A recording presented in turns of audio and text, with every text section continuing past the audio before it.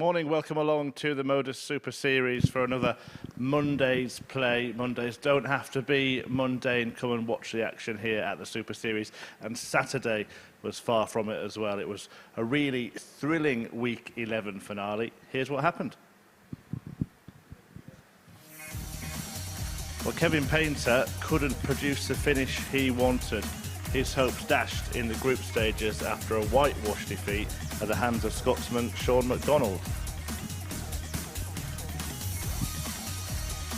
The artist's exit quickly followed by that of Carl Hamilton. A good week for him, but it ended in group stage defeats. Mike Gillett finished third in Group B, but kept finding a way to win matches and made his way through to the final. That was at the expense of McDonald. Crabtree then beat Chris Landman, the Group A winner, to set up a tasty tie in the week's decider.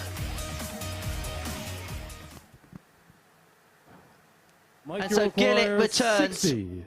It should be two at tops to get it done, to claim the win, and to secure his passage through to championship. Tops.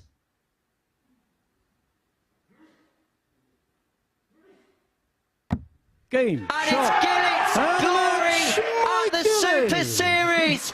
Mike Gillett is our Week 11 winner. He's going all the way to Champions Week. And just look at what it means to him. The sheer, pure emotion runs from his face. A beautiful embrace from both players at the end of that one. That is the sheer emotion of a man that has realised a darting dream. Mike Gillett is our Week 11 champion.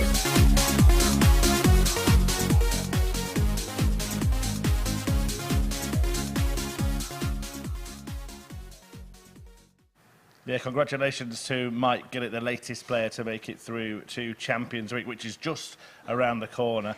Glenn Durrant wasn't here last week, but he will be guiding you through the action this week. And just a quick reflection, because we saw the explosiveness of Landman Crabtree, but it was kind of the steady player that won the race. Yeah, there was a couple of things that sort of on. First and foremost, I thought the crowd made a huge difference on Saturday night, and Crabtree and Mike Gillett had lots of support. It was great to watch as a viewer there, and Mike Gillett, by hook or by crook, got to the final, but right at the conclusion, his real high scoring when it mattered. And just watching the way he reacted when he won, he's a genuinely nice guy, and I'm really, really happy for him. Yeah, he joins 10 previous winners in the field for Champions Week. Here they are now, updated with Mike Gillett in there. One place left to fill, Glenn. That's going to happen this week. But looking at that list, what names jump off the page for you? Yeah, I mean, it just whets the appetite. I wish I was working next week when you see a group like that. But for me, there's a couple of names that stand out. But Luke Littler is a real special talent. And, you know, the stories there, I mean, like Mike Warburton would be great. And I mean, you could have something for every single one of them. But Luke Littler, if I had to choose one out of them names. Yeah, really special performance from him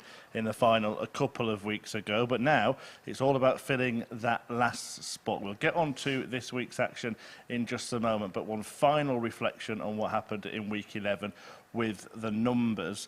And yeah, as I said, kind of in the after the final highlights, 170 for Crabtree, 111 average for Landman. They seem to be the players to beat. Just didn't pan out that way. Yeah, and that's the beauty of the MODUS Super Series. I mean, you've just got the peak right at the end, and exactly what Gillett did, but them stats are outstanding. Overall average of 84.40 is great, and the 111.33 Landman is one of the games I sat and really, really enjoyed, and yeah, we all love a 170. Yeah, and the 10 data came from Franz Roach as well, so all of the players, even if they don't make it through two finals, like always play their part. And let's have a look now at the players playing their part this week as we start Group A today with the returning Benito Van De Pas, one to watch, and then some names that have been here much more often. Yeah, it's a really, really exciting week. It's no surprise. I think that, you know, the week 12 as well. I mean, there's some real big hitters there. But potentially the guy who throws the first start this week could be throwing the last start on Saturday. I'm a big, big fan of Darryl Pilgrim, and I think he's very, very dangerous. And a bit of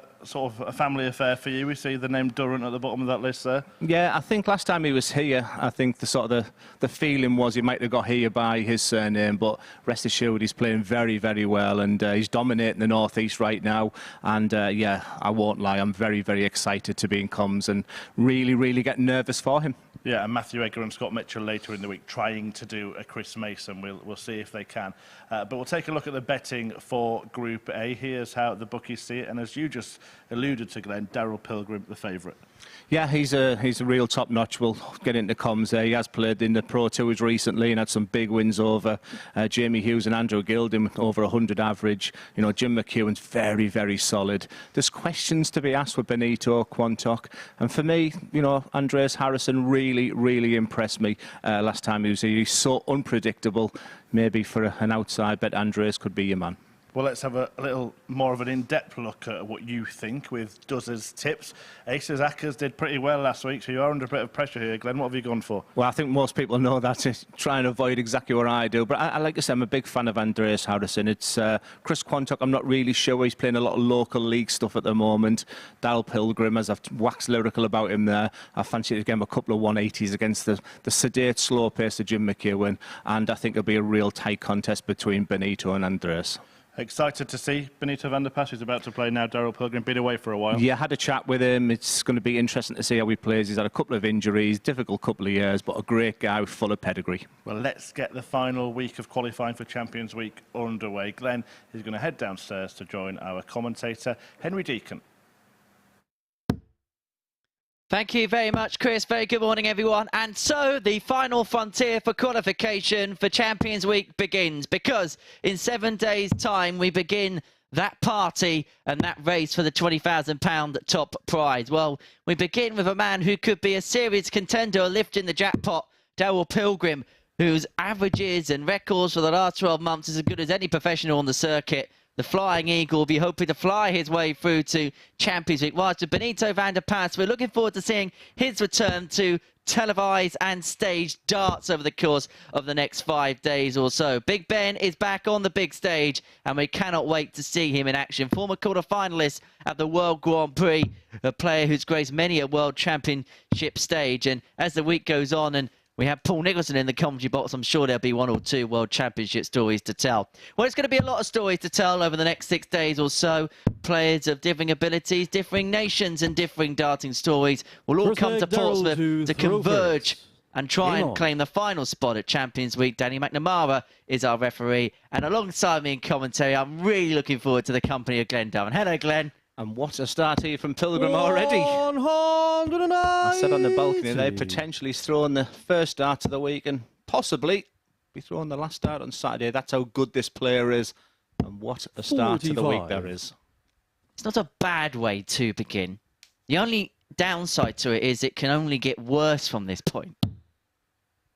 And again, his cover shots are good. So already he's just sort of dissecting and board management's case. He'll be thinking in his mind right now, well, the treble 20's looking like a bucket, and also my cover shots are feeling good. And it's a lovely feeling 60. in the best of 7 when you get up there, and you can see him just loosening his arm right now.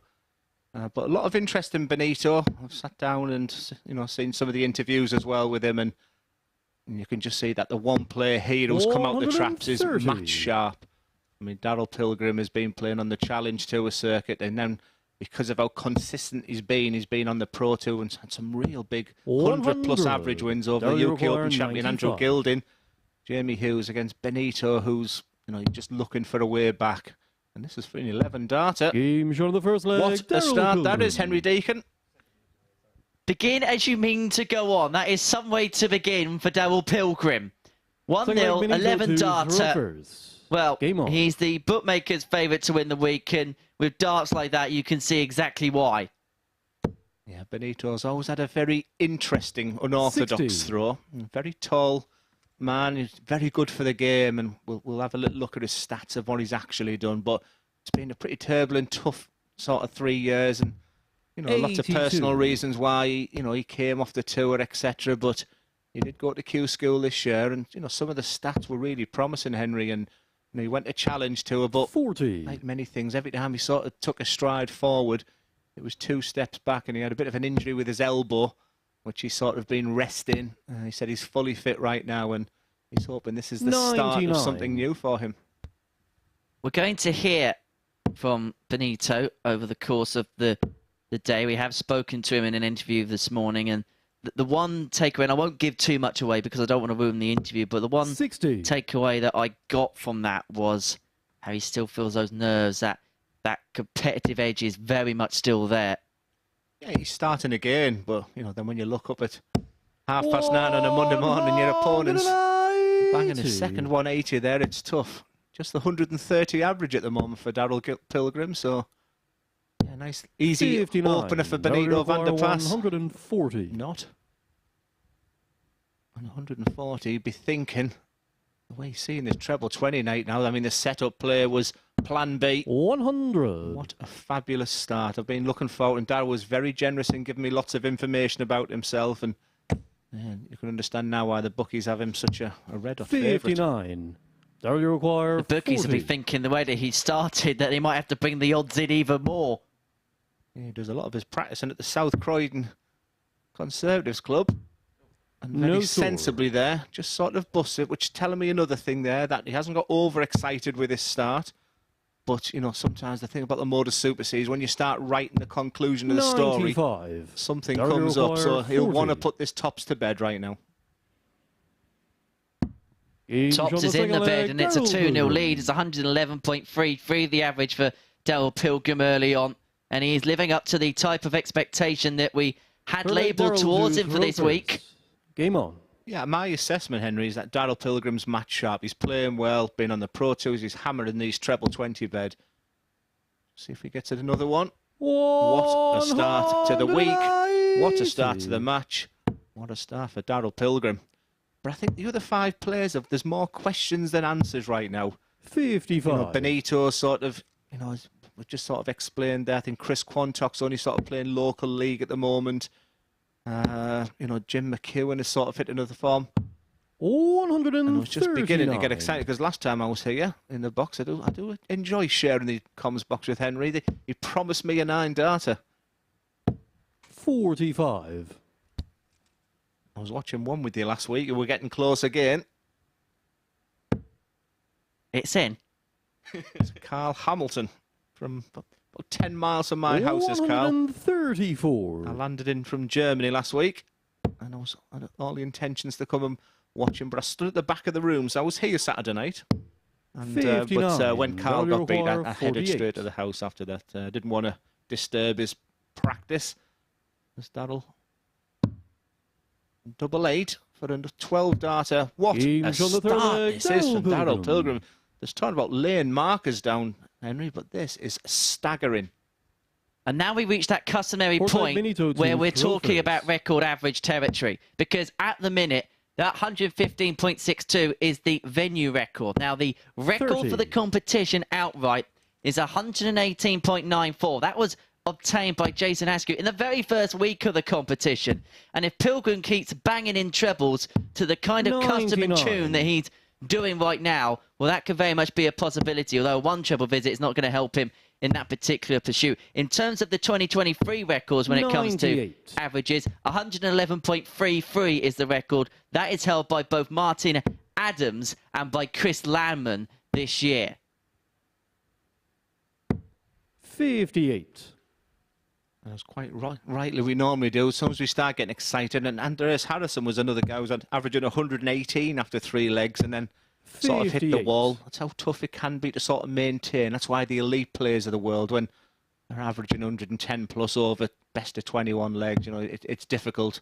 But these guys over the 60-metre sprint, 84. you know, you can see record averages this week, and a best of 7 for these guys is just, you know, in, out and shake it all about. But you've still got to be consistent to do that, and it's not the start 97. That Benito Van De Pas wanted. And it can be a case sometimes that when your opponent's playing as well as he is, it can just force you almost into submission, because no matter what you 40. Do, the other guy's just going to do something even better. Yeah, and Chris Quantock and Jamie Durham, lightning quick players.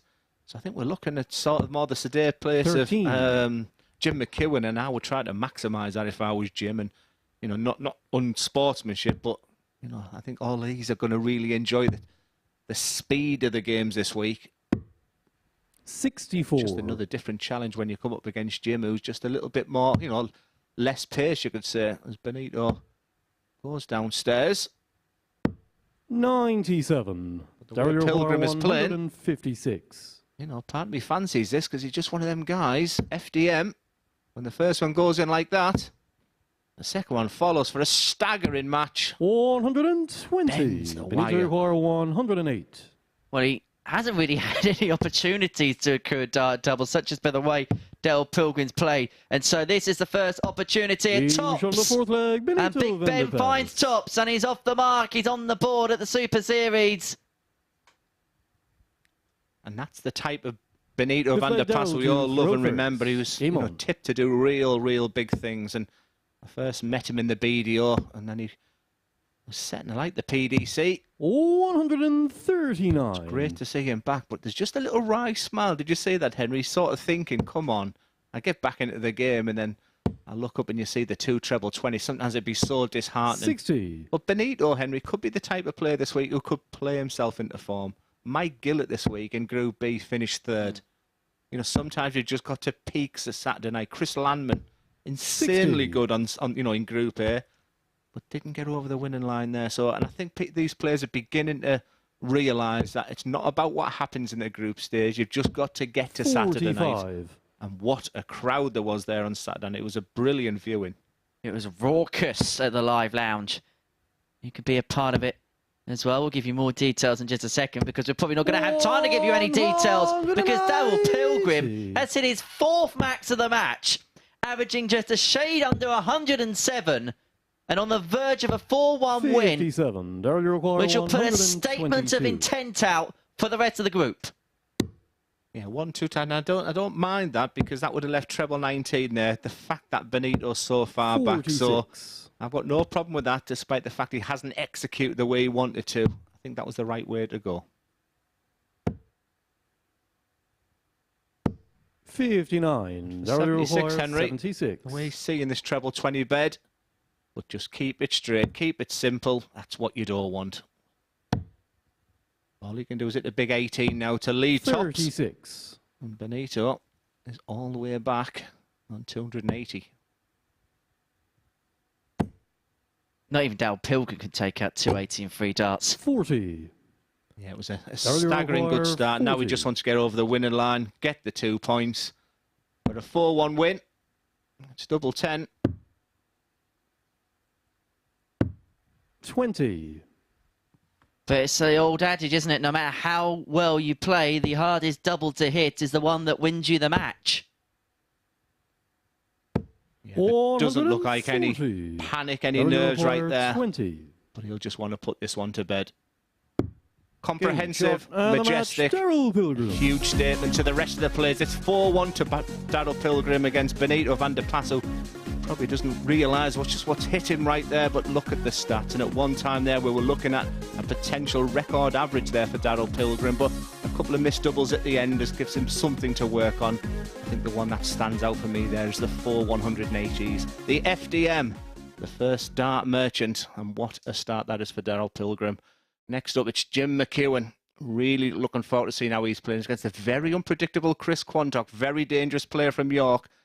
Back after this short break.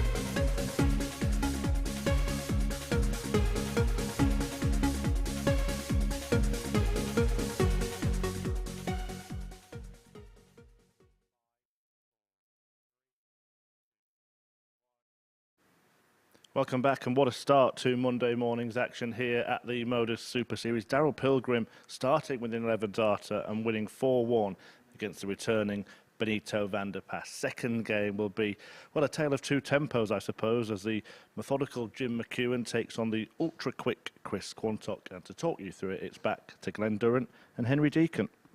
Thank you very much, Chris. Jim McEwan, who the last time we saw him in competition at the MODUS Super Series, it was Champions Week. But the last time he qualified for Champions Week, he did it the opposite way round. He was the first player to book his spot in Series 2. He's hoping to be the last player to do it in Series 3. The 56-year-old from Maybole. He's up against Chris Quantock, the 32-year-old from York. We've seen a little bit of a resurgence from him at the beginning of 2023. Saw some good stuff from him at Q-School. I look forward to seeing him in action here. That's for McEwan. Since the Super Series, or its prior name, Live League, began, he's been a regular in this competition and 93. regularly excellent in this competition as well.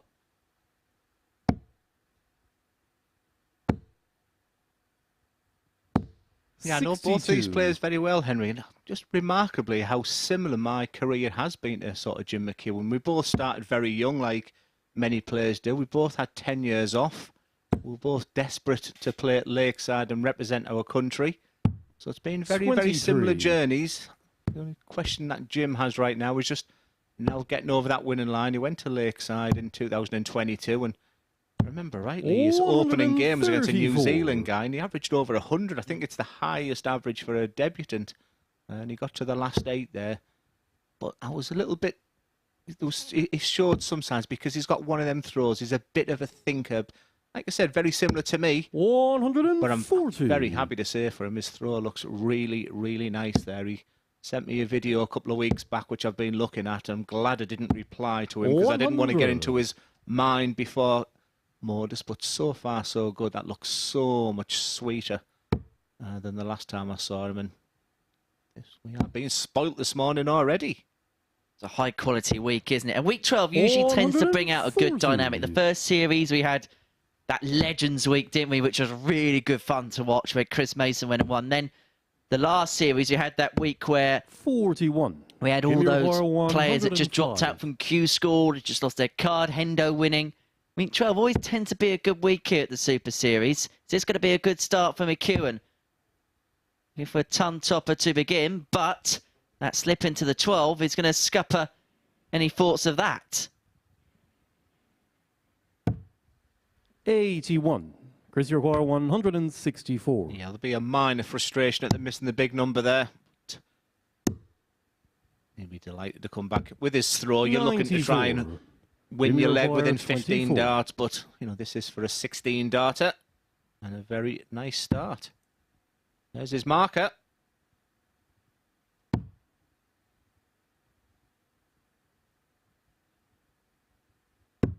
Game shot on the first leg. He's right in the middle of the double 6 bed there, so he'd be feeling rather good because Quantock was just right behind him there on that 70 finish. And Chris Quantock is all about rhythm. Just another super quick player. And like I said, when he starts Morton, when he starts hitting that treble 20 bed, 81. He's the type of player that can just fling 180s in for fun. Whereas the total opposite with Jim's a real aimer. He'll stand there and hold his dart, and he's visualising that dart going in exactly where it wants to go. So polar opposites here. But what's it they say? Opposites attract.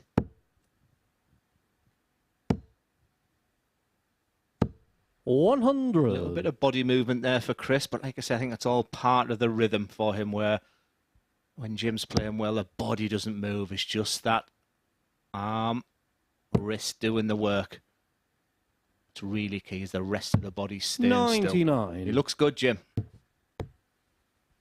He was quoted as the 4-9 favourite with the bookmakers before this one got underway. Chris Quantock 13-8 outside. Remember, if you are having a right on the Super Series, 18 plus begambleaware.org. And most probably don't follow Does' tips. Yeah, I'm probably already down. I can't remember which ones I did already now, but we'll have a little look at that. But I know Mace's tips were good last week. 95. I did last time I was here. I did get an 11-1 treble up, so If I've got my maths right, I'm allowed to get 10 wrong now, aren't I? 81.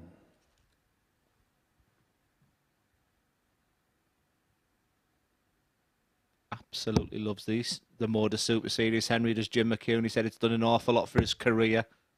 The professionalism, the stage, the setup. He said it's just right up his street. 97. It's given him something to play for, which perhaps players like Jim haven't had to play for in the past. And look what it did for him. I mean, he'll 41. that Lakeside campaign. I think he'll feel as if he could have gone and won that tournament when he was 3-0 up against Neil Duff in the quarterfinals. Went on to the, well, I remember how close he was towards winning that game, to the point where we were ready to do the post-match interview with him, and Duff came back to win. Yeah, I think he should have known with that 72 what he 89. wanted. But with Chris Quantock being so quick, 117. you don't have time, to get your strategy in place. But Chris Quantock, that's disappointing, because that first start, it has to be straight to give yourself an opportunity 40. There. And a big opportunity for McEwan to go 2-0 up. Games on the second leg, Jim McEwan. There it is, 16 data done in the space of 6 visits. It's granite for McEwan. It's just solid, absolutely solid. To throw first. We were excited for this group here. I know it's very early on. It looks like all 4 players who have played so far are in good nick. Fine Fettel. And for Chris Quantock right now, he's just, I think he'll think if 43. The problem he has to break Jim twice. And that could be quite tough. Like Chris, if he can get on a roll. I've 58. Seen him play. He's from York, which is not too far from me. His dad, what a character, John Quantock. One of my favourites, I won't lie. A real, played county with him. Superb player himself. And no doubt John's watching his son. 121. Which gives me a nice segue to say York is the venue for the World Seniors match play 81. In September. You can get your tickets available from dartshop.tv. We've got the Masters coming up. I know Chris Mason has been talking about that. That's his next competitive play. Yes, I'm down to play in York in September. 60. But there'll have to be some improvement before. I think they've given me a little bit of space and time to make my decision. But I'm beginning to enjoy my darts again. I've been in Germany 140 this week with Phil Taylor, which was always a fantastic place to go to. I mean, that country absolutely loves him. How is the throw at the minute? Mine? No, not good. Not good. But, I played 16 games. 140. Over maybe 18 games over last weekend. I won them. But I think sometimes I'm thinking I'm the same player 42. That was there a couple of years ago. 137. I've got to appreciate I'm not that player right now. One player who is McEwan, as he looks at there. Now he's got 80. So what he'll do is he'll look at Chris Quantock, who can't finish. So he doesn't have to panic by going tops. And he's just like a golfer. 97. He's just laying up to the green there to give himself 3 darts at a double he's already hit. Now just a shade under 90, 81. And already we're beginning to see the 2 players a lot of people fancied in McEwan and Pilgrim really stamp their authority. Double 10. Games on the third leg. It's another 6-visit leg. Solid. Very, very solid. Just shy of the 90 average, which in old money was always our sort of benchmark. In old money, the 30 average, and he's just doing a quality job. For Quantock, he's hitting darts like this, but he's complementing it with too many 1s and 5s. But that's the type of darts Chris Quantock can throw. He's a very, very dangerous player. And if Jim McEwan can get 2 points, Chris will take points off many of the players this week. And anything you can do, I can match it. They're both on a 9. Oh, yes, Chris. 190. I thought you were going to all Wade Mardle then. Come on, Jim. I was just wondering for a second, what sort of things happening here? Chris Quantock, could you? 41. Great things happen when small things are put together. It's double 12. 129. Ooh. That is absolutely fantastic. Carl Hamilton last week missed double 12 for a 9. And Chris Quantock made me go all gobbledygook there. Sounded like the witch doctor then. Yeah. Couldn't get me words. That was very John Part. 81. Glenn Darrell couldn't Reservoir speak. 12. Now I know how I'm going to feel like when I've got a 9 darter to call out. Now put it to bed. Game show on the fourth leg. It's quality Quantock. stuff. Absolute quality from all 4 players so far. I think Benito is probably the one guy who'll be sat thinking. Darryl Pilgrim will be on cloud 9. Jim McEwan think this is a really solid start. And is that the moment, the catalyst for Chris Quantock? Last week it was Carl Hamilton who missed the double 12. This time it's Chris Quantock. 100. I'll have to work on my conclusions of my 9 darters though, because I went all 85. To be fair, I did exactly the same when I was trying to say Cam Crabtree last week. People think this job's easy.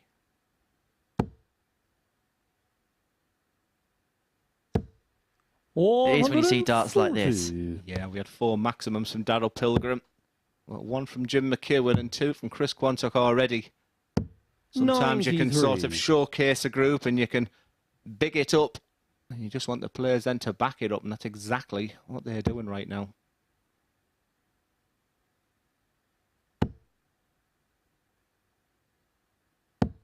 $83. You may see that once or twice from Jim. If there is a dart he's not happy with, he's not afraid to tell us what he thinks about it. 96. And we want to know what you think about it out there. Give us some. That does a 180 at MSS Darts.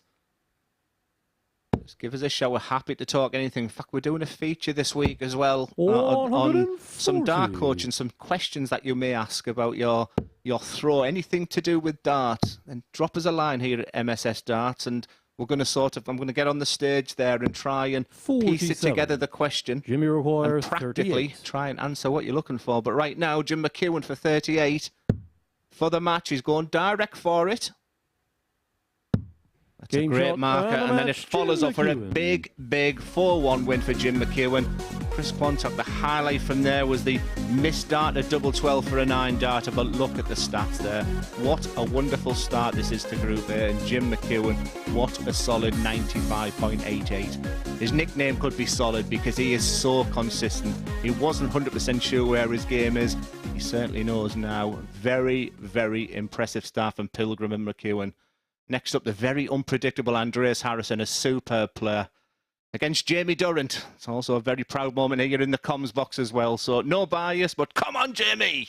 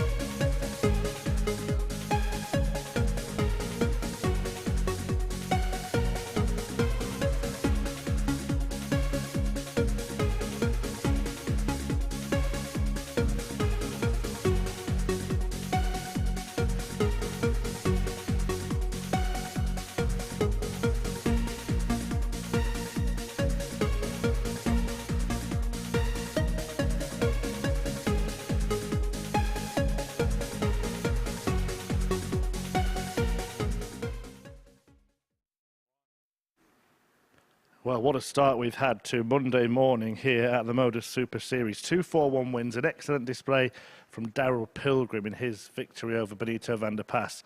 And then Chris Quantock missing double 12 for a 9-dart finish despite defeat to Jim McEwan, also by a 4-1 margin. What will Game 3 hold in store? We're about to find out. It's Sweden's Dirty Harry, Andreas Harrysson, against Jamie Durrant. So without further ado, it's time to hand back to Henry Deacon and Uncle Glenn.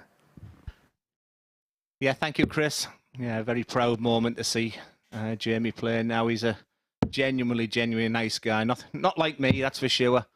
Absolutely delighted to be. I think he felt last time, I was just saying off air to Henry, maybe he got here because potentially his surname, and I just think it was a little bit too much when you're coming up against players like Robert Thornton for your very first game. But he won the North East ADC. He's been dominating when he works offshore, but when he's been home, he's sort of been dominating the events. First leg, Andreas. I think my only worry for him in the past sort of 10 days is he's not hit the heights he was when he won that ADC, but he's trying to keep very, very positive. And with Andreas Harrysson, you're not really 81. sure what you're going to get. I've sat and commentated on him, average over 115. I've seen him average in the 60s. So which Andreas are we going to get? 78. Well, I know the landscape of commentary is changing all the time. I completely understand that. But we've got to a point now where family members are commentating on games. 43. Yeah, like I said, it's a strange week for me this way. I've got Richie Parkin coming as well, who's, you know, I'd like to think I've sort of helped mentor him 100. over the years, and another great guy. I was hoping to see Jamie versus Richie, and that potentially still may happen this week. So yeah, you know, the Matt Edgar, Scott Mitchell. It's 30. been a really week, and then if you just add into the mix Colin Osborne as well. So yeah, I've been blessed this week with the players that are here. I was going to say, weren't we better off 57. just taking all the equipment, shipping it up to the North East this week? Well, joking aside, that would be absolutely unbelievable. This is big news at home. There'll be a lot of people watching Jamie's game here. He hasn't come out the traps like he wanted to, but neither has 45. Andreas. So, Jamie, you may see him look at the 19s at some point in this 2-6-6, but he'll be disappointed with that because he's got a big lead. He's got a 40-point lead. 80. So the one successful thing for him right now is his cover shots have been excellent.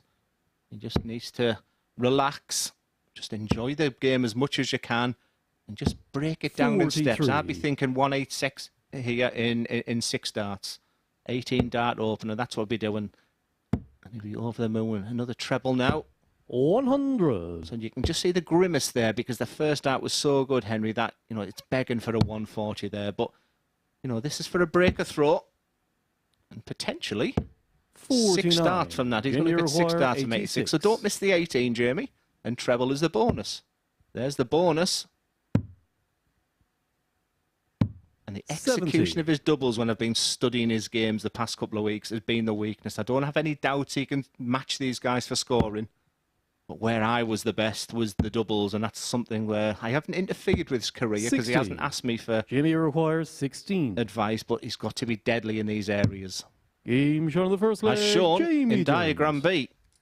And that's a breaker throw. A very, very slow start from Andreas. And if I remember rightly last time, Henry, you're Jamie to the throw first. statistician. Game I am on. sure Andreas played on the Monday and played 5, lost 5. Now I know his manager will be here. He's probably, no, Glenn, that's not right. 57. But I have a funny feeling he had a dreadful start. Yeah, he started slow, but managed to get his way into Group D on the Thursday and Friday night. That was one of those. It was one of those 60. weeks where kind of anything and everything happened, really, wasn't it? It was the back end of the last phase here at the Super Series. 40. He sort of tinkers a little bit for my liking, Jane, but it looks like he's still using the same barrel. I've seen him for a while now. And Andreas won't play bad for too long. He's got a 100. great CV, great pedigree. And Jamie just needs to look just above that treble 20. Perfect for him, that. And that, for me, is where he wants to be and needs to be. 81. That's a sloppy last start after you're doing the hard work.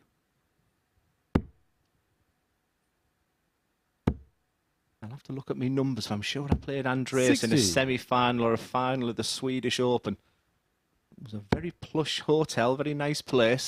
Can't remember if I won or lost that game as Jamie looks for his first max. We've been absolutely spoilt with maximums today. That's the 9th. We're only in game 3. 140. Jamie require 143.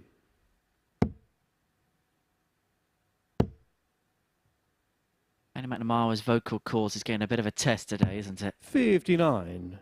Andreas require 141. Yeah, feeling the nerves.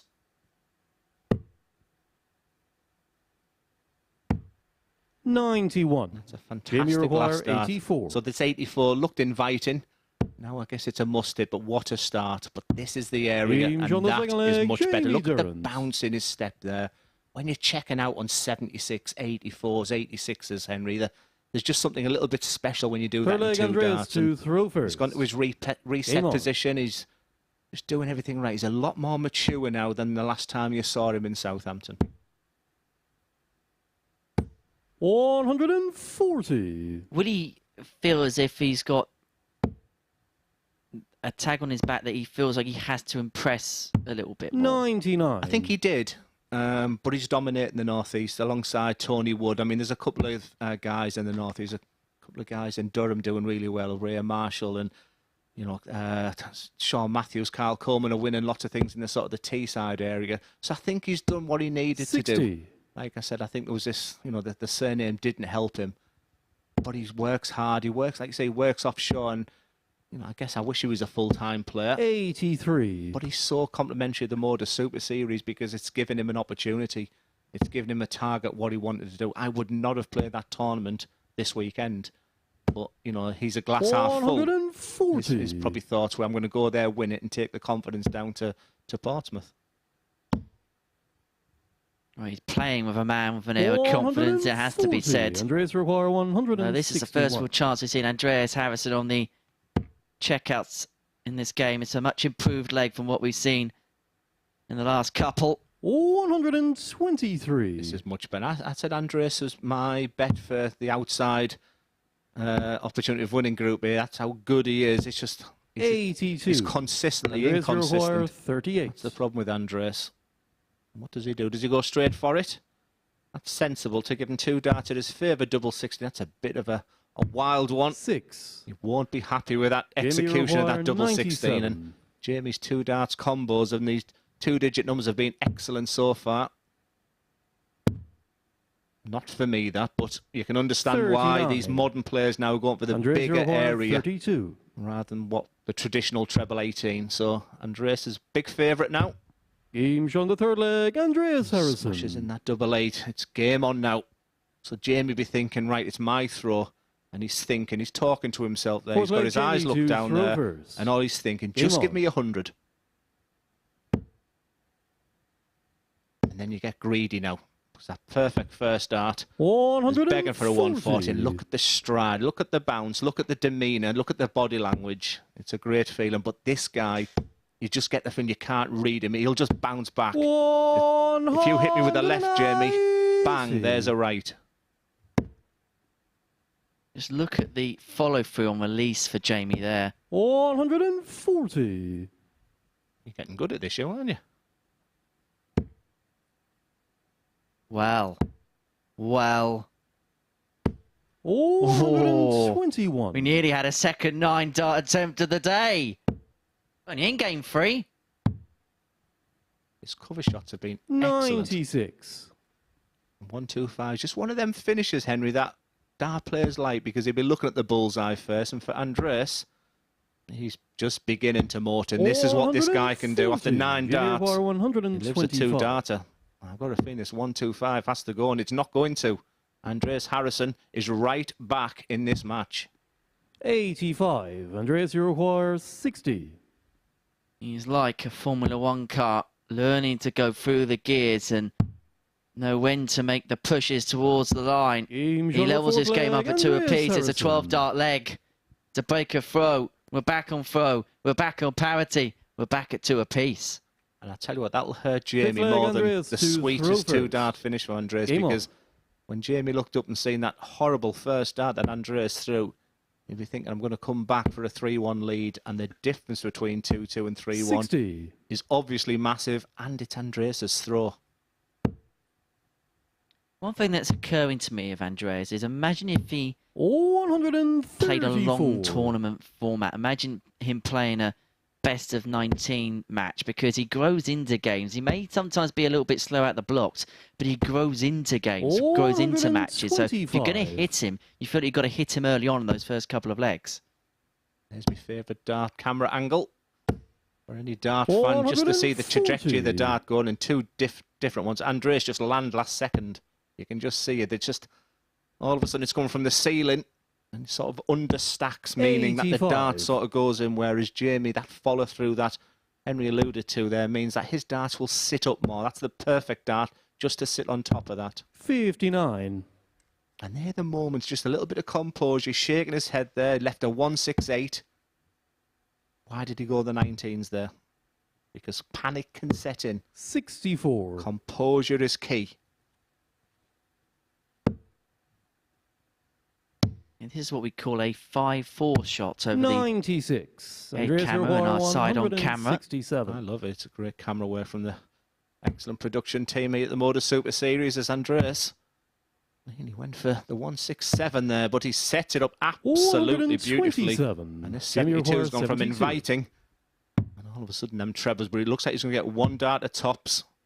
Can he do what Andreas did in the last game? He certainly can. Durrant. That is absolute quality there from Jamie Durrant. And once again, look at the stride. I think he retrieved his darts there, Henry, in 2 strides. To throw first. Now it's managing. The adrenaline is rushing through the body. And that's sort of why the reason it sort of dips under the treble 58. there, because you've got to take into consideration that anxiety that's suddenly in your body. And we saw even from Darryl Pilgrim in that first match, no matter how well you play, that last leg's the hardest one to win. 60. But one thing that's worth demonstrating as we have a look at the averages, 84 plays 91 respectively. One thing that's really stood out from my 96. perspective, Glenn, has been the finishing. And that was my concern for Jamie coming into the competition. I watched him have a leg on Saturday where it was like 20-odd darts missed at a double in one leg of darts. 140. So he'll be over the moon with that, but Andreas is warming up very, very nicely. My potential outside tip is Andreas Harrysson. I'm a big, big fan.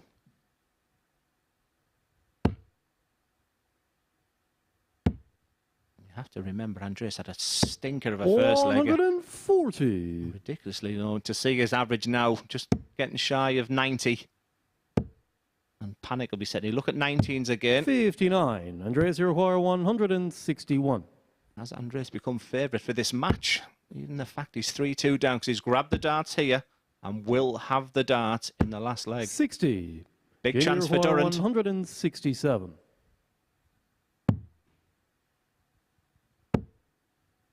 This is a line we haven't said a lot recently. Durrant's closing in on a Andreas, win. you require 101. Cheeky but funny.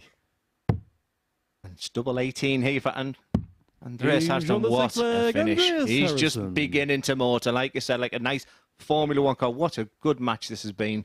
And once again, you'll see that this week. Players are very magnanimous and very a lot of sportsmanship, but I can tell you, Jamie was gritting his teeth there. And now you're begging to hear a score of less than 100. I think Jamie's looking at the board right now. Andreas 60. And there's just that little bit of inconsistency. He just looked like he wasn't going to miss literally 60 seconds ago. But Jamie's just dipping under that treble. Too many for my liking. 57. Advantage Harrysson.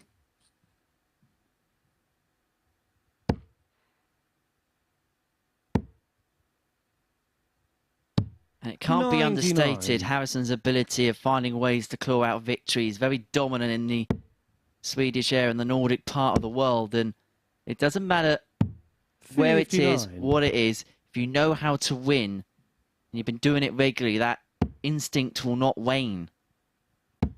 Yeah, I was winning ugly is a real 60. trait to have. You know, that when you're 3-3 and when you're winning legs, you know how to win.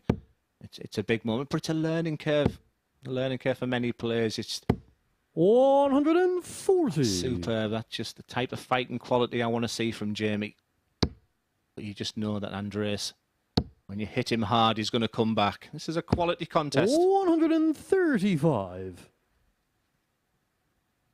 A couple of trebles really needed from Jamie here. It's not going to happen. 85. Andreas, you require 147. Opportunity knocks for Harrysson. It's the week of the Crucible as he leaves the 147. 41. And that is disappointing from Andreas. He'd be absolutely furious because the game was in his hands. And that set up players, and you can just see there, he doesn't need me to say, as Jamie wants a 160. And there's the first treble. And that was inviting another one. Keep it straight. Hundred's a good score.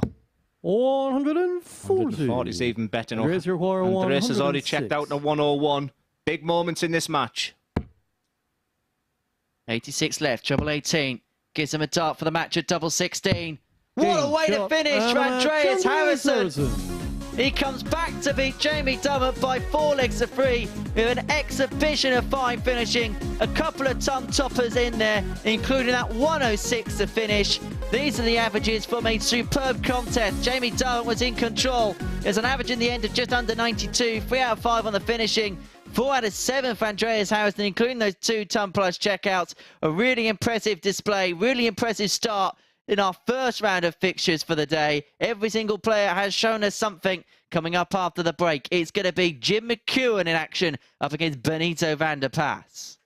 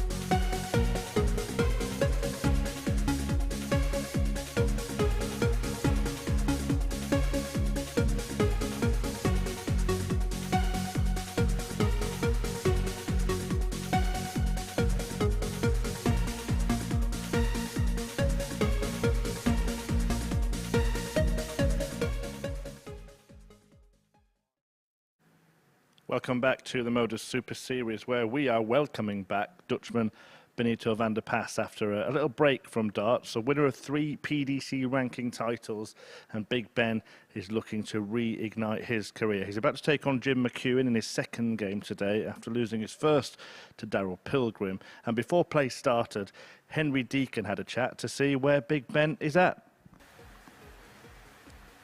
Benito, great to see you here at the MODUS Super Series. How much are you looking forward to this week? Oh yeah, looking really forward to this. I think again on the stage is a very long time for me, and yeah, looking forward to it. Does it almost feel like a first day back at school for you? Yeah, maybe it's time for a comeback. Mm-hmm. No, I started again in December, and I think I played some good darts, but then I had a little injury, but it's okay now, and hopefully I can throw some good darts the next few months. How the darts been feeling at the minute? Oh yeah, they're feeling really well. But still, it's like what you say. It's new for me again. But yeah, hopefully the experience I have, I can play some good darts. After a bit of time away, how much are you looking forward to that challenge of competing again and that competitive edge? Sometimes it makes me very nervous, but the more I play, I think I will be better and better every day. Is that a good thing, though, that you've still got those nerves creeping in? Because it shows there's still a real love for the game. Yeah, but I think it's still my own mistake to be out so long. And then when you come back, everybody's looking at you and they still think you can play really good darts, but we're going to see what happens. Well, we're most certainly looking forward to watching you play, Benito. Thank you. Wish you all the best. Thank you. Yeah, very interesting interview that was with Benito. We were trying to dissect and work out what he was saying, but I did get a chance to speak with Benito myself, and you know, he's had some injuries, he's had some personal issues. Obviously, you know, when you're not playing match conditions, I know what it feels like when you're not playing as well as you used to, but the expectation from others, they're expecting to see that player, and the MODUS Super Series gives them an opportunity to play 4, 5, 6 days consecutively, and it could be, Henry, one of them types of players who plays himself into a bit of form this week, because you know his pedigree is the best out of the 6 players. You know, he was a real top player.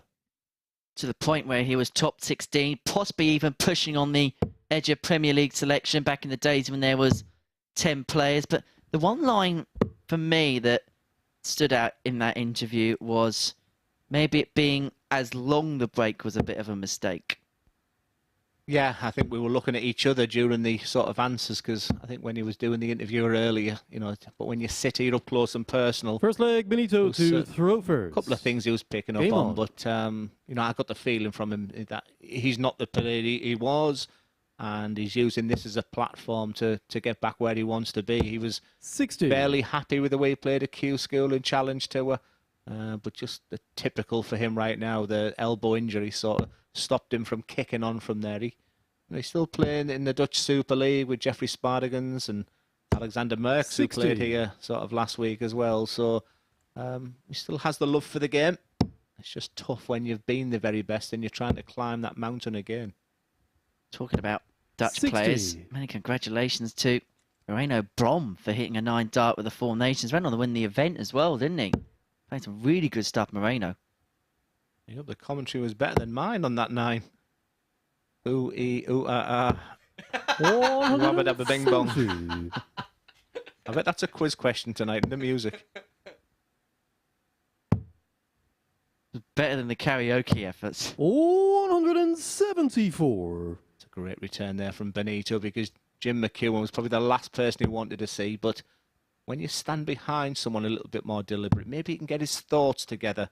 I think that Benito's first game against Darryl Pilgrim probably was just a blur. When he's able to throw his darts, stand behind, and just put a strategy together of what he wants to do, maybe that may help him. But Jim is so solid, and he looks in good shape, does Jim. 84. Jim Iroquois 167. He's himself on a finish after 9, but Van De Pas also on a finish of 1, 2, 3 if this doesn't go, which it won't. So the Dutchman is going to have an opportunity. We'll be down on the 19s Benito first. 123. Single gives him another crack at treble 18, which would have left the bull. 39. Jim Iroquois 110. Couple of options, but Jim's very traditional, so he'll stick to the treble 20 bed. He can still finish with treble 19. There'll be a bit of frustration there. 94. That's a lovely, lovely setup, and that Benito 84. 84. Is now a must hit. Looks like he's looking at the treble 16 bed for double 18. That's a good finish. That double 18 will be thinking, oh, wrong side of the bed. You don't mind missing the double 18 the other side, but that transition from the double 18 to double 9 is one of the most difficult things in darts. He'll be absolutely delighted the way that double 9 went in and just beginning to settle in. This would be a big win for him, Henry, I feel. You feel when you're in Benito's situation where you're coming back into 38. it, you want to get that first win as quickly as possible to taste that feeling again. Yeah, you don't want that losing streak to sort of continue. I mean, I know what it's like to sort of be on a run that you get to a stage where you start just thinking of how many legs you're going to win. That the mindset just becomes a little bit different. But it would put him onto the 2 points he would love to be on. And you have to feel his next 3 games are the games that Benito will, look at for wins, to get Pilgrim and McEwan out the way. And if he can get a win out of them 2 games, he can still do major damage in this group. We kind of saw it when, in the week that both Chris 58. Mason and Paul Nicholson played. Chris got off to a fast start and it gave him all the impetus when he went and won the week. Whereas for Paul, and I'm sure he'd probably echo the same sentiments, it was a slow start for him, and as hard as he tried, it became tougher as the 2 days went on for him to try and grasp something. Yeah, if I do play in the MODUS Super Series, if my game does pick up, I think I'll be going down. 190. And I think that's Benito's first of the day. Yes, it is. He's just beginning to settle in rather nicely. And Benito, maybe what he needed before coming down here is just getting down his local pub and just beating the locals, just getting that winning feeling 100. again. Because losing it does damage your confidence. May I look at the bull here? 80. And that'll be frustrating because that was in the 25, which would have left a 2-darter. And for Jim McEwan, it's 6 darts from 2-2-3, you feel. Suppose you would have had a similar experience to Benito at the World Seniors earlier this year, where it's been a little while since we've seen you play, and I suppose people were wondering where your game would be at. And I suppose people ask the same question of Benito. What will that feeling be like for him walking onto that stage for the first time? Well, we'll look at this 1-2-5 because he's at the treble 18. 85. Set Junior her up Wire nicely. 86. I will answer that after this leg of darts because big moments. This 86, 2-0, 1-1. The difference is huge. It looks like he's going to get a dart at the bull. And that is, and you can hear the frustration there because I think part of your brain's attacking the treble 18 there because the first dart was 28. inviting. Benito The cleverer 40. side, if you just said, just give me a dart at the bull. And now Benito just needs to execute this, and that's the perfect marker. No excuses now. Game's on the second leg. That's Benito a lovely Van De 2-0 Pas. lead. I knew when I was going down to the seniors I was going to lose. That's the difficult thing because, I just wasn't practicing like I wanted Third leg, to. Benito to Didn't throw particularly first. wanted to Game play. on. But you have the hope that you walk on a stage and you find your game. I couldn't work out from your interview with him there how his game is still. He was still quite 43. reserved.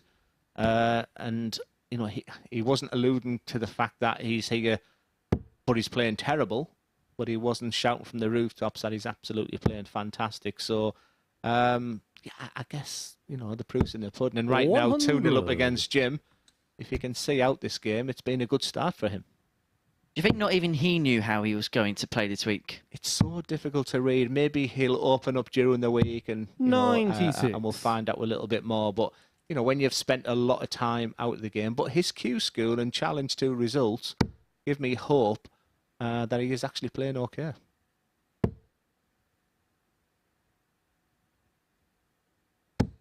$140. It's a quality 140 there from Jim McEwan because the first dart didn't suit him. And there's that unorthodox stance. Very tall as Benito, but sort of crouches over to... 58. Where's Abby trying to get him to stand tall, use that height. And as we see with Jim, much more traditional. The only problem that you have is that moment there, that slow moment. If you start thinking about your throw, that's where all my problems started. 140. There's Benito, same position. There's the same. So there's not a lot of sort of movement there. As you can see his arm there, there's no real backlift. It's can't really go wrong, you would feel. Junior Wire 121. You may see him look at the bull. I mean, he's well ahead here, so he has the opportunity to look for the bull first start. And now it's just the plan is to set up.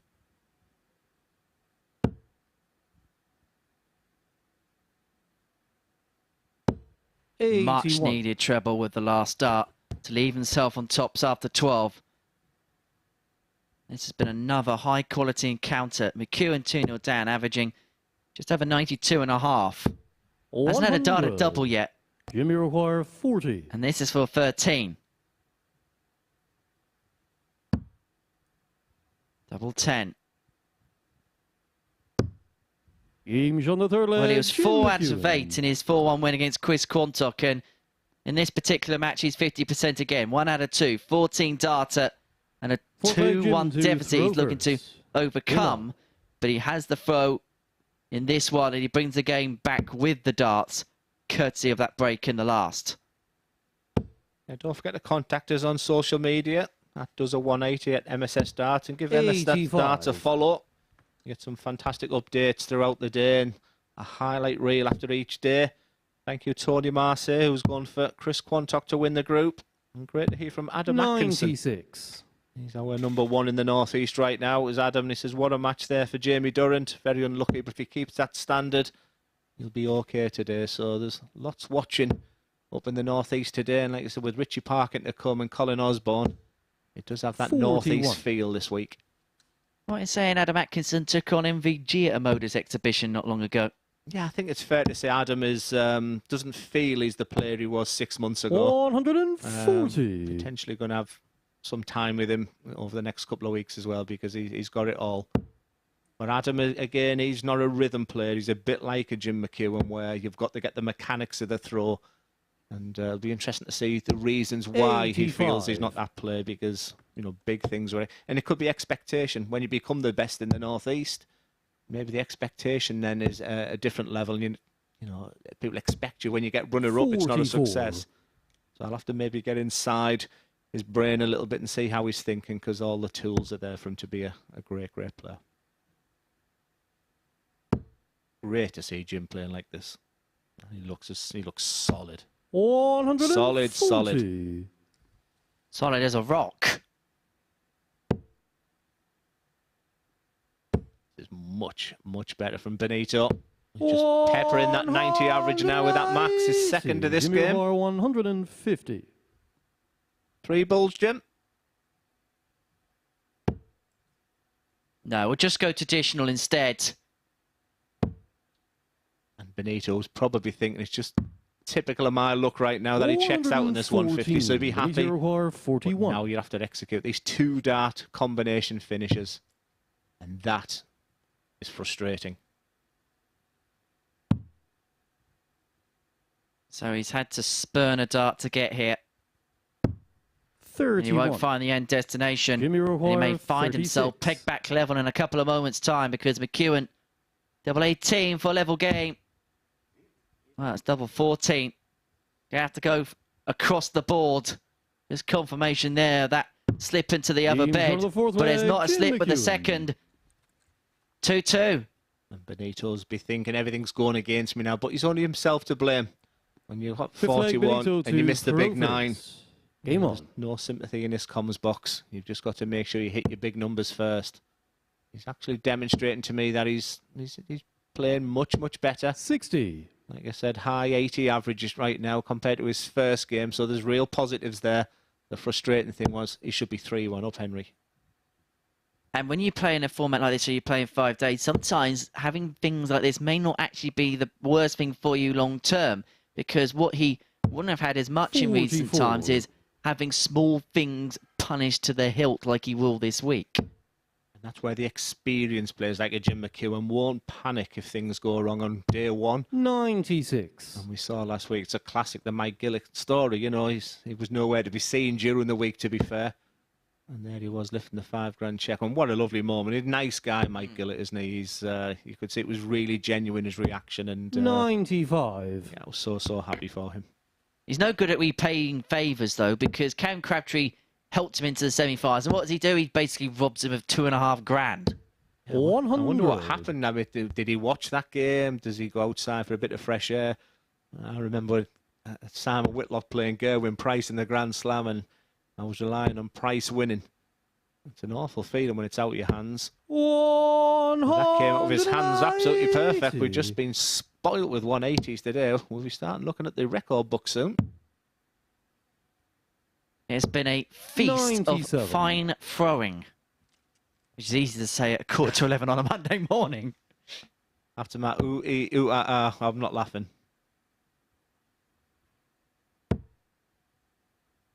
I just love the idea that last week, you know, for all the Dutch players or all the German players, we get 44. perfectly right, and then Benito Cam Van De Pas Crabtree was the one 148. that stumped us.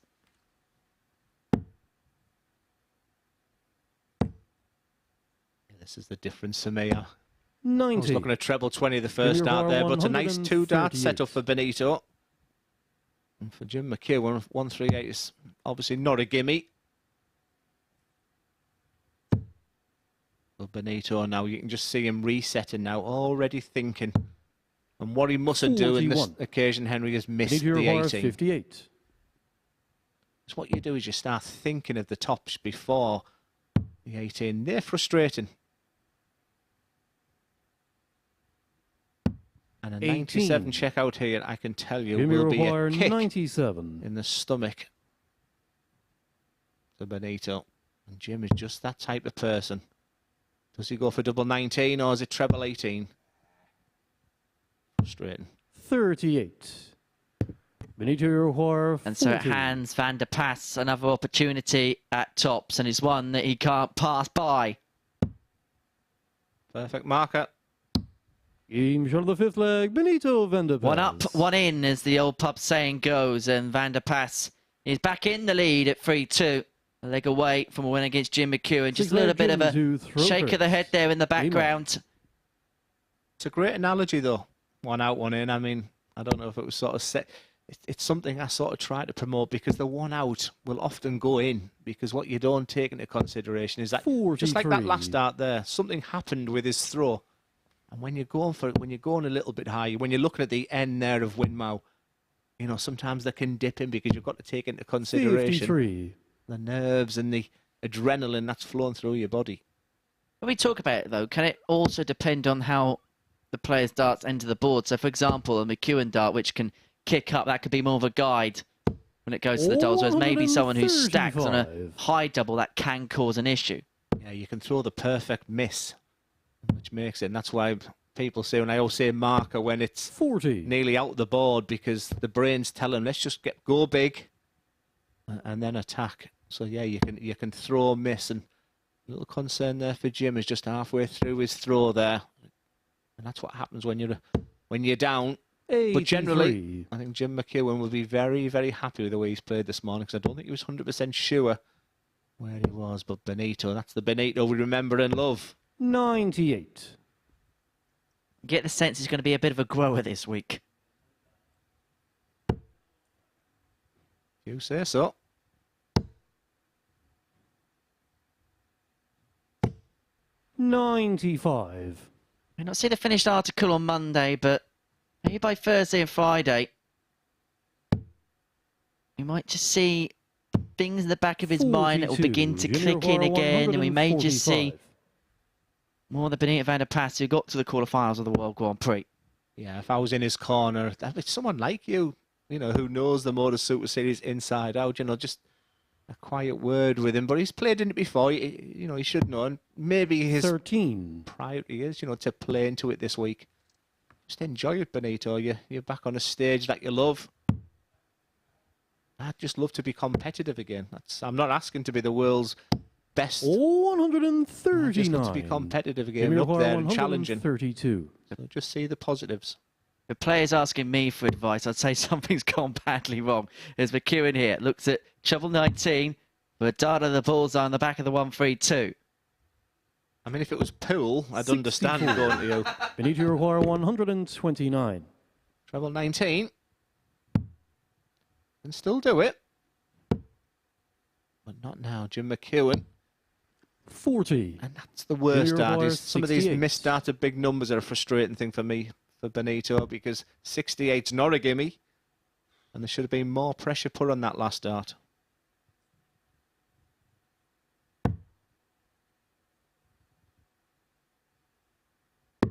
Game shot on the sixth I sat leg. quiet Jim there McEwan. because I really fancied that bull. At times, Jim McEwan hits that bull. The last dart is incredible.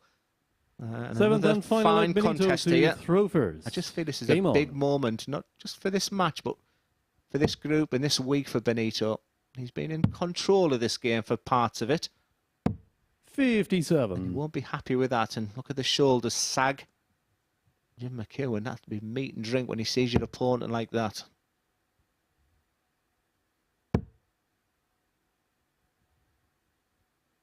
Because this is a man who knows how to deal with these situations, as well as anyone at the Super Series. He's one of our most experienced campaigners in this format.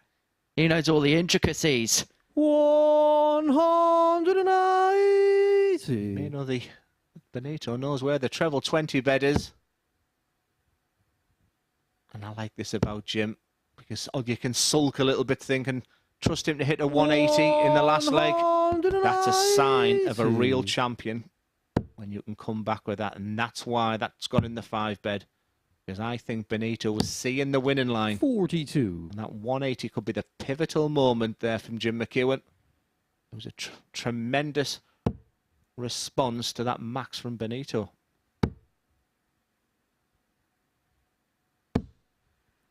60. Jim first to finish, but Benito can leave this hand here. 44. McEwan is going to get 6 from this point to seal the win. It's the thumbs up there from Benito, but steaming Aggie may stay there.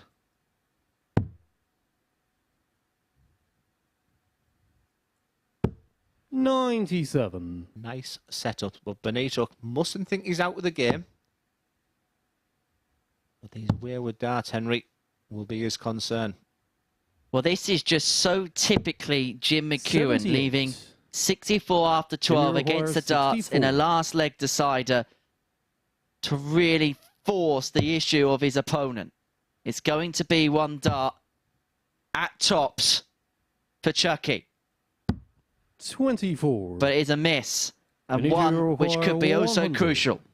Boy, did he throw that last dart well, Jim. I think his handprint and the way that dart was thrown, I think he felt that was in. And for Benito, he just took a step back. Big dart, the first one. What a dart. And look at the reaction from both players. Benito's done everything right, in my opinion. Now it's just the execution of tops. Game What shot a finish. and a match. What a Benito dart. Van De It's Pas. thumbs up there for Benito Van De Pas. Cracking contest. Magnanimous in defeat is Jim McEwan. I don't think he'll be too frustrated. I think both players there, both now on 2 points. They'll be fairly happy with the start today. A great, tough contest. 4 from 9 on the checkouts there for Benito. He'll be well happy. He was just beginning to slip away from him. And Jim McEwan he'll play a major role in this group here and the rest of the week. And next up, the very impressive Darryl Pilgrim against Jamie Durrant, who'll be looking for his first win of the day. Back after this short break.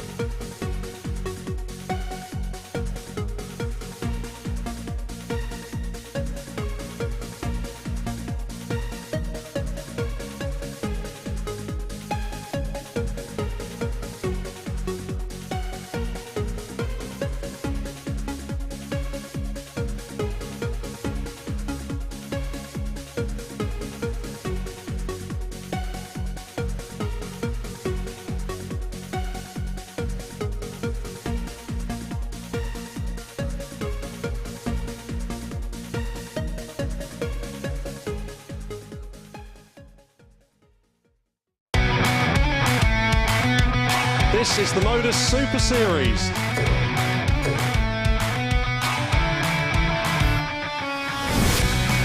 $180.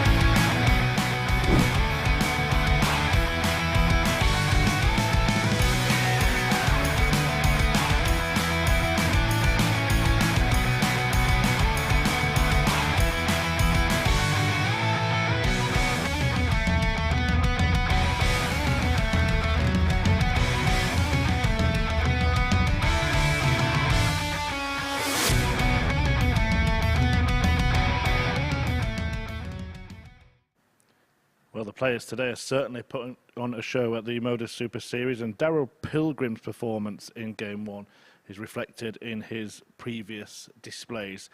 Having hit 4 180s in his opening match, he's just a couple from passing the 150 mark in his all-time Super Series stats. There you see them. An overall average of more than 90 as well. Really good stuff from Darryl Pilgrim. He takes on Jamie Durrant in his second game of the day, having won his first by 4 legs to 1. And talking you through it, Glenn Durrant and Henry Deacon. Yeah, thank you, Chris. Super impressive was Darryl Pilgrim in the first game. And for Jamie, just didn't get over the winning line. So you've got to make Darryl a huge, huge favourite. He just felt like if the first one went in the treble 20, the rest would follow. He's on a great bit of form right now. Is Darryl challenged to a very, very consistent and played absolutely exceptional at times in the Pro Tours as well. So he's the in-form player. And as we stated earlier, the first dart thrown by him, will it be the last dart on Saturday night? You can be here on Saturday night. Follow dartshop.tv. And you can scan the Tungsten T-Rex. 140. I was wondering what was brought on the screen there. I like that. Another fantastic feature. Most important, what a crowd. 60. What a difference you made here on Saturday night. The noise was just absolutely insane. I stood at the back of the room there and it was bouncing. Oh, so it was you in the Tungsten T-Rex costume? That was me. 58. With all the spandex? That wasn't me. 140. Both players come out the traps nicely. Just off air, Henry said whoever's thrown first today has won the matches. So thank 58. you. Jamie to throw first in this game. He'll be getting the mic over his head if he loses this one. Let me just tell you how good Darryl Pilgrim's been over the last few months. Over the course of the last 12 months, he has got the 57th best average of any player in the world. He's got a higher annual average than the likes of Alan Suter, Mensa Suljovic, Mervyn King and Matt Campbell. That's the level that he is playing at this present moment in time. This is still on for Jamie. Treble 18 would leave him a dart at the bull. 40.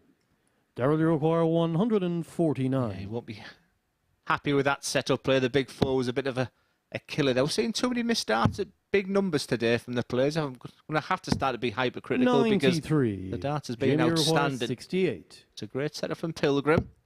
And that's what you can't do on 68. So now it's the bullseye. But this is the more mature Jamie Durrant now. For a dart at bull. 26. And he knows what he did wrong there. But you've got to go straight on 68. The 20's not a bad score. Because this guy just doesn't look like he's going to miss. 36. That dart, just he let go of that Jamie before his brain. 42. And yeah, you could hear the frustration then. For Jamie, 6 out of 10. Good marker. 6. And you just feel he needs to hit them, Darryl Henry. require Because 20. I didn't think he'd have 21 darts to beat this guy. Against a player of Darryl Pilgrim's stature, you are not going to get many opportunities. So if they come and they arise, you have to take full advantage of it. It's an opening leg break for the Flying Eagle, who's looking to make a flying start to his Super Series campaign. As you can see, 45. the colours of his flights are similar to that of his beloved Crystal Palace.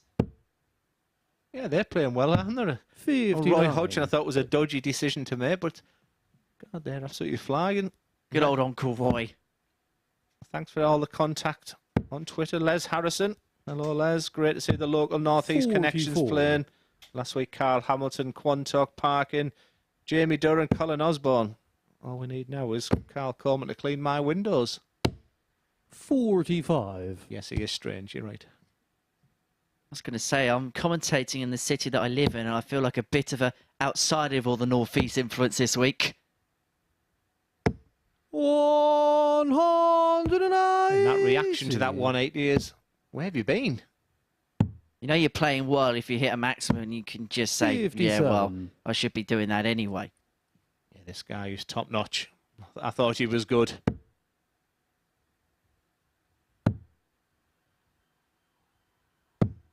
$46. Jamie's a long way back. I think that last defeat might have really hurt Jamie, so it'll be interesting what he did. I think he's a bit of a practicer, Jamie, so did he get straight back on the dartboard? But right now he's just showing the distress that, and I don't particularly want to see, for instance, not easy when you're up there, can be a lonely place, Henry, when when you've had a bad defeat and you come up against darts like this, because this guy is relentless. We said off air before the day got underway, he's probably in the top 8 players in the world without a tour card at the minute, and he is demonstrating the sort of levels of a man who is one of the elite of the game. Yeah, 180s are fine with me, but these two dart combinations, Darryl Pilgrim. That's what really can take it from good to great, in my opinion. And yeah, scoring for sure and all that, but that 41 there just looks quite. It just looks like he's in a real good headspace, and already looking for a big favourite for this group. For me, with Darryl, is we see a little bit of frustration from Jamie there. It's just the mannerisms as well. He just has this calming attitude. Yeah, that's the word for me, calming. He just looks very at ease. And he's such a first dart merchant that when that first one goes in, I mean, that's his 6th already today. And Jamie's just got to suck it in. 190. That's the kind of response. Just see the positives out there, because it looks like it's a step too far in this game. So just look at set yourself individual targets while you're up there. These are the darts Jamie can throw. 140. And you can see he was thinking of the 19s there, but you want something. You want that catalyst, and a couple of maxes back to back might have been that thing. But in hindsight, leaving 159 was not the right decision. I say chances will be sparse against Pilgrim. You've got to do everything right, the right things at the right time, 99. as someone famously Darryl coined. 125. All you want to do is win your dart in 15, and Jamie's done his job, but he is up against someone. I was going to say, it's part of me thinking this is going to go treble 20 bull, but 89. Another fabulous set. 60. So, straight first dart, job done. Just has to move over because of the way his darts sit. That's all you can do. Quality darts, Jamie Durrant. And that showed some real fighting quality, because I was getting a little bit concerned before that first 180 there, Henry. I think you stated in your commentary there that he's showing signs of negativity. He's showing signs of distress, but that's a sign of a real champion when you can come back. And if you don't need 100 here, which he hasn't, you see him sprint to the hockey there, and a 140 would be nice here. The key also is not to be too eager 97. to come back. Composure. That's what I'd like to see with Jamie right now, but he's maturing beautifully. He's coming on an absolute treat.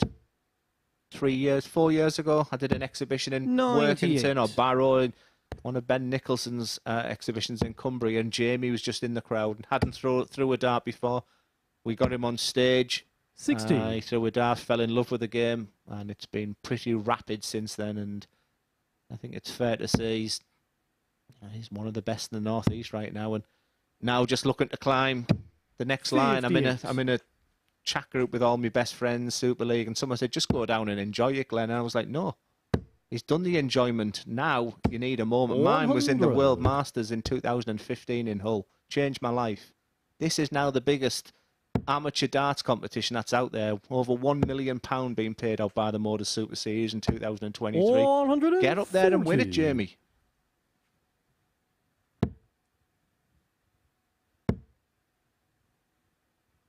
$60. Darryl, you require 146. Many players like the 19s on this one. Just a little sign of maturity once again. He just looked at what Jamie was on. Another one of them. His setup player's been excellent today. 94. That's another one to leave a 2-darter. With Jamie all the way back on 184. Well, he's just survived a little bit of a storm here, hasn't he, Darryl Pilgrim? And it looks as if he could be set to come out the other side if he can convert this 52 into a 3-1 lead. Double 16 is exactly what he wants. Now 8. And now the door's open for Jamie Durrant. Jamie, you require 88.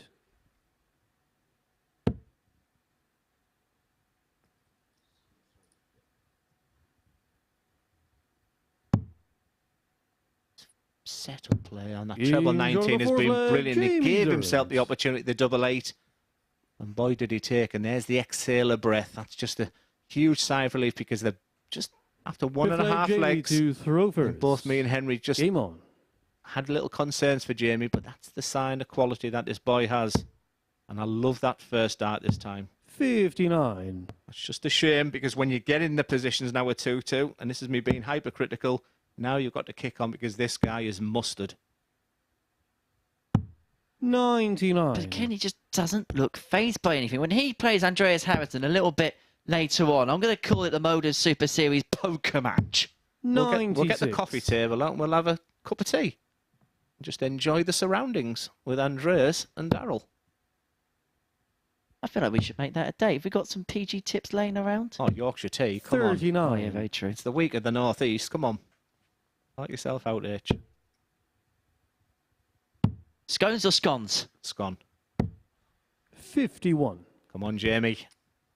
Back to playing it simple. Let's watch this guy. Oh, there's the first bit of shoulder from Darryl there.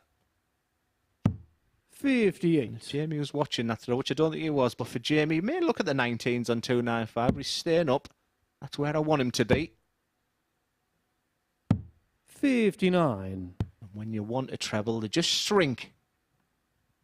Especially when you're looking for your first 2 points.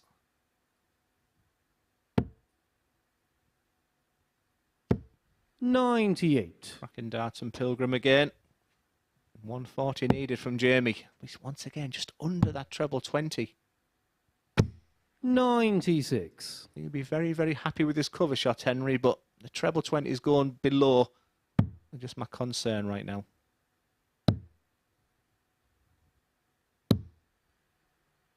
$83. Jamie require 140. Himself on 124, which is very makeable. He's going to get a go.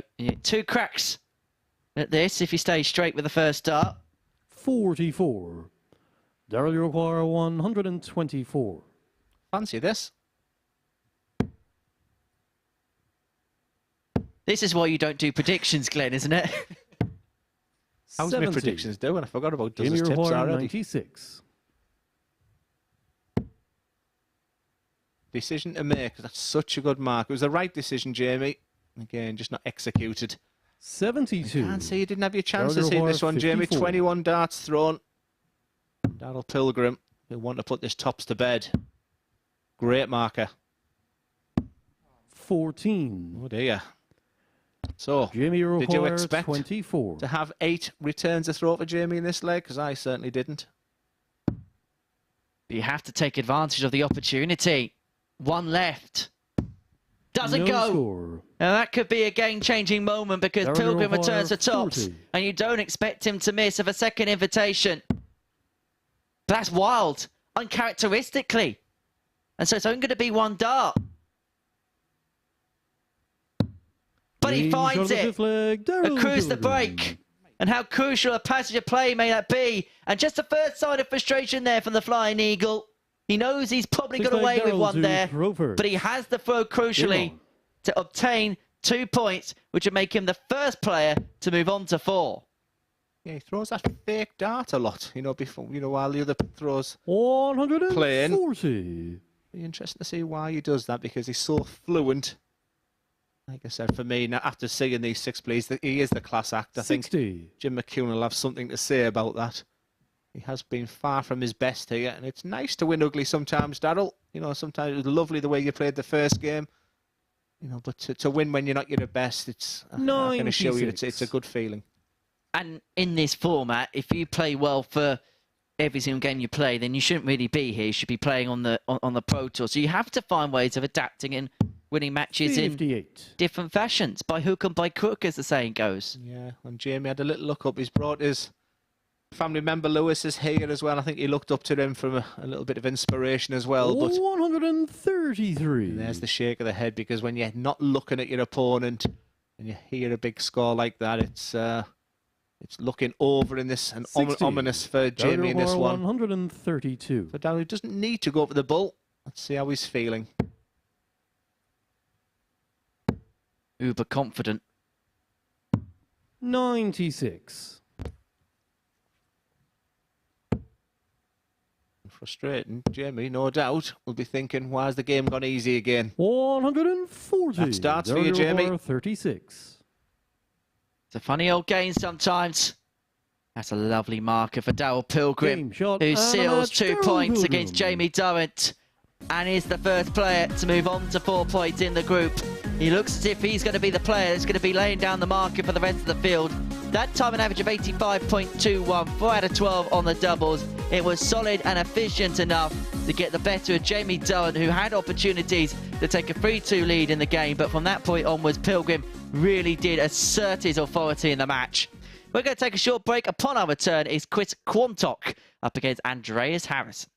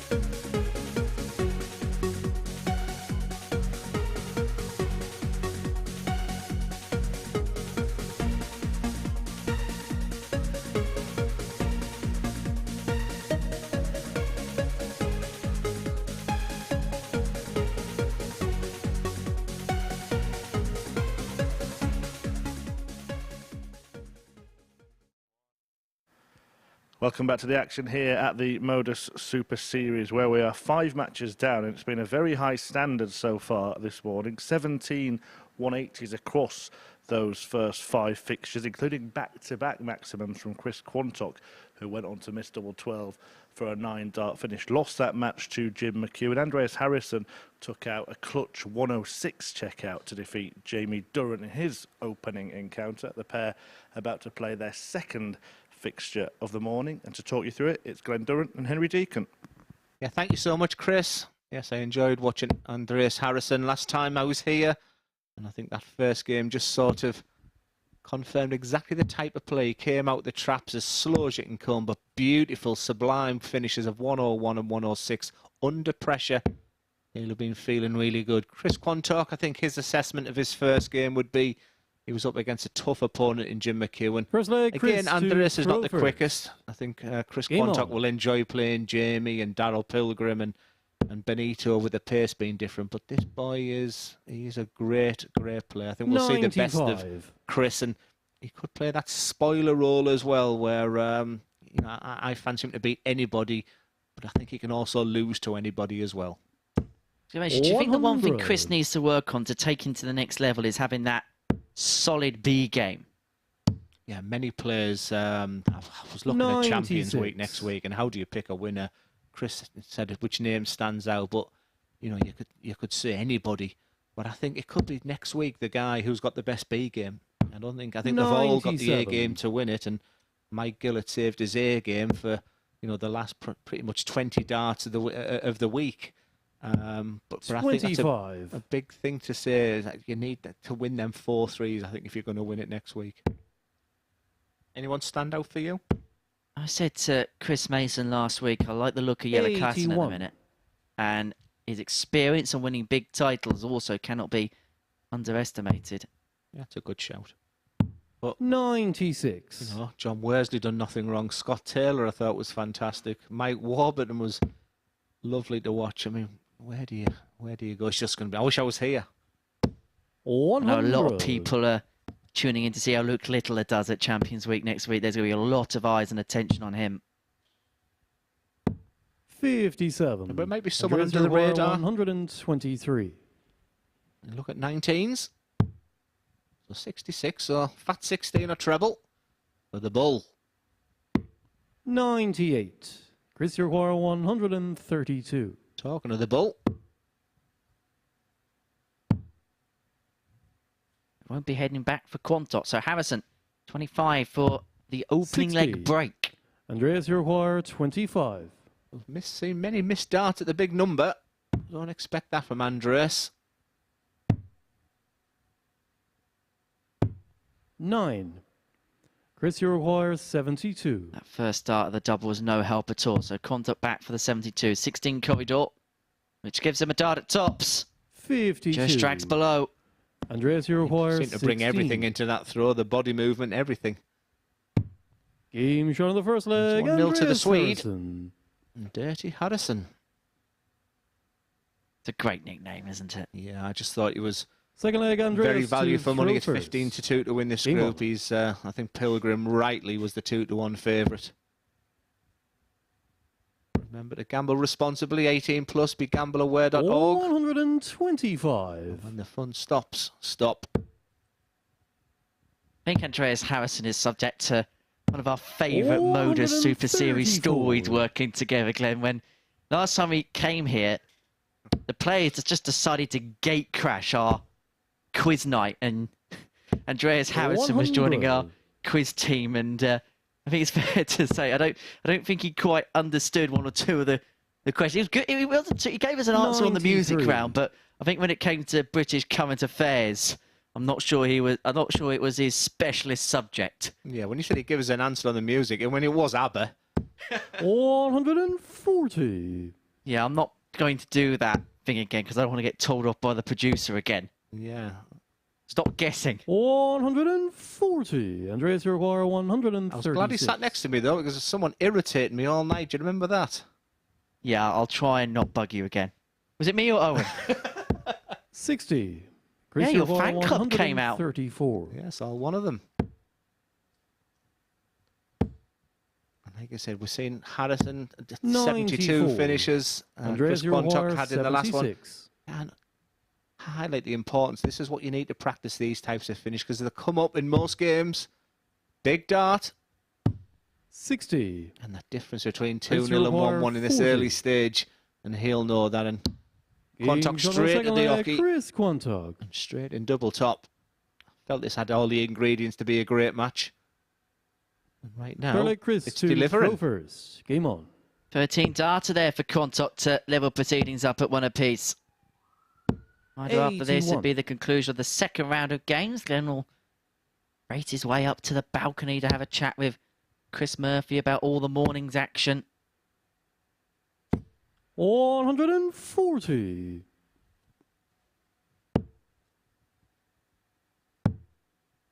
Just noticed the jokes from Chris Murphy there. Apologies there, Chris. Didn't see that. The fastest cake in the world. Scone. His jokes are a bit like his dress then today.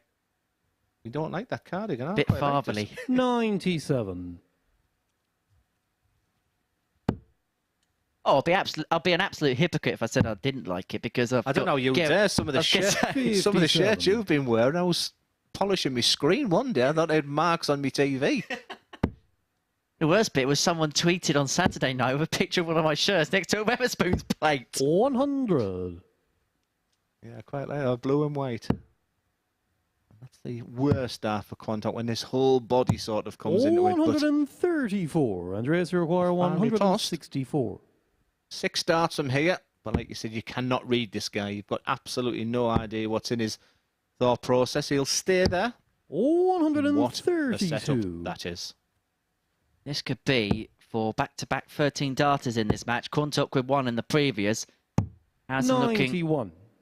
for one to establish a 2-1 lead against the darts? He's got a couple of iffy darts in this area. This is a big moment. And what a camera angle once again. And there's a little fist pump. You won't see an awful lot that from Andreas. Personality-wise, that's the maximum you're going to get.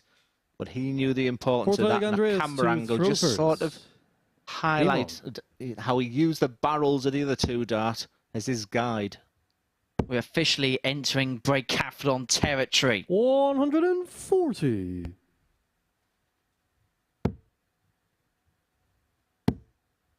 And before you ask, no, it's not a chocolate bar. 100. I was looking for Daley Thompson. My age is nearly like Chris Murphy's cardigan, isn't it? It's not that old. 85. But where are you getting your shirts from then? What's all this loudness about? Where are you going to shop? 80. The irony is, me and Murph have both gone to the same shop to get our shirts. I just think he's gone for the more appropriate wear. I think it's great that you're back in Oxfam, 100. and I think it's lovely that you're going to charity shops. Speaking of shops, it was nice to see 100. Matt Edgar back winning the Iceland Masters.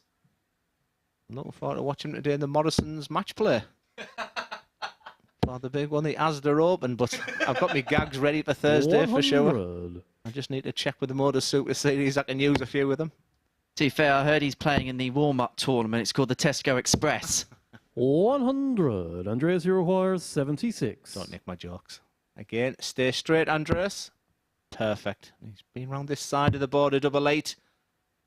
A lot now, and I'm not saying his memory's great, but he was absolutely fantastic on the double 4 last time I was here. For Quantock, a big ask. And once again, these big number misses are hurting the players today. And playing the way Andreas is, he's averaging just under 93, but yet has missed 9 darts at double in this game. The scoring phase has been immaculate. That's a 16. It's a 6-visit leg. Despite a couple of misses on the doubles, Harrysson finds himself 3-1 up. This is a really good display from the Super Swedes. And, well, Quanny's chances could be up the Swanee if he loses this leg. But don't... I think of the early assessment, Darryl Pilgrim, I would say classy. 40. McEwan and Andreas, solid. And Van De Pas, Durrant and Quantock must do better. 60. Mr. Durrant is doing his school reports at the Super Series. My school report was a sound foundation on a world to build.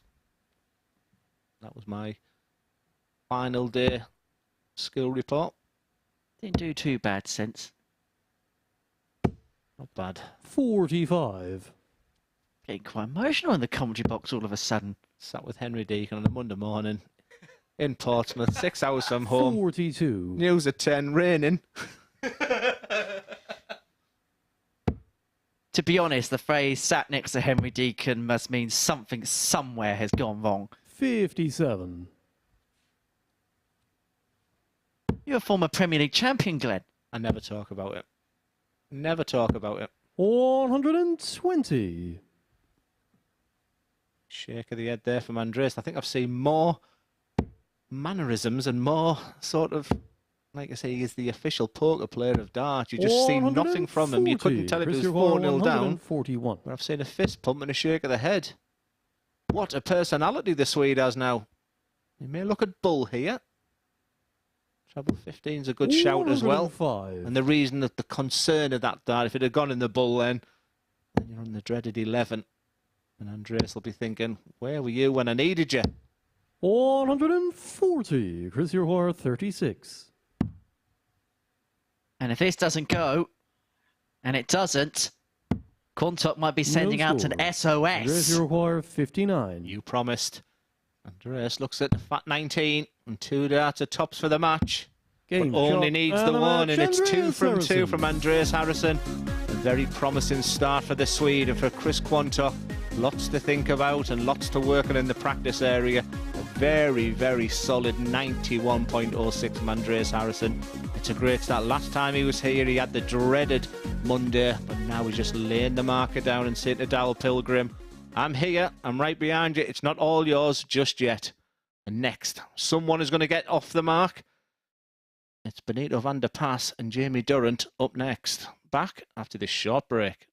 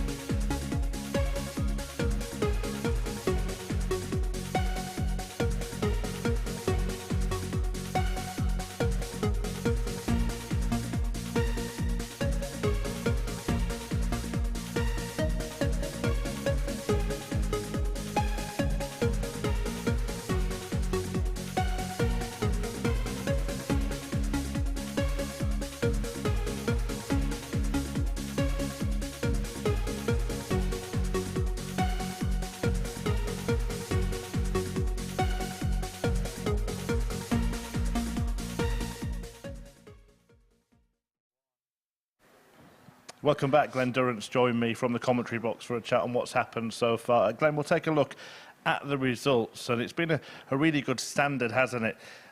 Some of these could have gone the opposite way as well. The third match there, Harrysson taking out the 106 with Durrant sitting on a double. We also saw McEwan miss a match start against Van De Pas, so it could have been either way. Yeah, Darryl Pilgrim's been rightly the favourite as well. I think he's been quite classy, and I think Andreas and Jim McEwan will be very happy, very solid, and the other three still work to be done.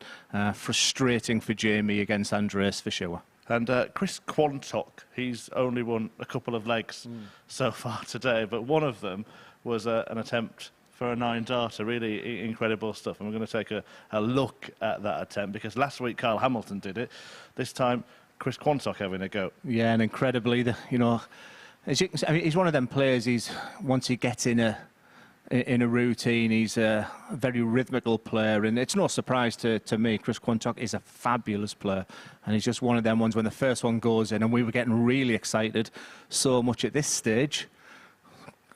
I didn't have words to say. I couldn't speak. Yeah, I was thinking myself, or whatever else it was that was going through our collective minds here. But yeah, you are right. A lot of the matches have been close, but Darryl Pilgrim has been the best. Yeah, the thing about being in the comms box as well is that you get up close and personal with these players now, and you know, as much as research I did on him, to see him, he's classy. I like his demeanour, and even he wasn't at his best against Jamie, and was still, you know, quite comfortable. But that fifth leg would have hurt Jamie, and right now he needs a win. Yeah, he's in action now against Benito Van De Pas. What type of character is Jamie? He's the type of player that will dwell on that, or can he put it behind him quickly? I would have said yes 6 months ago. He's maturing nicely. I think he's shown signs to me there that he's fighting, he's working hard in there, but it gets to a stage where you can wax lyrical about someone and the positives. You know, the simple fact right now, he needs to win this game. Well, he's got a chance to do so now. He takes on the Dutchman Benito Van De Pas, and Glenn is going to head down to join Henry to talk you through it. Indeed he is. Thank you very much, Chris. So, game 7 of our day. We are rattling through the fixtures, aren't we, on this opening day Super Series action. And we see the third outing of Messrs Durrant and Van De Pas. Well, it's a 1-win, 1-defeat record for Benito on his return to competitive TV play. Still aged 30, so still a long time to go in the sport of darts for Benito. We've seen some real highs, and now looking to recreate those moments in this stage of his career. As for Jamie, 33 years of age from Middlesbrough, although we know the Durrants are from Middlesbrough. It's been made very clear over the years. So what we're going to see from this one, well, it's the third outing of the day for Jamie Durrant. It's the 7th outing of the day for Glenn, and both of you have picked up the same amount of wins. I'm going to pick on your shirts again in a second. The Noel Edmonds reject shirts. First leg, Benito to throw first. Game on. Thanks for your help, Chris Murphy. That's not fair. There's a tag team here. Who's feeling sorry for me, all this bullying that you're doing against me? 45. Love you really, Glenn. I know that. Love you too. But for Jamie, you just feel it's a must win this game. I just was thinking there, reflecting. 100. Jamie has that wonderful start for him. How far he has come, because, you know, 3 or 4 years ago, Benito was, like you said, top 16 in the world. You know, maybe 5 years ago. 45. You know, and Jamie wasn't even playing darts then. You know, he's got to remember he's come a long, long way. Now this would be sensational. And let me tell you, I had a dream last night. I had a dream. My heart is racing. 59. No bias, Glenn, but come on, Jamie. Come on, son. Oh. Ooh, ooh, Wabba dabba bing bong. 89. I genuinely think that would have been one of the greatest moments of darts commentary of all time. I would have taken off the roof and left the building. Great response from Benito. Jamie require 52. So many times you can throw for a 9 and lose the leg. That is quality. I was asked what type of personality has Jamie Durrant got, and let me tell you, he is maturing by the day. He's getting better. He was obsessed with looking at draws. He was obsessed with averages, and I'm just seeing an awful lot of maturity coming out of him, and that was classy. 60. What you have to say is Benito Van De Pas is being pushed against some here, isn't he, so far today? His first match of the day, he had to put up with Prime Pilgrim, averaging 97.5. And then against Jim McEwan, averaging just under 85, and pushed him all the way. Van De Pas winning that one 4-3. 140. This is lovely darts. Your head can go down when you've played 2 and lost 2, and arguably could have won 2, lost. You know, all the scenarios 46 in the world Jamie's had so far. And maybe identified Benito as someone as a match he can win, but he is flying here. 140. And this is nice to watch. It's stupendous viewing. Oh, that's unlucky. That's bounced in and bounced out. And have a look at that. 126 average as things stand. 131. So many people are leaving the double 50. I don't think you've done that on purpose, but you know, 2 treble visit. You require 30. I think you'll go straight for hit. And here's the opportunity of sort of separating that, but a double 4. Game show the second leg, Jamie Durrant. And this is lovely. 11 darts and 15, averaging 115. What type of personality has he got, Chris Murphy? Well, throw first. Game on. He's demonstrating a lot of maturity. I think last time he come here, it was just a little bit soon for him. And he's here on merit. The ADC, the partnership with the MODUS Super Series, is bringing out players who are absolutely loving playing in this format. He's here representing the North East. 81. And he's beginning to showcase himself as the player we all believe he can be. Embrace is probably the word that best summarises Jamie Durrant at the minute, because he's embracing every single facet about being on that stage in front of the lights and the cameras at the minute. 100. Very proud watching. I know there'll be a lot of the Durrant family watching as well, and they've been the best supporters in the world for me. I know that. I know what it can feel like when you've got all that 58. Wonderful family support around you. Jamie's totally different to me. Just elegant, classy throw, quick. And if I can just maybe 40. instill, the day he asked me for some advice, I'll give him it. But so far he hasn't. And if I can teach him to win ugly, that's maybe the next phase of the game for him, the next phase. Because I think, like many of these players now, they've got an A game. And we just have to see this game out. Treble 19s have been phenomenal 98. today.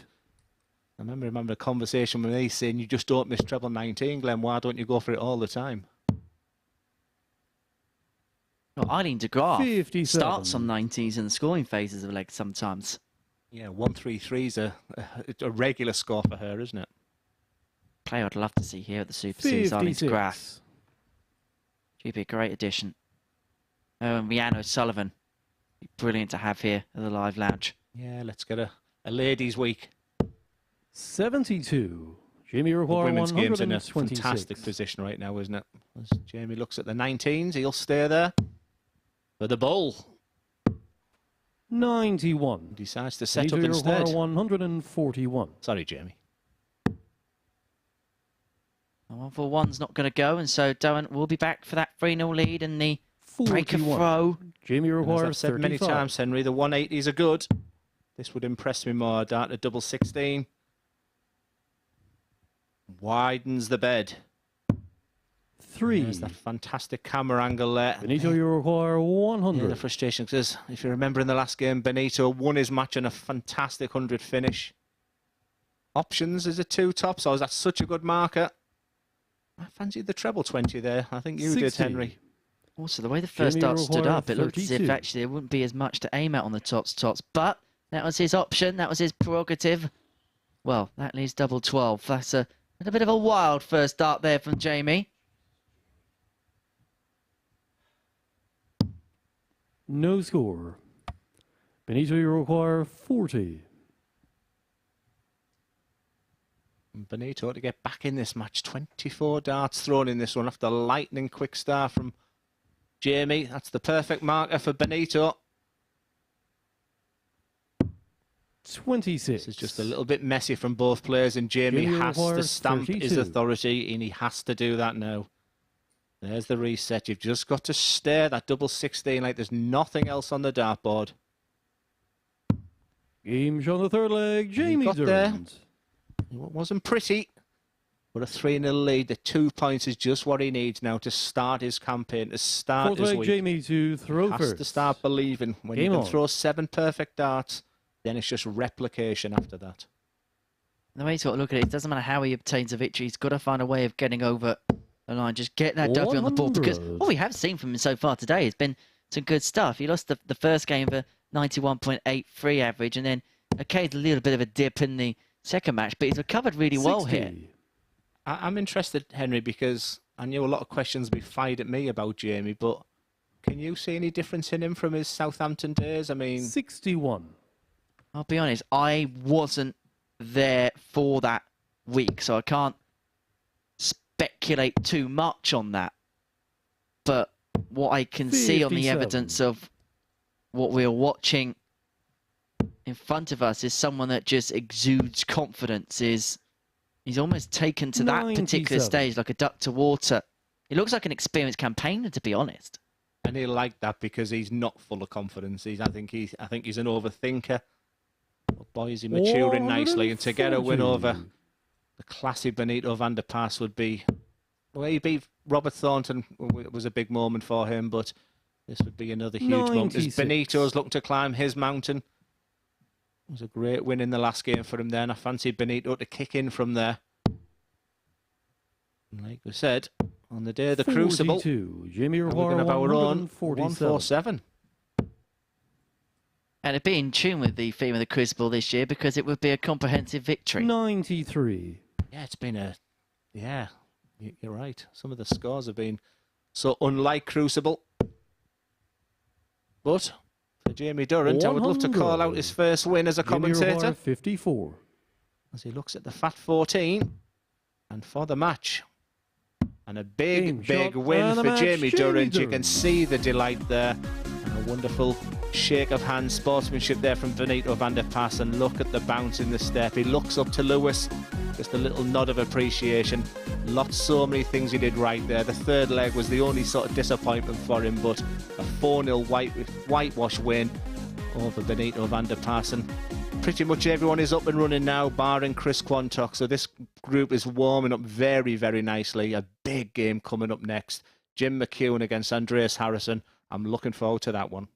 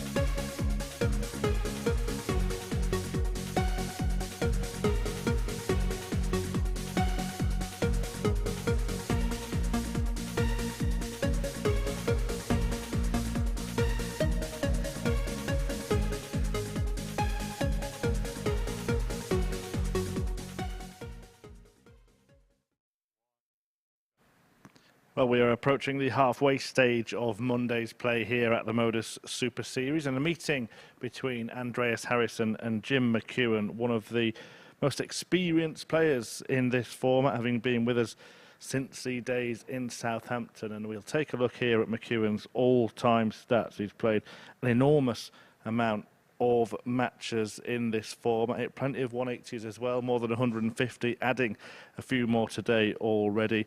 He's done just about everything apart from the 9-dart finish, Jim McEwan. We've had a couple of threats of that over the last few days, including a 7 perfect dart spell and an 8 perfect dart spell today, and averaged as well north of 90 across all of those matches. Excellent standard produced by him, but he's looking to end an unbeaten record for his opponent here. Andreas Harrysson has won both of his opening matches. So to talk you through this one between the steady Scot and the steely Swede is Henry Deacon and Glenn Durrant. Thank you very much, Chris. And just to add another thing to Jim McEwan's history in this competition, because one thing that will never be taken away from him was the fact that he was the last ever phase winner of the previous online darts live league. He won the Champion of Champions event back in July in Southampton. He beat Conor Heenahan in that particular final to win that prize. That was as we were rounding off the old format, moving into this particular format. So it was all the phase champions in 2022 coming together for an ultimate championship winners event. And well, McEwan was the master of that particular competition, so that's never going to be taken away from him, nor will the crystal bowl that he won. Well, thanks for your messages again on Twitter. I've had a private message from Lionel Messi. Please, can we have Van Gogh in the Super Series just for 1 week? Please ask him, I pray. 140. I didn't know he was such a big fan of the darts. That's just great. His English is really good. Unfortunately, we can't because PDC tour card holders are ineligible for this particular event. 95. I wonder whether Cristiano Ronaldo's watching. Yeah. Maybe Mbappe next. I just like the idea 100. that PSG are training this morning and Lionel Messi, Kylian Mbappe and Neymar were just watching the Super Series in the background. It's global. 190. Can't get more global than an Australian reigning champion. We were just sat looking at that sheet there of Jim McEwan and Glenn, look at that stat, look at this stat, Henry. Jim 60. McEwan has been one of the masters of the MODUS Super Series, averaging over 90 in all them games played, staggering doubles. And today I think he's looking as good as ever. You look at the 16s bed. That leaves him a 2-dart combination with Andreas Oliver back on 201. One thing I've noticed about Andreas today, his first legs have been his worst. 135. I wonder if he just needs to do something on the practice area before he comes out, maybe. I'll just change something as Jim looks at 2-dart at tops. Game shot on the first leg, needs the Jim one. McEwan. Another quality opening from 2 fantastic players. Yeah, Harrison, who has been slow to get out the blocks, but Second not leg, on Andreas this to particular throw occasion. first. He did put the pressure on Game McEwan in the opener. One thing for him is at least it was against the darts, that first leg, and now he can attack his throw in the second, and that is exactly what he does with the first 140. visit. Yeah, I think your analogy of Andreas playing over a longer period. He's played in some of the World Series, and yeah, he's a quality player. Nice to see him back. 43. It's a quality week, isn't it? Can you pick a winner this week? I stuck my neck on the line of the first dart, final dart being the same player, but Scott Mitchell, Colin Osborne. I mean, 95. Some lovely players, isn't it? Well, you look at the players involved in this particular week at the Super Series, and it's players that have been there, done it, and worn the T-shirt 100. before. You look at the players who have played this week. Darryl Pilgrim's won a week. Jim McEwan's won a week. Colin Osborne has won a week. Justin Smith was in... Well, look at it this way. Jim McEwan, 28. Colin Osborne, Justin Smith were all at Champions Week last time out. Darryl Pilgrim played in the first Champions Week. Matthew Edgar played at a Champions Week in 2022. And Scott Mitchell is arguably one of the best players in the world without a tour card. 32. Yeah, I was when as a commentator, when you get the lineup sort of a few days before, it's I looked and I thought, wow, that is tough. Whoever wins it this week is going to really, really deserve it. Commentators derby in Group B. Yeah, I'm looking forward to that, yeah, Group B. And you're going to get the second and third place from Group A, so that's going to be really tasty, that Group B. But I think they've got the best conditions by playing on the night and 3 from 5 going through. So, you know, Group B is always the favoured one, certainly, for someone like Scott Mitchell, I'm thinking, where, you know, just playing 5, 6 days consecutive can take an awful lot out of you. And I think he'll be nice and fresh after a great weekend representing England again. Shall we ask the producers whether Scott Mitchell and Matt Edgar can play the final game of the night and they can commentate on it so we can get off early? Well, we should do that. What we should do is get them mic'd up. Andreas Harrysson, 80. Nice to know what the thoughts are when you're throwing a dart. And he'll stay there and just sit above it. Has he covered the bed? And that angle tells you exactly that he has. So the first angle, my first thoughts were, as he covered the bed, that beautiful angle that we could see there's that. His actual dart is a bit of an understacker, which just meant that all he had to do was sit his dart on the second one. Lovely finish. Lovely game. Played at a nice tempo and to a good standard. 45. Well done, H. Usually I do that. I'm like a broken clock. 60. Only right twice a day. I was going to say that as well. It's there. I'm just looking at the weekly odds sheet that we've got in front of us here in the commentary box, and there's one that is just circling my mind and thinking this could be value. Justin Smith to win the week at 11-1. Yeah. I wouldn't argue with that. 100. Who's favourite for the week? Got Mitchell and Darryl Pilgrim. Before play got underway today, we're both priced at 7-2 respectively, although Pilgrim carries on playing the way he has done today, you would expect those odds to come in a little bit more. 41. Yeah, Pilgrim's up next against Chris Quantock, and like I said, don't be surprised if you see out of the ordinary result in that one, because Chris Quantock is a quality player. 100. I imagine Darryl may be moving in towards 3-1 tomorrow from the 7-2. To win Group A, he was a 2-1 favourite. This man here, McEwan, on your screen, was the second favourite. 140. 12-5 with the odds compilers. The guy in your picture is my outside bet at 15-2 for Group A. And he gets better on the Tuesday and Wednesday. Normally, like I said, he's shaking his head this time. Normally, you can't see nothing but McEwan. Stunning. Stunning. 74. Andreas Harrysson, 101. Sometimes it's just not words to describe excellence. Well, this can still be done. Tops for the ultimate 101. On the third leg, Andreas Harrysson. How about that? What a recovery from that first dart for Andreas Harrysson to then take out the treble and the double. Fantastic stuff. Super stuff from our Swede. And that's not the first time he's done it today as well. He did that against Jamie Durrant and the 106 under pressure. And you could just see how much it hurt Jim McEwan. As you were watching the 101 there, Henry, I was watching Jim. And when the treble 20 went in, he just looked up at the ceiling. And when that double sank, he just went to his water table, absolutely devastated. He would have felt like he had his lunch money nicked off him. That was an absolute pincher of a leg from Andreas Harrysson. 174 to leave himself on double 12. And after that first dart, 60. He would have felt in his heart of hearts he was going to get a go. And more crucially, it was a break for Andreas. And it puts him in pole position in this match. 140. But this is McEwan to a T. I'm going to show you the score in Power Pack. 6 scores of 140 or more. That is Jim McEwan in essence. 100. In this leg, 140, 140. Did you see the British internationals this week?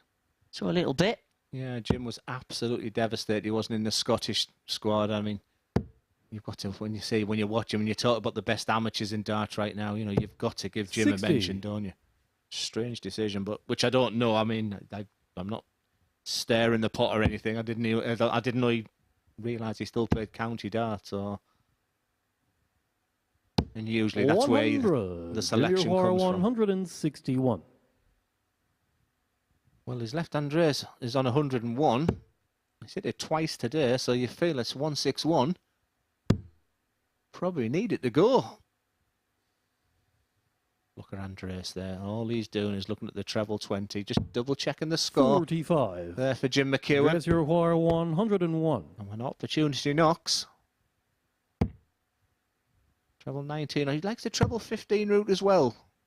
There's Andreas, but that's just slipped into treble 2. They look at treble 17 now. 77. Jimmy Roy 116. Beauty of this one, it's only the one, that's what he's frustrated at, because it's only the one treble. The treble 19, single 19 was his point of view. I don't know about you, Henry, but I just don't, don't feel like Andreas is going to miss a double right 24. now. I fancy this. He hasn't yet in this match, but there hasn't been a missed double in this match. Well, there is now. Double 3. Big dart incoming for 3-1 lead. The opportunities come and gone, and so McEwan to reaccrue the break back to level this game at 2 apiece. He apologised to Andreas. Why did I even say he was going to get it? So it's a fat 20 for Jim. And this will hurt Harrysson. 50. What do you do on Andreas 6? Uruguay 6. Do you go straight for the double 3 or 2 double 2? That's the thought process for him right now. Game shot on the 4th leg. Thought Andreas process. Harrysson. What thought process? Straight for that double 3, right in the middle. And it's a 3-1 lead against the very difficult to beat Jim McEwan. To throw first. Andreas Harrysson is looking very, very good today. Indeed he is, but he has to obtain the levels against this man. These are the averages as we head into leg 5. Harrison's previous match was a 91.06 against Chris Quantock. I mean, if you actually look at the players' averages for the day, 86.73 in the first one for Harrysson as well. He's playing to a real high level and may well be justifying Glenn's tag as potential outsider for the group. As for Jim McEwan, well, he's just steadily solid as he always is. A 95.88 in his first game was backed up by an 84.76 in his second. And in terms of the doubling, well, he's 50% in this game. In his first game, he was 50%. In his second game, he was 50%. In short, if you give him a couple of darts at double, you're probably going to lose the leg. 43. Good analysis there, Henry. Just very solid, both of these. It was no surprise when you put the averages up that they're both around that 90 average mark. That's what they're doing. And Jim's just showing that sign of frustration right now when things aren't going your way. And for Harrysson, he'd be feeling 25. good to see his opponent do that. It's advantage to the Swede now. An advantage to the Swede, which would not be a turnip for the books. 190. Henry sighs. I'm going to get my coat. I'm out of here. I'm done. 47. And darts is about timing. And he saw Jim McEwan hit a very disappointing 25 score. And I could just see something in his eyes. And all of a sudden, look at that. There's the winning line. And 99. He is sprinting to it now. And this is looking like a comprehensive victory for Andreas Harrysson.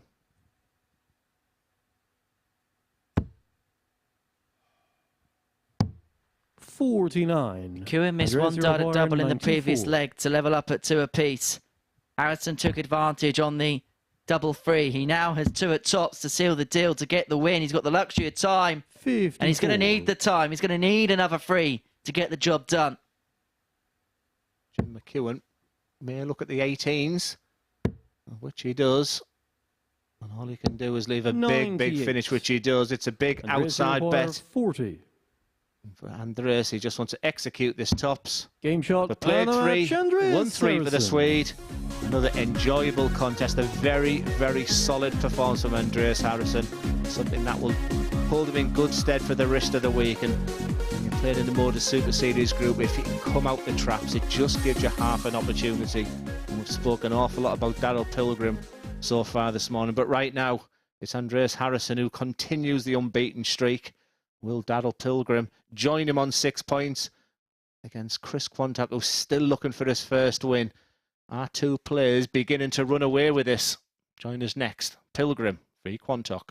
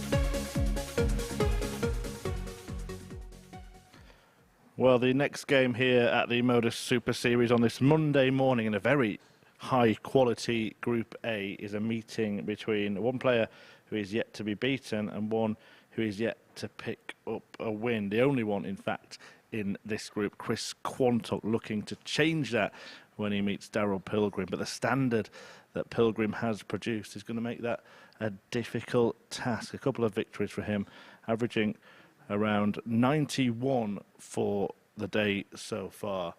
And the Croydon thrower, well, the eagle is flying, isn't he, as Henry and Glenn have been saying in comms. So back to the boys to talk you through Game 9. Yeah, thank you so much, Chris. Yeah, the biggest problem for Darryl Pilgrim right now, you feel everything's going for him. Play 2, 1-2, he has his dart. And he should not overlook Chris Quantock.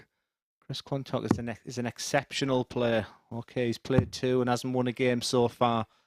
But he's one of them momentum players. If the first dart can suddenly start flying, it can be over and done with it in seconds. So the biggest problem for Darryl here is not to overlook the York man. Well, if Darryl Pilgrim wins this, the Flying Eagle will be feeling glad all over about his day's proceedings, as we just saw in 1 or 2 Game on. little bits out, little bit of running repairs. Danny McNamara running the pit wall as well as refereeing the matches. Well, this is a perfect start. But we saw this from Pilgrim at the beginning of the first game, starting off with a max. He does it again here. He's a machine. 51. And that can can just suck out the energy. Chris Quantock probably got up there and thought, right, I'll put this one to bed. I'll prove people I can do this. And then you look up and then you see the 180 there, and it was no surprise to me. Just the 51 from Quantock. He has to believe. 93. You look at the way that he's playing, and there's a lot of trends emerging in this group, which is really interesting to dissect. Well, both of his games, he's averaged 88 and 83. In terms of the doubling, though, in both matches, 1 from 4. 100. I'm beginning to get excited for the Pilgrim v Harrysson game already. That could be the decider to see who tops the table. End of play today. Just the way that his darts are flying. 140. He's in a great place with his game right now. That's a bit of a Roy Hodgson derby. Crystal Palace up against Sweden. 40. Darryl requires 66. There's that fake dart that he throws. A double 18. I was going to say he doesn't have to go for the double 9 there, but like I said, he just looks like he's got bags of confidence. And that didn't even come through his thought process. 57. Darryl require 18.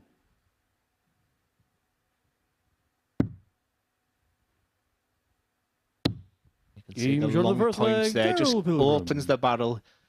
In the good old days, you wouldn't have seen much of that bed there, but it looks like they're about 36mm points there. That just gives you, one of the strengths is that you're not covering the bed as much as the other one. The other worry I have for Chris is a lot of body movement today. 60. Like I say, you just rock and roll a little, and you probably feel like the world's against him right now, but like I said, he mustn't panic. And for Pilgrim, he'd be a bit disappointed to relinquish the lead 39. in the table with Andreas going top, but it does whet the appetite for that game between the two table toppers.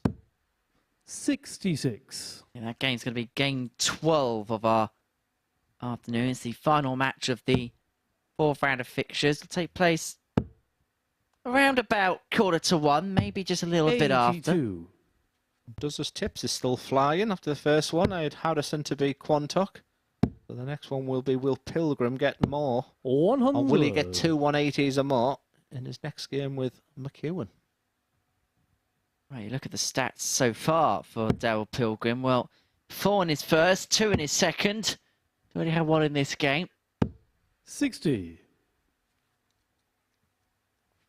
May see Quantock use the bull with the last dart, especially if he gets the treble here.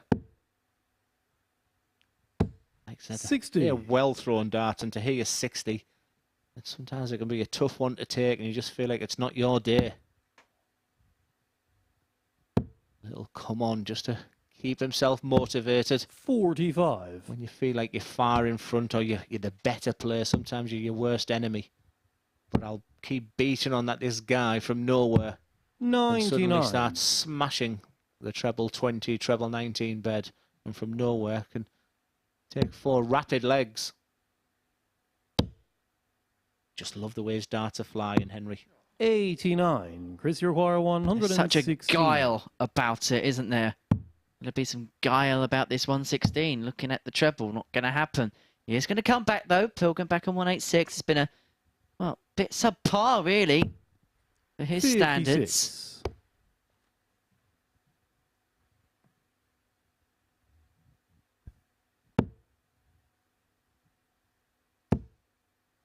Stay there. 170. Chris, you require 60. And that puts all the pressure on this 60. And that double 50. 10 will have been getting tighter and tighter and tighter. And that's what happens 16. when you're on 0 points and when you're 1-0 down. Game shot on the second leg, Darryl Pilgrim. And Darryl Pilgrim will be thinking right now, well, my B game is comfortable enough for this group here at this moment. Third leg, Darryl to throw first. It's a nice feeling to have. His timing looks lovely. Quite a start. I mean, that's a fairly long pullback of 5-6 inches. 92. He seems to have the timing perfect on the point of release. Whereas Chris is a bit of a rocker and roller. 85.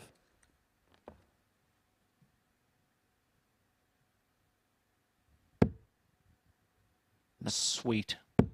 When the first dart hits there, you just think, max. 123. Yeah, we both went to the microphone, as you notice. I think we're both going to say the same thing. What's it they say about great minds and all of that? I'll tell you at the quiz tonight when I get my obligatory one answer. And then press the wrong button. Fat fingers.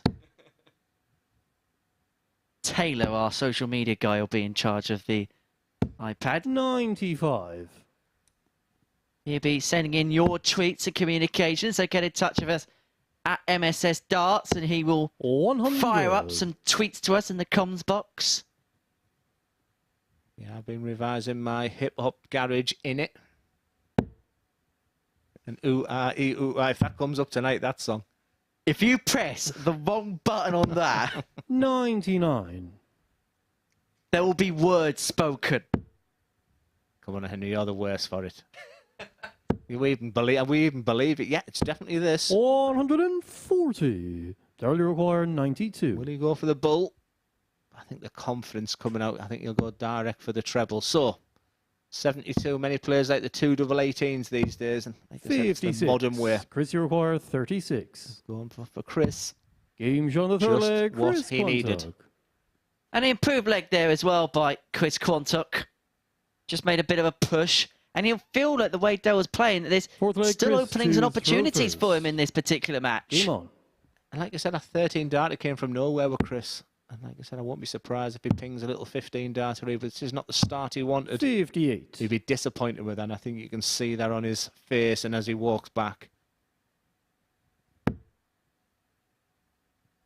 Them darts are going in with aplomb. They're going in where it's singing to me, them 96. darts as they go in. They're flying nicely. His point of release is just looking really good. And there's that wonderful angle that we love here in the comms box. 121. So sometimes when you think the darts are going in perfect, them first 2 didn't really suit. They were very high in the treble 20 bed. That first one is just begging for the second one just to sit underneath. 100. He'll take a ton at this point. Beautiful first dart. It was a beautiful lie. 140. Been a beautiful leg. 121, 140. He may start in the 18s on 305. I've seen Van Gerwen do that on 305 as well, so maybe he was looking at 27. the 145. And so it means disadvantage Quantock, but that could be a severe 68. slip. He recovers with the last. You've got the leg in the bed, just keep it there to Chris Quantock first dart. And just watch the darts follow in. 100. But Chris, 6 you darts require on 114. 114. It's looking like Desmond.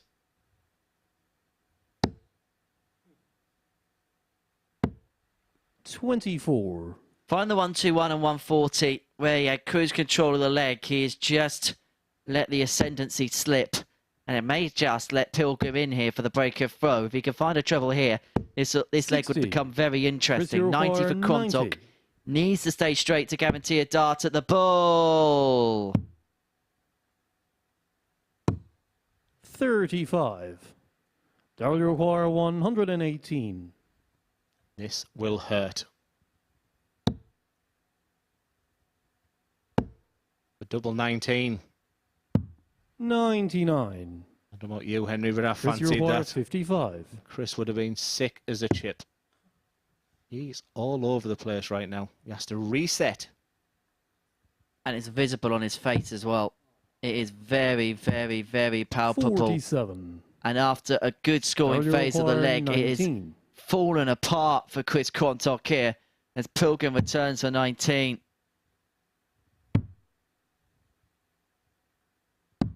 Game shot of the fourth leg. Darryl And it goes, Pilgrim. break it throw, 3-1. An implosion of the highest degree there from Chris Quantock. That will be tough to come back in this game now. I mean, it's Fifth 3-1 to leg, Darryl Pilgrim. to It's, throw first. Game on. That's that'll be hard for him to take.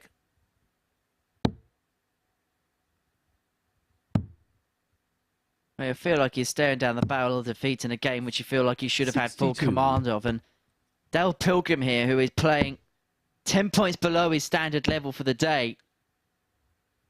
Let's not 59. make any bones about it. He's been there for the taking in this game. He'll be the first to admit that. And Quantock's had his opportunities. He scored well, but the setup, wow, it's just not up to the level 96 to compete against the top. And he will know that. Yeah, thank you to Lee Seymour. I can see that Matt Edgar won in Iceland at the weekend. 100. I was trying to work out the winner's check. Am I right in thinking it was 30 grand sterling? I think you got your decimal point. You won 30 quid.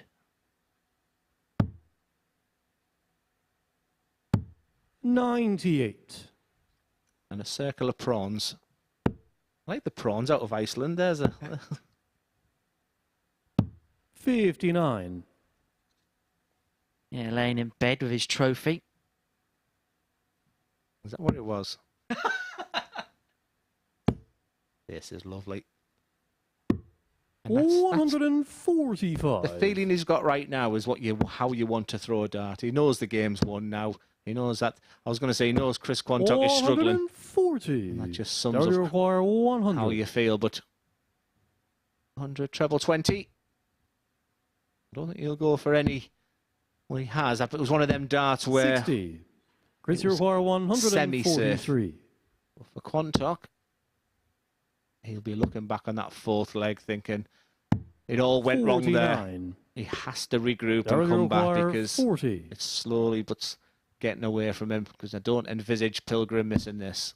There's his marker. Game And shot. there's the and conclusion the match, Darryl to Pilgrim. another 4-1 victory for Darryl Pilgrim. It's going to be in game 12. For Chris Quantock, he'll look back on that leg 4. Last 12 darts really let him down. Darryl Pilgrim was all over that. Once again, Darryl Pilgrim not at his best, but enough to get the 2 points, and we'll be delighted to join Andreas on 6 points. And next up, Jamie Durrant, fresh from his first 2 points against Jim McEwan, will want to get back to winning ways after 2 defeats, and that one after this very short break.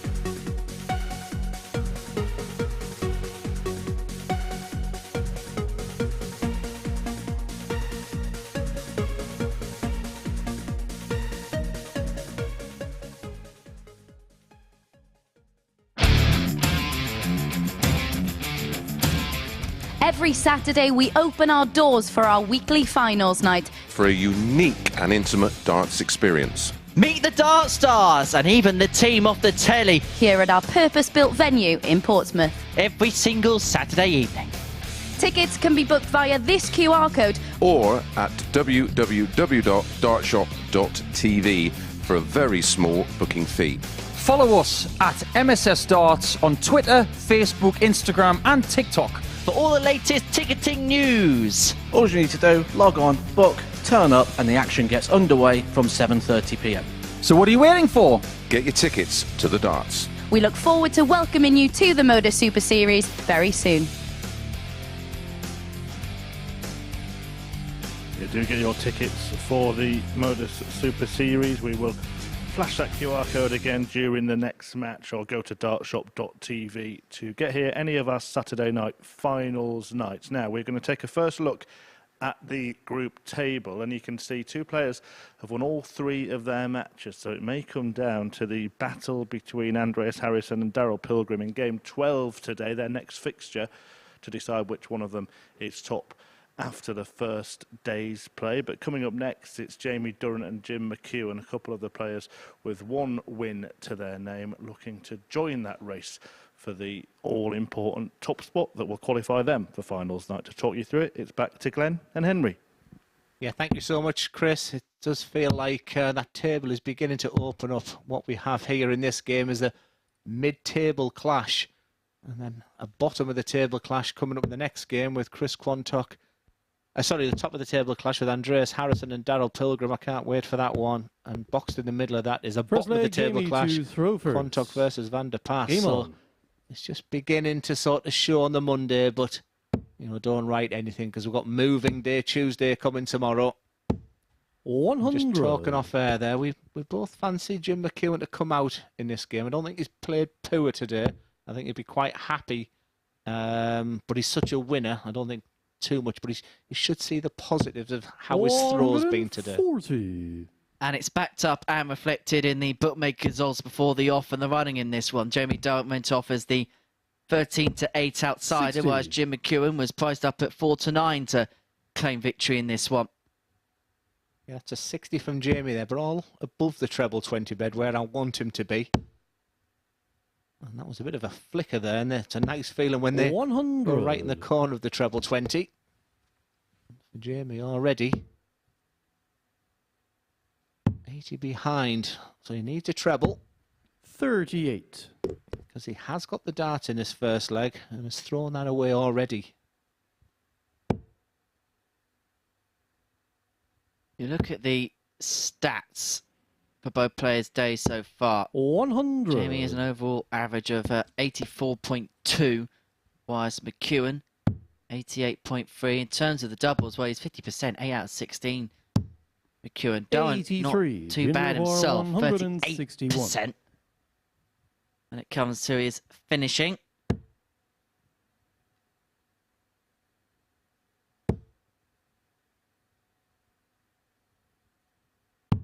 We're 99. going to see that most likely in execution on the next visit.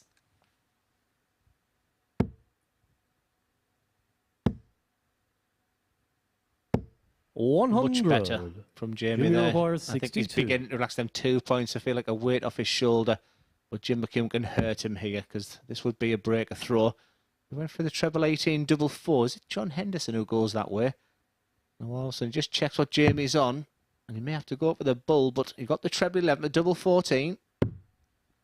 34. Took his time to get there, but he's wired Jimmy it. O'Hara, 120. Jamie Dunn, who loves tops, has got 2 opportunities. And now he needs the treble 20. Shots dips low. 60. Advantage Jimmy McEwan. O'Hara, 28. With a break of throw and a 1-0 lead. Game shot of the first Well, he's leg, living up to Jim type, isn't he? McEwan. 1 out of 2, 50% on the doubles. Yeah, he's solid, and that was right in the middle of the double 14. Second leg, Jim to throw first. Like I said, I Game think you'll on. be feeling, I mean, we talk off air an awful lot, and I always think minimum 3 wins on the Monday. 3 wins, 2 losses is, what your target. 4 is great, 5, 5 out of 5 is 60. is wonderful, and you just think this mid-table clash here still give you them opportunities of getting them 3 wins. So I think it's a big game, this one. Right now, it's McEwan who's looking 97. solid, but there's that treble 19 again from Jamie. I know he'll look back on his games, and I think one of the things he will be delighted with is the way he has peppered that treble 19 bed. We get a feeling that this match will determine how both players view their day at the end of it.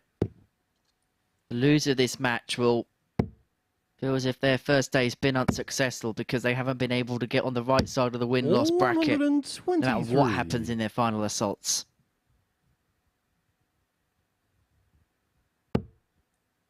Another win for Johnny Clayton yesterday, Henry. I begin to have me concerns about him at sort of the back end of last year, but boy, has he proved me wrong, and he's looking as good as ever again. Picking up the green jacket. A bit of Augusta in Austria. 140. Good response there from Jamie because he needs to break back. Jim McEwan, just look how straight and solid. Lovely darts. 140. Lovely darts from the Scot. 141. And earlier this was for a 9. That's a good dart. So look at the bull or treble 15. 130. And that's the only problem with going that way. 105. Not only did he hit the bull, I think he was as middle as you can get. Treble 15.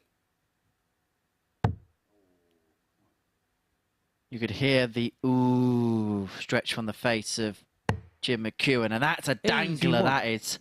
Jimmy, you require 11. Double 4. 3. Or 2 wide darts, so they could be the difference because McEwan is back to double his lead and to back up the break with a hold. Double 12. Now 6s. Hit this earlier right in the middle. Right there. Leg, Jim McEwan. You've got to say unlucky to Jamie there. 2 darts at double 4 were well thrown. Both just on the way, but that's darts. Third leg, darts is about millimetres. Game on. And that dangler won it at treble 17. If that pops out the board, all of a sudden that 75 finish is difficult. 59. Well, no one likes a popped out dangler, do they?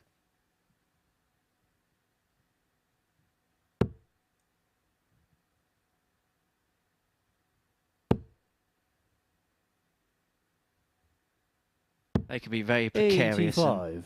Lead to disappointment. Nice and solid.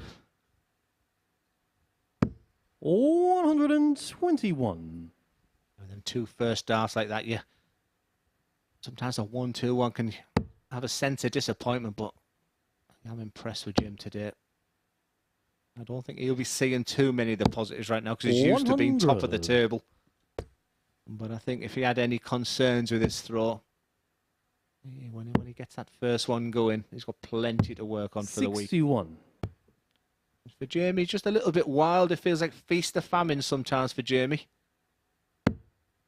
There's the bit of shoulder that you don't want in a throw. And both, he won't be happy with them. I think that's the throw he had the concerns that 40. was creeping into his game. But they are the total minimum today. And all he's not doing is just giving it that height, that trajectory, the way he throws the dart. It has to drop low, right? Like that last dart there. Just give it a bit of height coming out your hands. Open up your hand and let the fingers and the wrist do the work. And like I said, I'm doing a bit of a masterclass this week, so if anyone's watching now, any questions about the game, we're going to try and reenact it on the hockey. I'll try and answer any questions you may have if you're slipping into the 5s. 59. Jimmy require 136. Struggling on doubles, anything practice issues, confidence-wise, get your questions into at Does a 180 at MSS Darts as Jim McEwan looks at this 136 for double 8. And he knew that before he let go. We heard the wabba dabba ding dong from before he even threw the dart, and Jamie's had dart at this 121 like that. He was unable to climb the ladder. 60. And so McEwan back for double 4 for a 3-0 lead, averaging 93.5. This is just typically Jim McEwan. That's not, though. That's a rare slipper. Jimmy requires 60. So once again, keep it straight and give yourself the opportunity. Been second best in this leg, and he can sneak it, and that would hurt your opponent. 46. Jimmy require 8. And I'd say the beauty of this week is you know what your strengths and weaknesses are. You know what you can go away and work on. Jim McEwan is so solid, and that's why I think we were both shocked with the big 18 there. But surely from there. Well deserved. Well deserved, Jim McEwan. I think we've used the word so solid for Jim McEwan today. That's exactly what he's been. Just around that 90 average until a couple of messed about darts on doubles there. Jim to throw Jamie Durrant. I think he knows right now his scoring is up there with these players.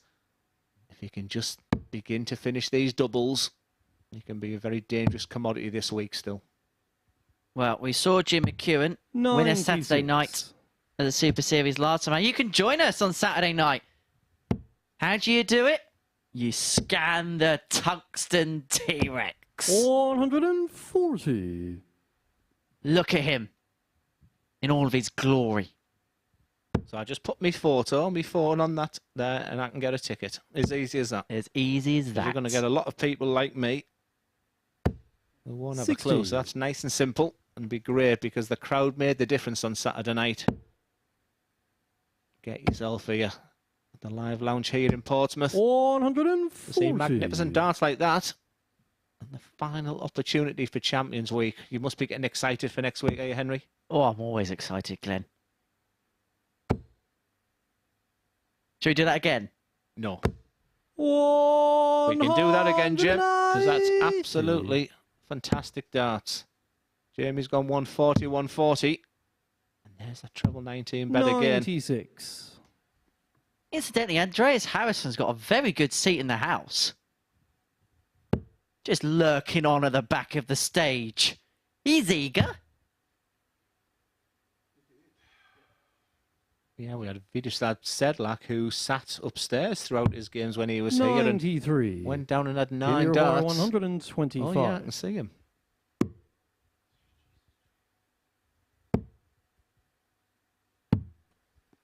$51. And we fancied a win for Jim McEwan in this one. And the 72, he's so solid, and he's going to get 1 dart at tops for the match. No, he's not. I think he's a surprise. Double 12. 60. And I think we know when he's hit a double before we actually see it on the screen. I think he knows when it let go out of his hands. And for Jamie, 74. From absolute nowhere, he's got a dart at tops. 54. Once again, doesn't take the opportunity. 12. 5 missed darts at double for Jamie Durrant, and Jim McEwan now back at double 6. He's hit this once or twice today, and he does so again to seal a convincing 4-0 success over Jamie Durrant.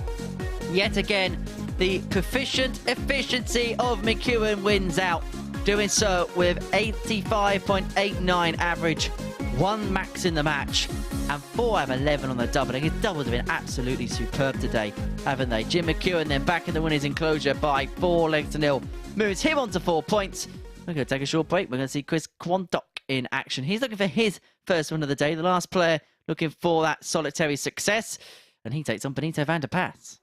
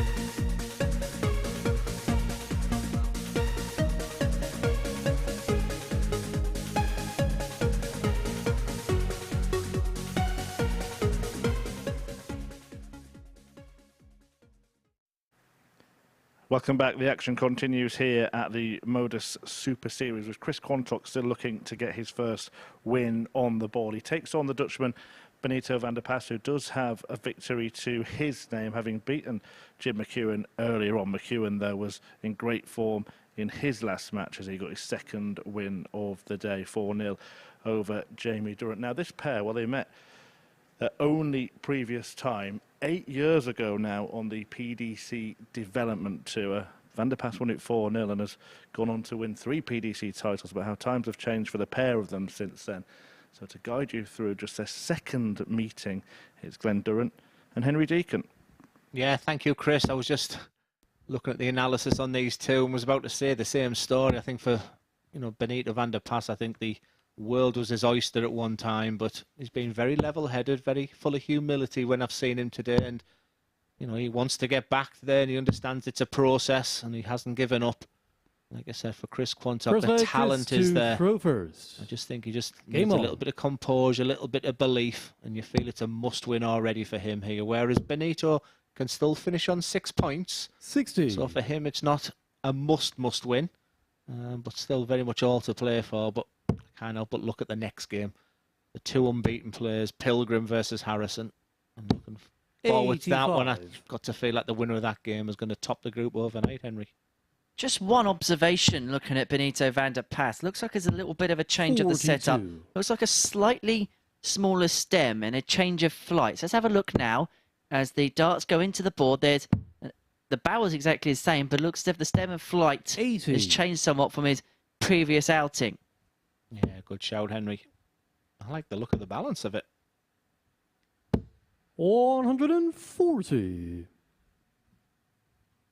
Benito will probably feel it. Trust Chris Quantock to probably play his best game in this match, but he just has to focus on what he's doing. He's 77. Here for a reason.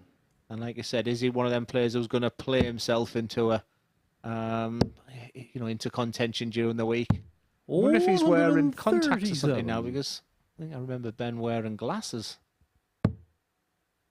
So yeah, he looks different, doesn't he? He just looks older and he just... wiser. 54. Chris, you require 122. Sometimes you appreciate what you had.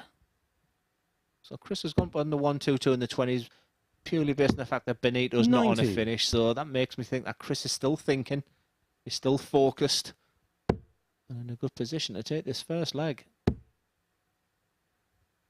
Just looks fresh. 85. I think that's probably the perspective I get of Benito. 32. Will this be a fresh start for Quantock as he fires in the double 16 with dart number 16 to take a 1-0 lead.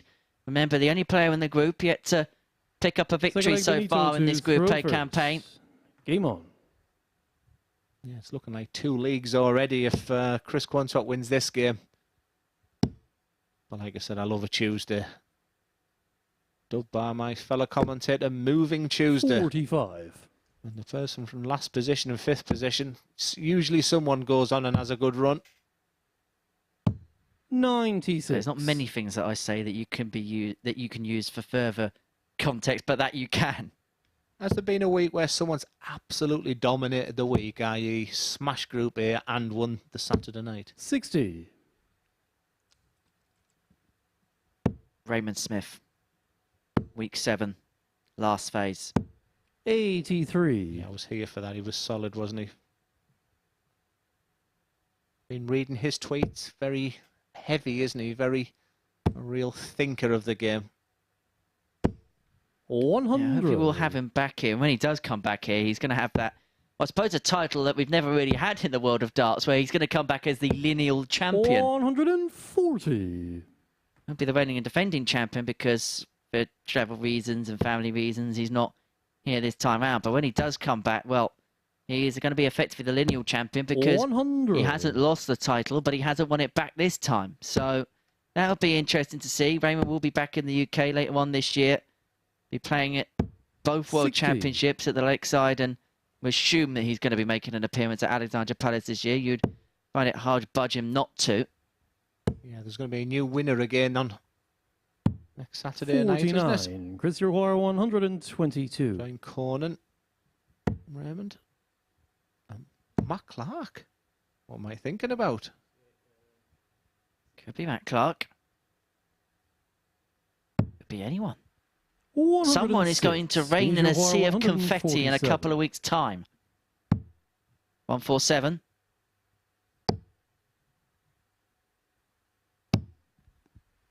$123. Both felt that treble 18 was in at first view. Games on the second leg, Chris Quantock. Chris Quantock we all know and love. And they, from absolute nowhere, leading 2-0. Thinking, what on earth happened this morning? But if you can win this game, game on. And then he's got Jamie Durrant after that. He'd fancy his chances in that game, I guess, and it's not all of a sudden too bad of a day. 137. Everything can be salvageable. In some ways, and this might sound absolutely stupid to say, but I'm going to say it anyway. Winning Group A may not actually be the best thing in the world for a player like Benito Van De Pas. If anything, he could probably do, no matter where he's placed, the whole 5 days. Stupid statement. 100. Those darts are anything but stupid. Yeah, this is the game I've been waiting Chris to play today. This is what he's got his armory. Didn't panic. 59. Look at him. He just can't wait to get to the hockey. It's been a nice pace today. 5 of the 6 players are, you know, arguably 57. quick players. Just been enjoyable. Some great contests. I think the best ones to come next. It's if this is the hors d'oeuvre, the main course is up next. 40. Chris Roy, 127. Well, it's that time once again. 127 and game. Yeah, the house is very quiet without Paul Hinks. 83. I was going to say, who's taking over the telly and the iPad? Honestly, the house is deadly. I'm looking for Owen Binks last night. He's not here. 93. Oh, you know if Owen was there. 44. Yeah, the plates were washed. Quantock looking to clean up.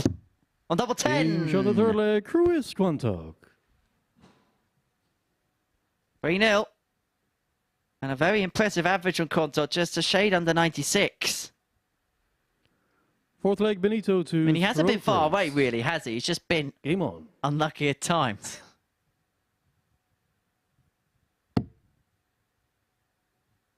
Oh, this is the game. I think he's been quite poor today, Chris. I mean 31. Just his level of composure and just the way he was sort of executing the darts. But I knew he had this game in, and this is a Chris Quantock I know. He wins regularly in York, and you know he's played at the the highest levels as well. He has dreams and aspirations of being a top class player. 121. Pest control officer. Did you know that? He deals with rats. 59. I don't like rats. One job I couldn't do, pest control. There is probably a joke to be had somewhere, but we best not go there. 140. So what you're saying is he's actually part of the SWAT team. 86. It's going to be a long week, Glenn. I was thinking, when does Paul Nicholson get here? 139. Have you watched your Simpsons Omnibus in preparation? I've tried, yes. Just a lovely pace about this game. Just two young players. 70. Just getting on with it. The double 16. Game shot on the fourth leg. Benito Van De Pas, Pas. a lovely 15 darter. But it's all in the hands of Chris Quantock. 3 potential Fifth legs leg, to go. Chris to throw first. Chris will have the dart in 2 of them, and they're the types of things he'll have to remind himself. Nice little 15 darter here. Make your opponent win in 12. 93. That last darter is a nice one. I thought it was a nice message here from Elaine Kearns on Twitter. That was a great question. Champions Week next week. If you could have a wild 100. card, who would you pick? Who doesn't want a big Hendo weekendo? 100. I think Elaine would like that answer, being from Aberdeen. That was a great question, that wasn't it? I think that's a Like that. question of the day. 100. What's your? Is it tungsten teasers? I've been trying to get your answer. Tungsten teaser. Have you It's got back one? tomorrow. Back tomorrow. 60. I could make one up on the spot between matches if you really want one. To whet your appetite. I'm still getting over the danglers, so... 100.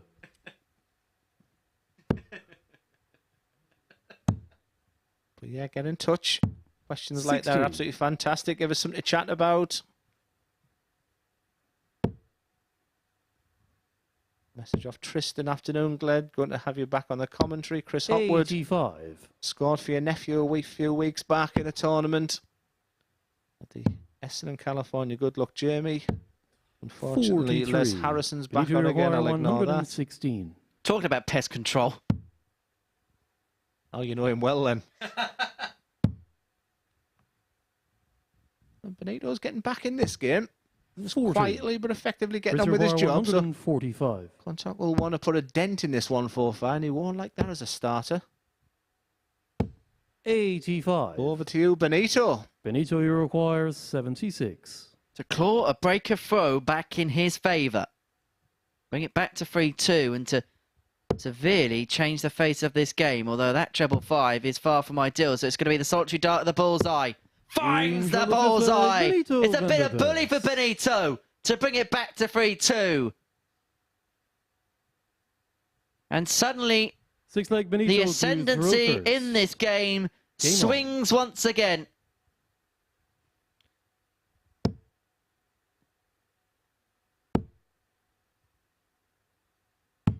$59. Nice question from Sean Bennett. Afternoon, Glenn. Am I barking up the wrong tree? But do you think MVG's thinking of winning his 150th title? Is that getting in the way? Well, I'll try and get that at the end of the beginning of the next game, rather than ruining this one. But I was with Michael in Sunderland at an exhibition 100 with MODUS last week, and I was asking him a couple of questions, which I'll give you the answers in the next match. Come on, Chris. 100. Forget about answers. Chris might be giving us the ultimate question, the ultimate leg, the ultimate moment, and the ultimate way to win a game of darts. 85. Chris require 141. Sprints to the hockey. And he's one of them types of players where you just fancy him to get something out of 57. Absolutely nowhere. But well done, Chris Quantock. This has been a good game. I really enjoyed this. And like you said, you didn't want to play for, lose for. And I just think we're beginning to see the best. Still averaging well over 90. Chris require 84. Just missed out on the 9 here. If you can execute this 84, and it's 2 darts at double 12. 72. Benito, you require 164. Just has a nervous look at what Benito wants. Benito will look at the 19s. So Chris Quantock, there's the sharp and take a breath. Exhale equals confidence. 48. Reduce that Chris, blood 12. going through your body. Stare the double 6 out. Great marker. Oof. 6. And there's the frustration. Benito, you require That's just 116. purely pressure of thinking, I want to get up and running in this competition. Any other circumstances you feel that goes. But Benito doesn't take the opportunity. 60. And so Quantock returns to get his first victory on the board. Double 3 is what he wants. And double 3 is what he finds to attain leg 4 and to conjure up his first victory of the day. Chris Quantock is off the board here at the Super Series. He picks up his first win of the competition, and the way that he's played so far today, deservedly so too. An 87.7 average, 4 out of 12 when it came to the doubles. A really efficient performance. 3 maximums placed in there as well.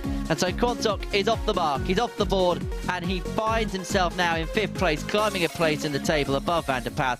But it is all about the 2 players at the summit of the table. And the victor of this one will find themselves in a very good position come the end of the day, as Andreas Harrysson takes on Darryl Pilgrim. It's the top 2 that go head-to-head after this short break.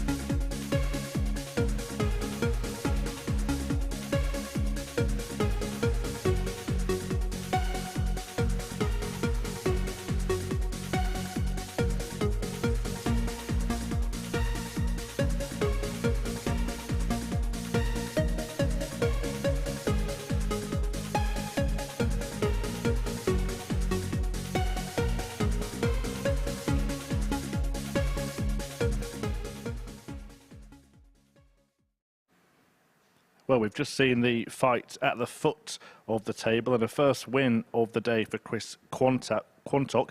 Now it is time to see the battle at the top of the group. Two players yet to lose any of their 3 matches so far, so it is time for the showdown at the summit. The top of the table tungsten tussle, the battle of the beards, described by Deacon and Durrant.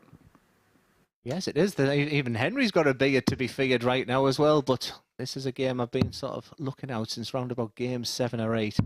Both unbeaten still, both definitely playing their better darts. I think there's more in the tank for Darryl Pilgrim. I've got to say his opening game of the day was beautiful. It's probably the nicest word I can say, and I think after that he's won ugly. His B game, his C game, which is a great feeling, whereas Andreas, the only thing with Andreas, he hasn't come out quickly out the traps. And I think if you go 1-0 down to someone like Darryl, he can then feed off that. So first leg, Andreas. If I was in Andreas, I would have maybe just slightly changed the way the practice routine. And we noticed he was sat in the back of the audience prior to his game, and that might be a thing that he does. But sit back, enjoy. 100. Who was going to be unbeaten after 4 games. And talking about beautiful facial hair, Danny McNamara's on stage as well. I think my ginger beard will have to come out tomorrow. I think I'm not going to have a shave. I'm glad Owen Binks ain't here, because you definitely won't be able to get a beautiful beard there. Maybe a couple of bits of bum fluff, but that's about it. Yes, I messaged Owen. See if he was. I say the house is very, very quiet without him. No Charlie, no Owen. What's going on, boys? The only good thing is at least you don't have to listen to Coldplay incessantly, non-stop, all week. 58. And also, the way Colchester played at the weekend, you wouldn't have heard enough of that either. Apparently, they're going up to League One next year. Hello, Owen. Yes, it was bad result for Hartlepool against Crawley. 85. It was all in that game ready to stay in the league. So it's not looking good for the Monkey Hangers. It's looking good for these two players today. 41. Andreas had 15-2 to win this group. There was just something about that. He's solid. And like I say, he hasn't come out the trap so far. He certainly has in this game. And maybe he was just sat in that back of that area, just getting his thoughts together for what is the biggest game of the day.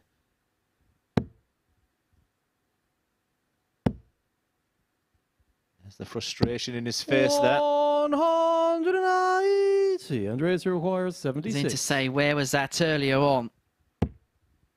Harrison's going to get a dart at tops to get this done in the par 5. Game shot of the first It is par 5 Harrysson. for the Swede. And he's finding his range immaculately so far today. Down to throw first. Game on. And all these 180s flying in from Pilgrim. It's typical, and I've got to have 2 180s in this final game, which means one thing. He's going to go down to 19s every time.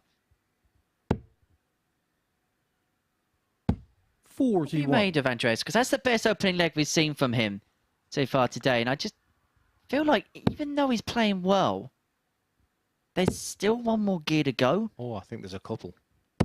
100. There's a couple of gears. I think he's a top-class performer. He's played on the highest level. You know, he's a top-notch player as Andreas, and I think the bookies got it wrong at 15-2. And I thought, you know, for a little outside bet, it was no surprise to see the guy in your picture as a pretty red-hot favourite. He's the class act, and as Henry alluded to, is arguably one of the top 8 players in the amateurs right now. 99. In the amateur game. Right, you know what I'm about to ask you now. If you could have a Champions League of amateur players, only 8 players in the world that played in a playoff tournament, you got the 8 best amateur players in the world right now, who would they be? Yeah, I mean, it's probably one of them ones where you could get some notes, but automatically I'm thinking Andy Bolton. I'm thinking John Henderson, Jelle Klassen. 58. I'm thinking you've got to add Matt Clark in it right now. I mean, he's not doing an awful lot wrong.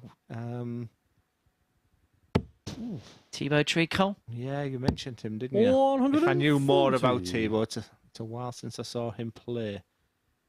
Statistically, of course, he'd be right up there.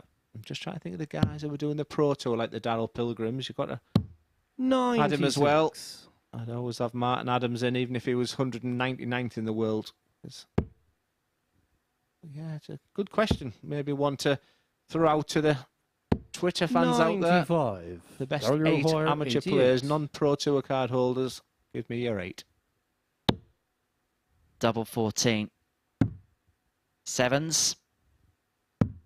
Which perhaps would have been 74. fitting today, hearing Andreas the sad 81. news this morning regarding Len Goodman.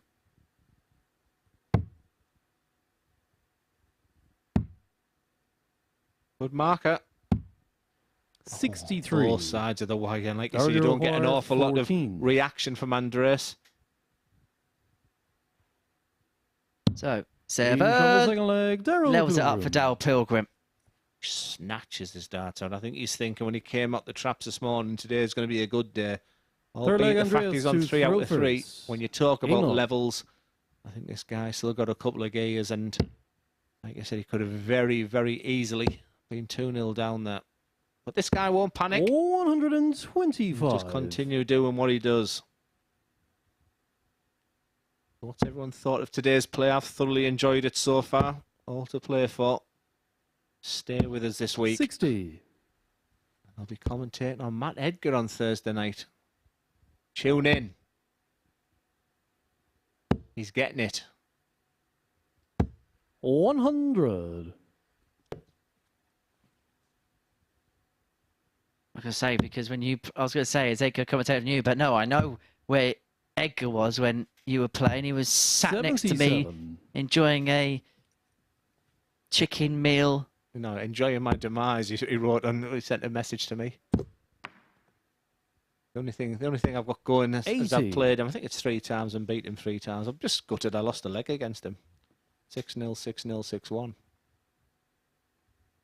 It's not true, but that's what's getting told on Thursday night. This guy's timing. 98. But it's Andreas who's got hold of the reins in this match so far. He just needs to stay where he is. And just underneath that treble 20 bed is 60. exactly where he wants to be. Frustrated there. And for Pilgrim, we may see the 19s come into the equation in these 3 darts. Not now. 55. Andreas Uruguay, Just 136. look at the power of when Danny releases the dart. Another one of them would be nice. The big 16. 96. Just look at the intensity. Reminds me of Gerwin Price is throwing a ferocious pace on the point of release. If he gets that timing right, Darryl looks really, really good. 95. Andreas Uruguay, 40. Well, by contrast, it's such an easy, smooth-looking throw for Andreas In from the Harrysson, third and leg, it Andreas worked to a Harrysson. treat. His 2 legs won in this game have been in 15 and 16. Par for the course standard. Standard stuff. Fourth leg, Darryl to He leads Throfers. 2-1. Game on. That's a Pilgrim now. He needs to find something from the fire. He's going to have to find a break at some point, but he doesn't want to come up dry here and open up the 100. door of opportunity for a break. Yeah, in my coaching masterclass this week, I'll be doing a little section on elbow, and I can't tell you, even begin to tell you the difference in throws between these two. And I might use this 85. match as an analogy of what I'm trying to get across. Follow-throughs are just totally and utterly different. Let me know if you need a dummy. 97.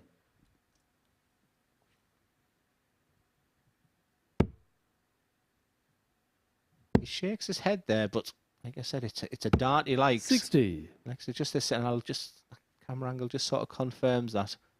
Whereas if Danny goes below the treble, it can probably realise he's then going to go down to the 19s. 98. Another lovely last dart, all to play for in this game. Seems to be going with throw at the moment.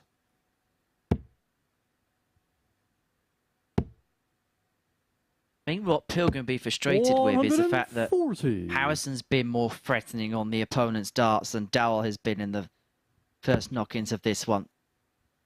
Yeah, for me, it feels like 4-3 all over. 132. He's got for treble 18 there to leave. Double 16, and for Andreas, a 140 would be nice. 60. Looks like it's going with throw Darryl again. requires 74. This could go down to the wire. Double 16. 2 8s. It's found, and once again, it's another holder throw. It's another solid leg 1 in 15. The standard has been good in this one. It's a best of 3 to see who's going to take full command of this table. And it's Harrysson with the darts in 2 of those 3. Remember, every leg has gone with throw thus far. 60. Forget averages, forget anything in this game. It's just purely about the 2 points. I always say, if you forget averages and just play the game, if you play well, the averages will look after themselves. And most of the time, it's a link to the checkout averages with these guys. There's not an awful lot of difference. They're all big scorers, these 6 players today. Who can finish the best? Very upright. 140. He uses that height well.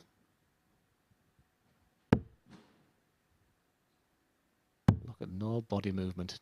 Lovely action. Silky smooth. 134. And points really suit him. A longer point. How long will that take for a player to work on? 41. Length of point, what kind of barrel would suit you the best? How long can that process be for certain players? Sometimes people, I believe, until Peter Wright came along, sort of just messed about with the darts too much. And if you've just got to remember the fundamentals, if your throw is more important. And like I said, it's just getting the throw correct. And I think people feel if I go and buy a new barrel, if I go and buy some longer points, I'll be a good player. So I don't think that really answers your question. And what I'm saying is, it's just the word feel for me. You know, if you just put something into your darts like a longer point and see how they sit. 90. I always think that Matt Edgar did a fascinating piece on his Edgar TV about the length of points and stems. But for me, work on your throw, work on the fundamentals of the game. And that's why he's the Iceland Masters champion. 98. 98 for Pilgrim to find the break of throw. It's going to be 2 down at double 19. Huge passage of play. Huge start for Pilgrim. And potentially a huge break of throw. He's 3-2 up. Has the darts to get the better of Andreas Harrysson. How crucial a passage of play that might be with his Swedish opponent. Looks set fair to have 2 darts at tops to go 3-2 up himself. Yeah, how a moment can change the game. That 98 finish and then a 140. We've talked about this game going all the way. And then just 30 seconds of magic from Pilgrim. And for me now, we're looking at one winner. 100. And what I loved the most there was his reaction. He just turned, he growled. As you know, it's silence in there today, as you know, until Saturday night. But internally there, he was just getting motivated, self-motivation. 60. And you can see the frustration with that one. But this guy, he doesn't care. He just continue doing what he does. Darryl Pilgrim may be portraying the Michael Phelps analogy. 26. Just labby away for the first couple of lengths, but then when you see the finishing line approach, you make a kick. And that is exactly what he's doing here. 100. 140, 60 ton, puts him in command of the leg with a throw. And that's what you want on your throw. We talked about this 15 darter, and he's doing exactly what he needs to do now. I always thought when I stood on 201, 140. I always thought I'd treble with my first 2 darts and then bring the bullseye into the third.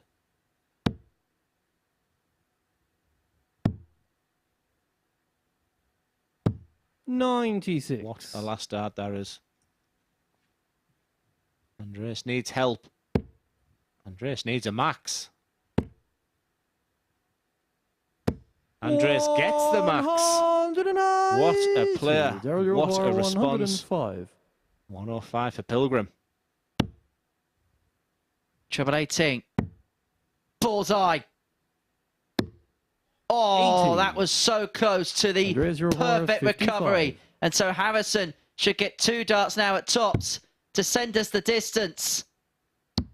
Game shot on the 6th leg. And we go all the way in this top of the table battle. Darryl Pilgrim's had a dart at the bullseye to win this match. That's come and gone. And so we go the distance. And this is, without any shadow of a doubt, the biggest leg of the day so far. Yeah, these two have been the best 2 players today. I think it was only right it went down to a last leg decider. And what a start from this guy. What a 180 there is. Quality of the highest degree. More gears and a chained bike. 60. Nothing at all wrong with them 3 darts, Darryl Pilgrim. That's just darts. Bent the wire, every single one of me through, every single one well. But Harrysson just continues. He's an impressive guy. He's an impressive player, isn't he? You know, when you're looking how to play darts, how to get to the next level, I see so many people beat themselves up when they hit one bad score. You couldn't tell now if Andreas was 3-3 or 3-0 down. 95. I think it's a fantastic attribute to have. But perhaps the first time today we're seeing a little bit of emotion from Darryl Pilgrim. And he'll love that. I think mindset and concentration. And he just sort of does a bit of a Matt Clark and just drills down until, you know, you submit. But right now, just a lot of credit goes to Andreas Harrysson. How about this for patch play? Last leg, 140, 180, 55 out. This leg, 180, ton, 140, leaves him on 81 after 9. And he is on for a potential 11-dart leg to win the match and turn the game around to some tune. What a kick towards the line that was by Andreas Harrysson. He made a major move towards the end of that one, and he beats Darryl Pilgrim by 4 legs to 3. And have a look at them stats. A 97.22 average, 2 maxes to his name, 4 out of 6 when it comes to the doubles, and an 81 checkout. It's very excitable stuff here at the Super Series. Coming up after the break, Chris Quantock up against Jamie Durrant.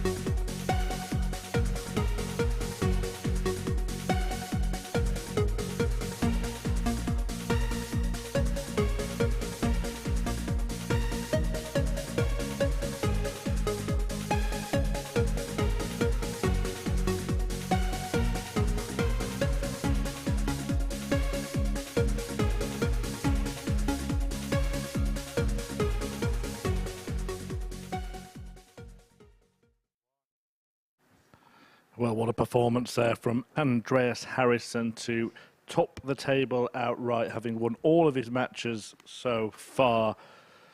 Darryl Pilgrim unbeaten until that point, but it is Harrysson who moves to the top on 8 points, 2 clear of Pilgrim, the man he's just beaten, and 2 clear of Jim McEwan. Is Pilgrim, the other 3 players, all with 1 win, and it could be a pivotal game this if either of the players in action now, Chris Quantock and Jamie Durrant, have ambitions still of topping the table, win, and they may still be in with a squeak. Speaking of which, back to Henry. I think good one, Chris. I can just confirm to everybody, after that wonderful conclusion there from my co-commentator, he is absolutely fine. And, you know, voices break. He just happens to be breaking in his 20s. So, yeah, but he's fine. He's okay, and he's looking forward to the next game. But that was a quality conclusion by Andreas Harrysson. That last leg and a half that you alluded to, the way he ended the 180-55, and then, you know, the way he finished that there, that was very, very impressive. 136. And both of these players want to win this one so they can be in with a squeak. Come tomorrow Wednesday. 140. I thought it was a great conclusion. So your voice breaks halfway through, it's not a problem. But both of these players will suit the pace of each other. They'll have played each other before. They're from the neck of the woods, but you can just see that the pace is suiting both. This will be 100. rapid, quick fire. And I'm just liking what I'm seeing with Chris Quantock right now. He could have easily fallen apart. The morning didn't really go as planned after the first 3 games. I think we've seen the best of Jamie in one of his games. The frustration was there with his opening 2. 135. But right now, the pair of them are absolutely flying. Tops for a 12. 87. Jamie Roy, 126. Look at the 19s bet on 126. Not the perfect marker. He has to move right across. He's been phenomenal on that treble 19 bet, but when he needed it, it just wasn't there. Chris Roy, 38. Split or hit? There's a wall in front, the double 19. And he just couldn't climb over it. Jamie 68. And if Jamie's had a weakness today, it's been round about this types of finish. He's going to get 1 dart or a double. It's at double 16. 36. Once again, that trend continues. That'll be frustrating for him. 2 8s. Game for 1-0. Quantock. And Quantock's off the board. And you got the sense after that last game against Benito Van De Pas. He's played well for the most part of the day, Chris Quantock, but was unlucky not to acquire the victory. He's going to pick up a lot of confidence from that one, and that's something that could move into this one, whereas Jamie is probably in the other direction following that 4-0 defeat to Jim McEwan last time out. Yeah, it's sort of good for me in a sense that, you know, the Northern lads who are here this week, I know they get such no surprise to me to see Chris Quantock switch that light on. He's a fantastic player. He's not an also-ran in this group. 41. You know, this morning he was a potential winner of the group. It just didn't start well for him. And like I said, if I was Jamie, I think I'd be going for a drink after each throw just to try and slow it down, because I believe Chris is at his best when the pace is flying. But 2 beautiful plays to look at. Just 90 seconds that first leg. It's, you know, you can sit and watch fast plays all day, I guess. How easy is it to be drawn into the pace of a player like Quantock? Yeah, very easy, and I think a little bit of experience. You know, and I think I won a lot of games because I was methodical. 83. And them treble 19s, but don't shake your head, Jamie. Don't give your opponent. Now you can shake your head. Don't do it in front of the dartboard. Grit your teeth. 78. Get above that treble 20 and start the process again. Perfect. 100. Lovely 3 darts, but he's wanting more. Instead of seeing the positives from a fabulous setup. You know, 80 now takes control of this leg. 95. Jamie Roy, 80. So once again, keep it straight. Sit above it. Well, we see more slippers in this game than Phil Bars's wardrobe. 40. Chris Roy, 95. 2 double 19s. A big 17. 57 left.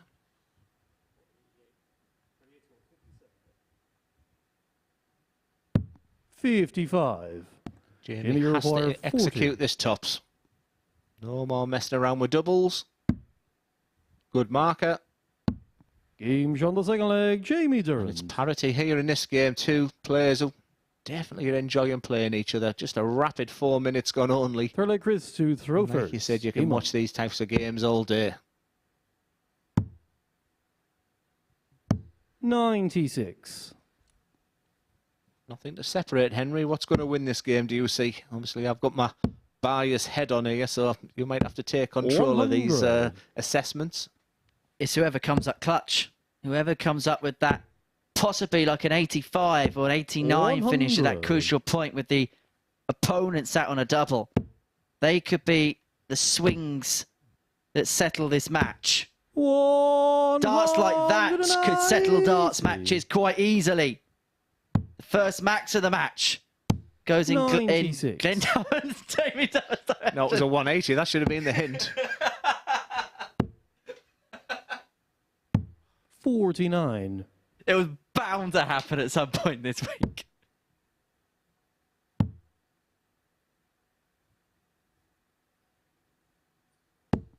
$59. Ton minimum here. Now I'd go 12 here. 132. Chris, you require 150. Even though I was a double 16 man, I wouldn't give myself any opportunities there to bounce out. But Jamie does like the tops. 90. Jamie, you require 40. And again, I'd say to him, go big first. Game's on the third leg. Jamie Durrant. They will drop in like that because what you can't take, what you have to take into consideration is, I remember a game that Gary Anderson in the semi-final of the Premier League. Jamie to throw Honestly, first. Henry, I got up there and I could not feel my legs. It's the only game I'd say my bottle went. There was no crowd there, and I understood the importance of it. 60. So I just went back to just being in my bedroom, just relentlessly 20, 20, and turn a 60 into 100, 100 into a 140, a 140 into 180. And that was my understanding there, because you've just got to give that dart the chance to fly, and that's the area of the board I don't like Jamie being in. But underneath the treble 20 is not where he wants to be. And people ask, what is defensive and attacking darts in the sport? Well, that was an attacking dart from Jamie at tops because he went full-blooded for it. A defensive dart is when you may leave just a slight tad in the throw. You just leave a little bit wanting in the arm or the shoulder when you release it. But they're the ones that can go in. They can dip in last minute. You've got to listen to your body. Lovely dart. 140. You'll be enjoying the camera angles that we're providing here at the MODUS Super Series. That's what the player is seeing. 100. Jamie, you see the direction of the way the darts are going in as Jamie looks at 142. You may look at the bull or treble 18, but he's been so prolific on that treble 19. But he didn't know what he wanted at that point there. 102. Chris, your 108. Big moment for Chris Quantock. Needs a treble. Wonder why he stopped there, because it looked the perfect angle, didn't it, Henry? To just 54. Floating after that. Jamie require 40. And he's hit this already, is Jamie. Double 10, big dart incoming. 30. And these may be the moments that change this game. 54. Quantock back on 54. Should get two at tops. Will get two at tops. And he won't make any mistake. He gets the break back. Two apiece. A best of three to see who moves on to 4 points in this group. First. Game on.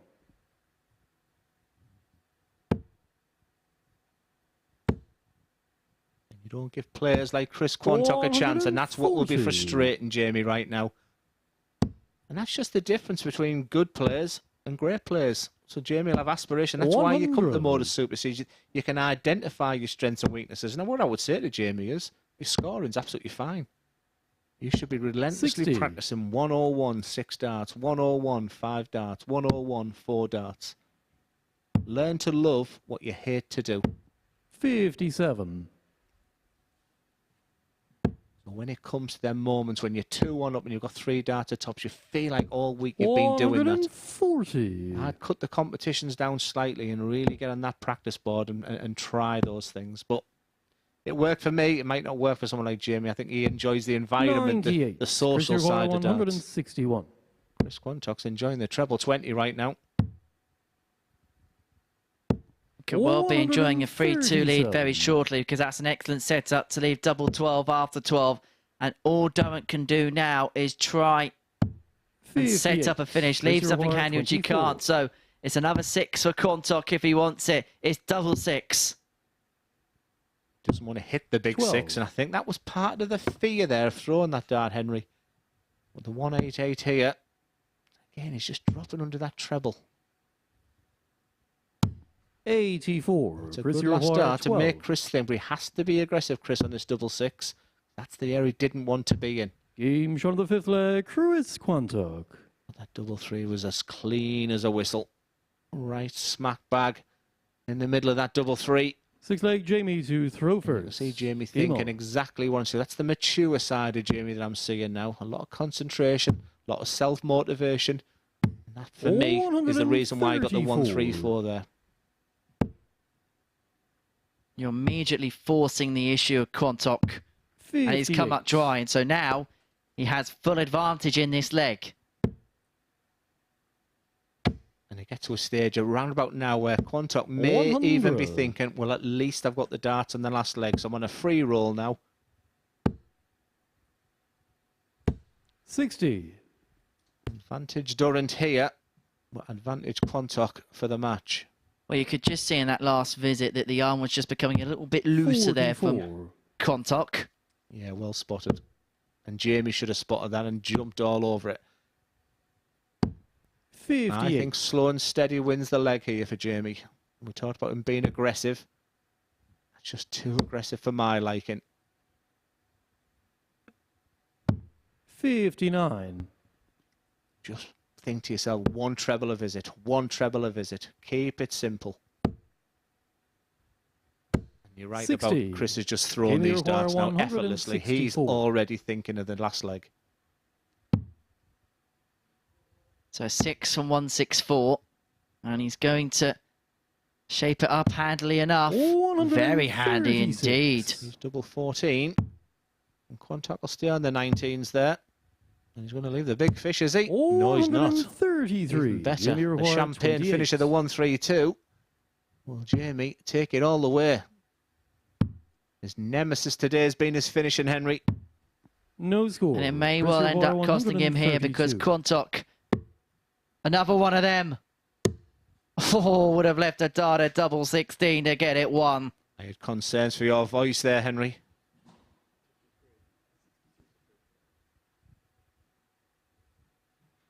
It's now or never for Jamie Durrant. 126. Jamie Iroquois, This has 28. to go because double three has been lovely for Chris Quantock. Widens the bed.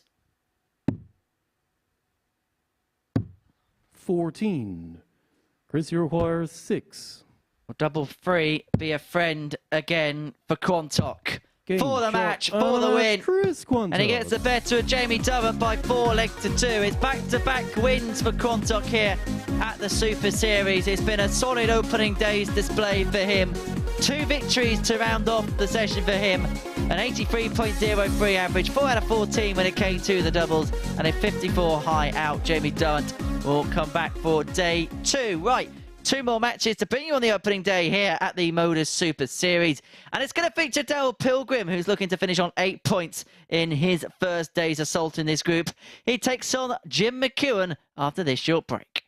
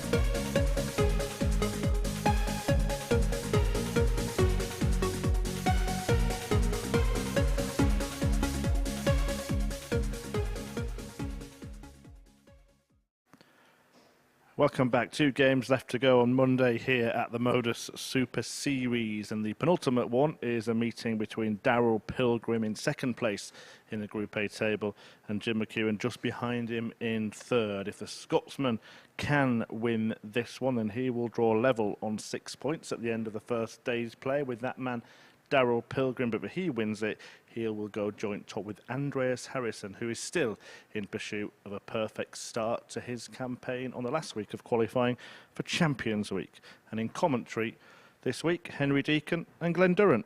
Yeah, thank you so much, Chris. And we've been waxing lyrical today about Darryl Pilgrim, but just speaking to Henry off air there, if Jim can win this game, you know, Darryl could finish in possibly third place, and you know, all of a sudden Andreas has a chance to sort of go 4 points clear. So as good of a start it was for Pilgrim, you just feel he has to put this game to bed, and it's a tough opponent when you're playing Jim McEwan, when you're looking and searching for them first 2 leg, points. Darryl Because to throw first. Darryl, for me, is at his best Game when he's on. free-flowing. This is an interesting game. Someone tipped Andreas Harrysson at 15-2. He does his tips. This is one I saw. 140. Oh, why did you get a 180 there, Darryl? Yeah, so my first one won, and I've got now Pilgrim to hit 2 180s in this match. He's been fluent with 180s, so we all know 58. what happens next. But no, in all seriousness, please gamble responsibly. 18 plus, begambleaware.org. This is a fascinating game for me. Clash of styles. But there's just something I'm seeing in them 6 stats, and I don't mean the 140s, but it just looks like he's got his business head on again. I think it was getting a little bit too easy for him today. He came out immaculately, then won a couple of games where he was nowhere near his best. I think Andreas Harrysson was a wake-up call, but I'm liking what I'm seeing with M6. I think it's back to business for the man in your picture. 85. Business-like first leg, leaving a finish after 9 on the 136. Just what we come to expect of Darryl Pilgrim. That's the high ceiling that he has. Yeah, and we've said lots and lots of nice things today, so it's time. 59. I'm happy giving Don't out require praise to players, 136. but I'll give criticism where I think it's constructive. And I just think Darryl he has to have this concentration level he's got right now. 96. Every single time he throws 3 darts. Hard to do, but that's what you've got to do. Talent's 50%. It's the work ethic, the concentration, the mindset, the consistency, which makes the all-round dart player. This boy's got it. 40. This boy's got it, but he has to knuckle down and concentrate every dart. Game That shot on the was first leg, Darryl Pilgrim. super impressive darts. A 13 dart to start, and well, he was pated above Second McEwan leg, in the to throw first. opening leg of Game that on. one. I say a big game in terms of the jostling of the table at the end of the first day. This is a bit more like it for McEwan. Slow out the blocks in the opening leg. 140 to start in this one. Appreciate every message we've received today on Twitter. So another couple of good more questions here. 60. I'm going to grow a beard like Andreas and hope it gives me the magical darting ability. What a player. Calm and calculated, and what a beard. Elaine Kearns. I'll come to Elaine's. Lee. Rapid? Sorry, Lee. 135. When will we see you grace the stage at the Super Series? Well, I'm hoping to come back in for the seniors in September.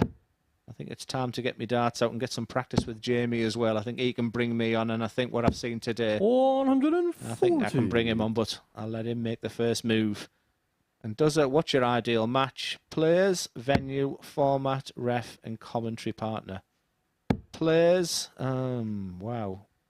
Well, Phil Taylor plus 123. Bristol, MVG. One of them. Venue, Lakeside or Blackpool. Format, match play. Ref. 140. Jimmy Require 103. Well, I'll let you answer that at the beginning of the next leg, because McEwan here, 103 to level this game back up, because you've got a lot of options to pick from there. Well, Darryl Pilgrim, well, he only has a couple of options on how to take out the 161. 47. One way he has to take it out is by Darryl being Require word perfect. 161. I've got me ref.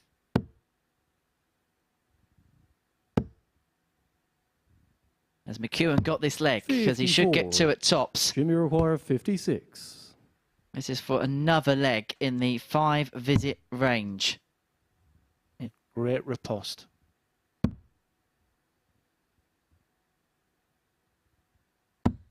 $16. Is that a big moment? Darryl These are the sorts of 107. finishes that can change games. Swing it on a pinhead.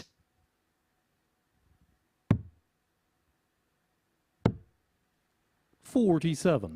Jimmy require 40. Tots and McEwan.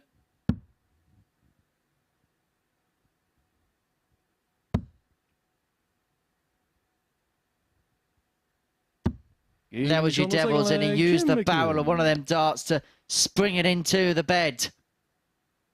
Yeah, another good contest there. I think Pilgrim's dominated the majority of this. Game on. Frustrated, it's 1-1. But you know the referee, I'm going to go little Richard Ashdown.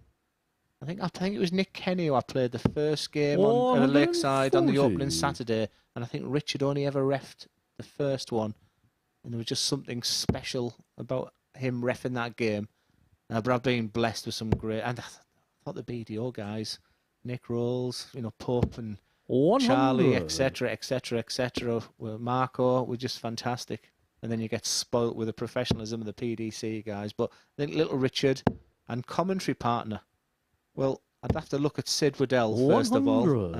If we're looking at sort of the fantasy ones, I think he was my idol sort of listening there. But yeah, I think that would probably get it. Sid Waddell or Chris Murphy. 140. I heard the tenors on its way down from the balcony. To be fair, if you get a tenor out of him, that's like drawing blood. No. So come on now, you. Right. Players. 100. Well, this is assuming these are players I can beat, isn't it? No. Oh, fantasy all time. Fantasy all time. Players, venue, format, referee, and commentator. There's Jim McEwan. Just sliding that treble one. That could be the difference, but that will... 83. You'll like that last start because that treble 20 was just right in the corner. Just gives him an outside chance. But for Darryl with his darts, 161 and 6 darts. So 1 treble. He should use the 25 at this point. 65. And he does that to leave a 2-dart combination. But Jim McEwan from really not in this leg. 96 is far from a gimme. He can set this up nicely, which Jim McEwan does. There's just that little bit of elbow that's crept into his bad dart. 84. I think it just them 3 darts alone is Jim's perfect dart, and the dart he doesn't enjoy. And Darryl, treble 17, what a dart that is for tops. 56. Jimmy require 94. Fancy this.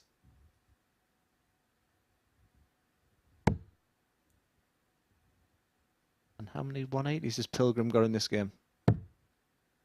What a dart. 74. And they could be the moments that swing and hinge this game.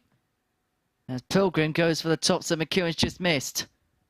But he goes inside.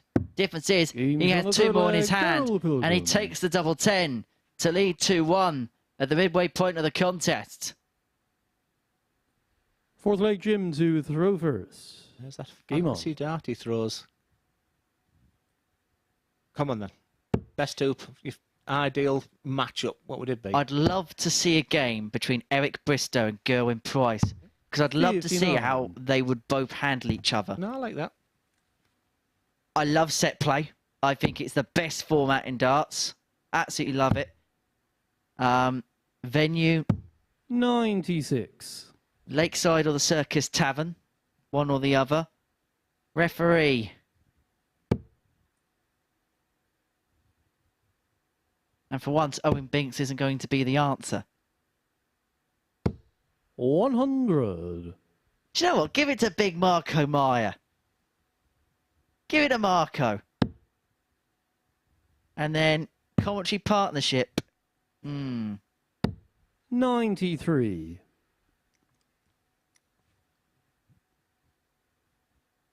As you said, Sid, I'm going to go with the other 2 of that partnership, Dave Lanning and John Gwynn. I'm glad you have. Yeah, John Gwynn.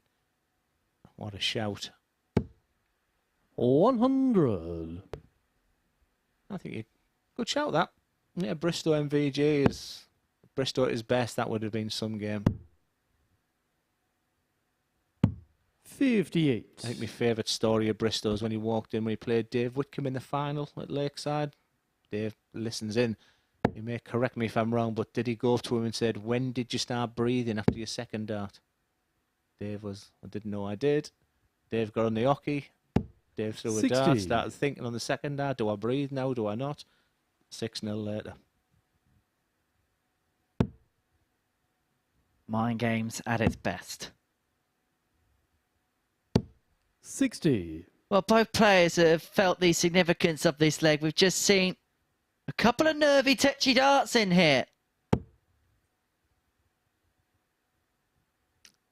What do you think your assessment is of the 6 players then today? How will they be feeling right now going into moving day Tuesday? McEwan, I think, will 52. feel he should have got more out of his day. And I think Quantock will feel the same as well. Both of them will feel like they should have gained out more. I think Benito today was just about seeing where the land lies for him. As for Jamie, I think he'll be a little bit 64. disappointed Junior after Bar the start he 130. made. I know he lost that game to Andreas Harrysson, but he played well. He'll stay there. For double 5. Concentration levels, that would have been a lovely finish just because he did everything right there. A lovely 3 darts. Well, Pilgrim, that's not the perfect marker for him. He just couldn't squeeze it through there, so 90. But that's a setup there to figure this double 5 10. now. So once again, do you be aggressive on the first dart? Do you lay a marker up? That's the problem when you're uber aggressive, but it's double 1 he fancies. That's right in the middle of that job done. Game shot of the 4th a leg, finish. Jim McEwan. Simple, effective, and efficient. Jim McEwan. The smallest double numerically on the Fifth leg board may down well to be the throw biggest one first. for Jim Game McEwan on. in this match.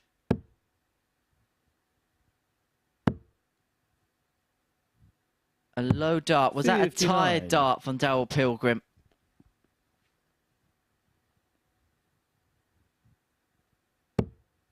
EFL Player of the Season. Tubarak bomb. Tubarak bomb. To be honest, I'm surprised we've actually gone this 100. far without mentioning Middlesbrough. The mighty Boa playing Luton tonight. Yeah, do I go? Do I not go? I mean, you know, I do like my Monday night, the MODUS Super Series. 123. You know, the team sort of head down to the local quiz. I'm not going to stop that, but it's only an hour and a half away, Luton. Is that right? Well, that's what the map says. 100. Be great to go to Wembley in the playoffs. I mean, now we know we're in the playoffs. It would be great to go to Wembley. Although you wait till Paul Nicholson walks into this commentary box on Thursday after yesterday's result. Staggering, bizarre. Yeah, the neighbour in the house next door where I'm staying, clearly a Geordie fan. That's Chris Dovey sneaked up. Is that the most bizarre start to a football game you've sort of seen? 140. It's most certainly up there. 3 at 140 there from McEwan. There's actually nothing in this game of the fact that Darryl's got the darts, but what a setup. 133. What Junior a Bar setup. 161. This is typical McEwan, the 140.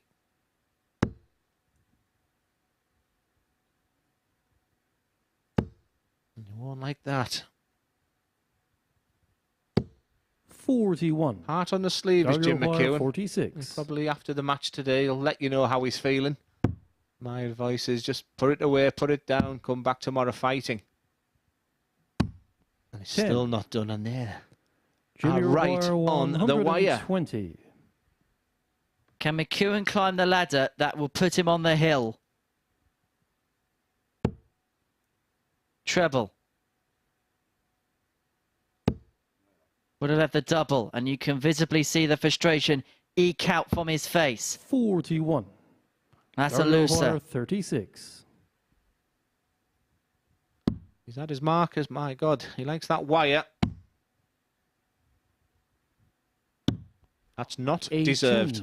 He deserved one of them to go in because Jimmy requires 79. 4 of them 5 darts were thrown absolutely beautifully. Dan will be thinking, what is going on right now? And Jim will be thinking, I can't believe I'm still in this leg. The straightest 20 of your life. And that's actually a good mark. He doesn't need to move. 59. Once again, you can hear the sigh before the dart Darryl even reached the dart. But when he 18. let go of that dart, his brain had already threw the dart. Game shot Right of fifth leg. bang in the Darryl middle. He Pilgrim. shakes his head, but inside he'll be absolutely delighted. Right at this point, it's just about the 2 points. And how big will the game between Sixth him leg, and Jim Andreas to tomorrow? Tropers. That'll be Game on. fairly early in tomorrow's proceedings. So just get yourself to 8 points, get yourself freshened up, and come back fighting tomorrow. Reminder that the league leader, Andreas Harrysson, will be 100. playing our final game of the session when he takes on Benito Van De Pas. That's actually going to be a bookending battle as far as the table is concerned. It will be top versus bottom. 58. How many times do we see the bottom beat the top, though? Yeah, I was hoping to see Dean Moss. He enjoyed his company last time. It's Andreas Harryson's manager. I noticed that there's a lady here with Andreas. 100.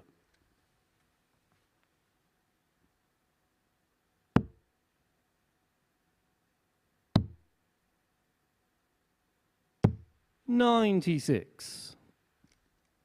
Treble 19's been peppered today, hasn't it?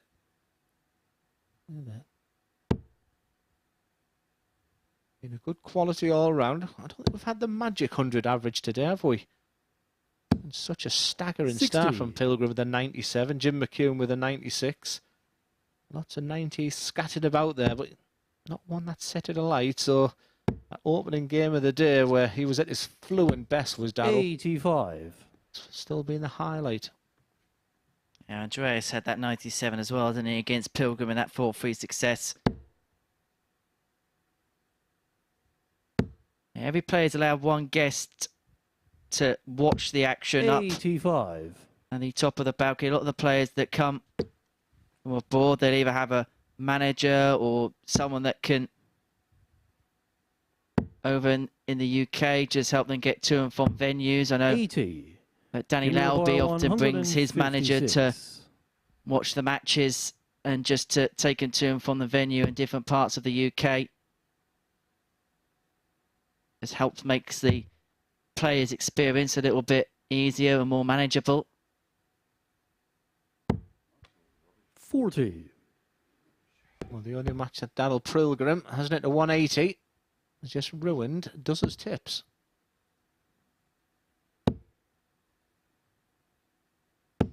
$140. Impressive Jimmy setup require again. 116. Yeah, and the 116 is a finish. Dart players love just the one treble needed. They just sit it above that. What a dart. And just when you begin to doubt Jim McEwan, 76. I really thought that was going to be plumb in the middle Darryl of the require tops. 42. But what a way for Darryl Pilgrim. He started like a train today in this opening game. He was sensational. And he finishes, he hopes, 26. with a double 6 there, but not this. When you Jimmy begin to write off require Jim McEwan, 40. when you talk about winning ugly, he always sticks in there. He's a proper match player type of player. And he's just hanging by the ankles here of Darryl. This double 10 can take it all the way. Game shot the sixth leg. Jim McEwan. And all the way we go. A huge leg of 501 incoming here. But Darryl Pilgrim, he can lay Seventh down the and final leg, marker Darryl for to Andreas Tropers. Harrysson on 8 points. A Game win on. in this leg for McEwan would put both of these players level in terms of the points category. But have a look at this for a start. 140. Some way to attack, some way to impose yourself on your opponent, because McEwan needs to go big now. Yeah, throwing first in a best of 7. It is important. But like I said, he's there. He is. Still biting at your ankles. 81. And that's to see the little flick of the shoulder there. Henry, I think that's the thing he's trying to eliminate from his game. Unfortunately, man's 1 in every 2 darts at the moment. If you could just be as silky smooth as this guy in your picture, 140. I'll be up there playing with these guys. Last leg, 140, 140. You're forcing McEwan. Well, he's got to hit a max here. There's absolutely no mistake about that. There nearly was no mistake. We haven't seen a maximum in this game. Pilgrim's had 9 scores of 140 or more.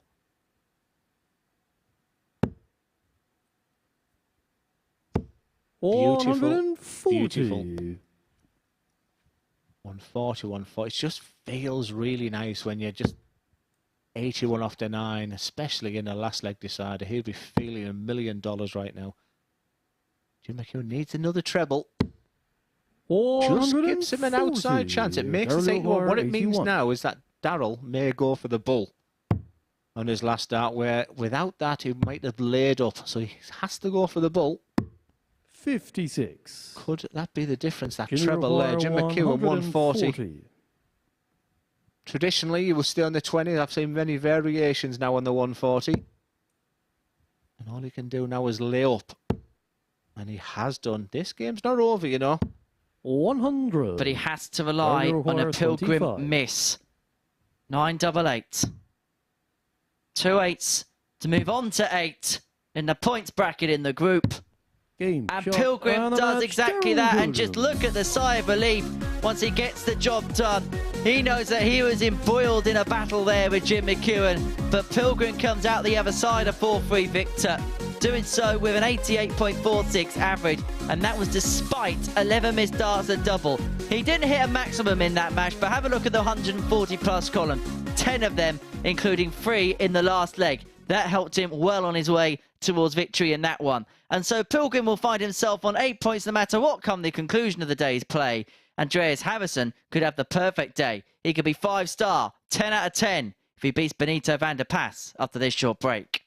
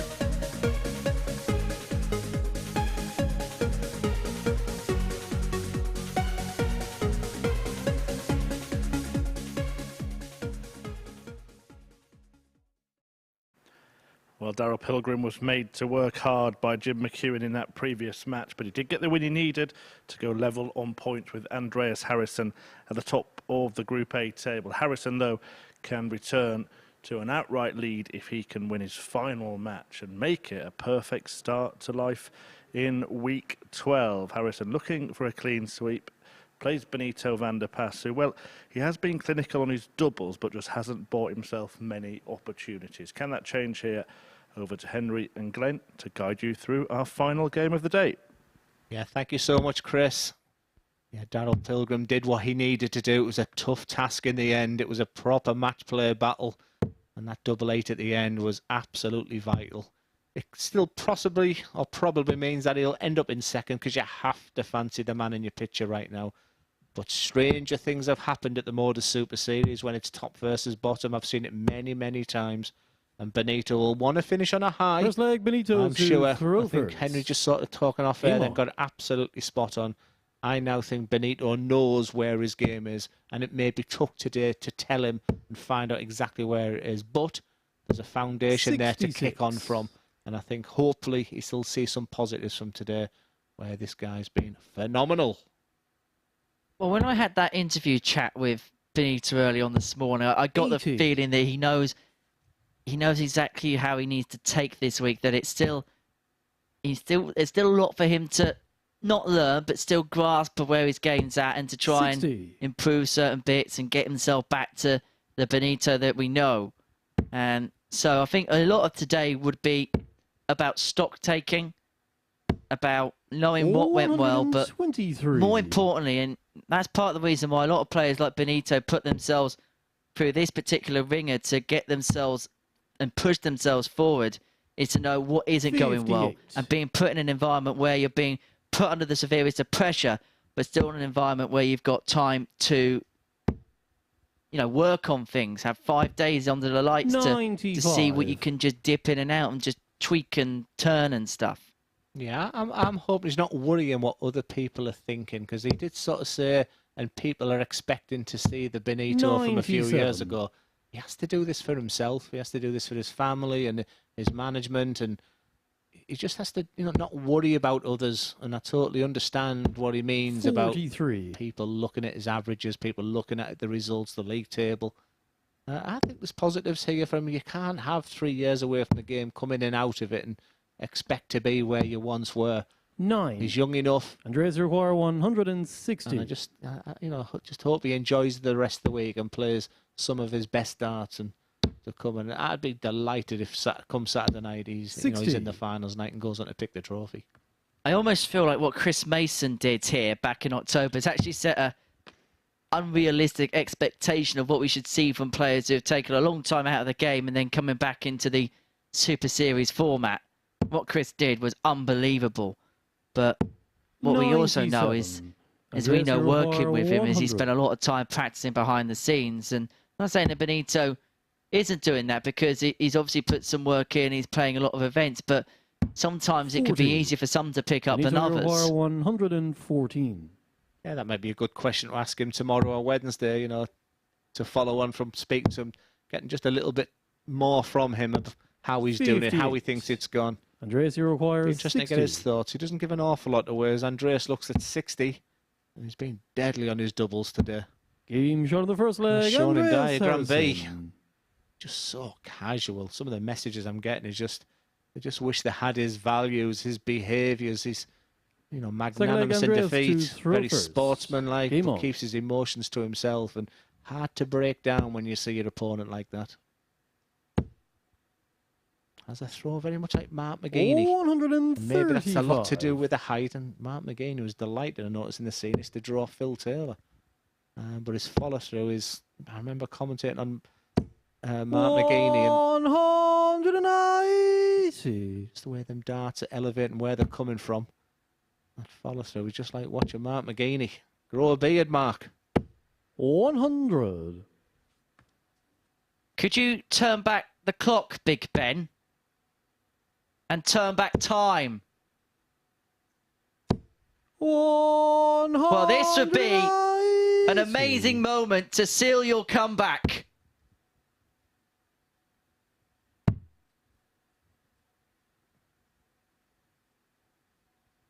Had some fabulous moments today. Chris Quantock, Jamie Durrant just coming up a little bit short. A little wry smile.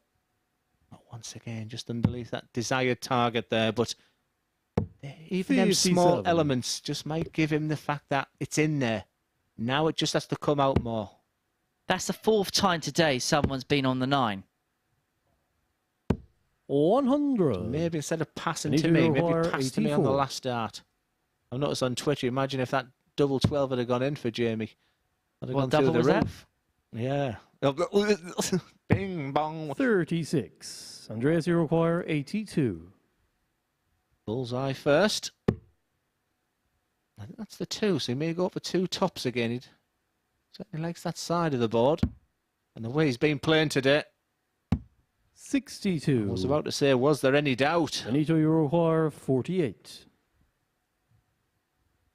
Well, Benito's doubling stats is exactly the same as Andreas Harrisson's today. However, Harrison, prior to this game, had 20 more darts at double. 38. I think both Jamie Andreas, you require and Benito 20. will walk away, get on the board tomorrow, practice those 2 dart combinations. It gets a bit difficult when you're up here, but that's a great marker. 10. Benito, you require 10. Danny McNamara, our referee, being immaculate today.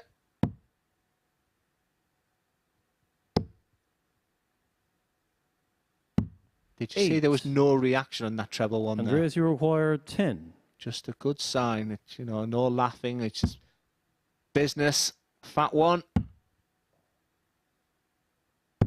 6. All a little scruffy. Is Benito, Andreas thinking 2. about 5 out of 5? Benito's thinking about one thing. Don't go inside. Game shot on the second leg. Benito And he Van De levels up Pas. at 1 apiece. We may be officially entering breakathlon territory now. It's just a Third leg, Benito messy to game. throw first. Game on. We had Lionel Messi on earlier, didn't we? Someone's just tuned in now. That sounds completely out of context. 80. Well, there's no more blue ticks on Twitter, so it could have been Messi. Oh no, they're back. To the big hitters. The blue tick is back. So I take it you've not got yours then. 45.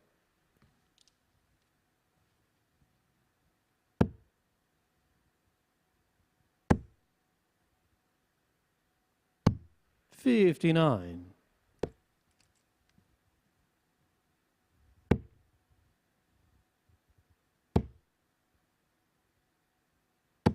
$100.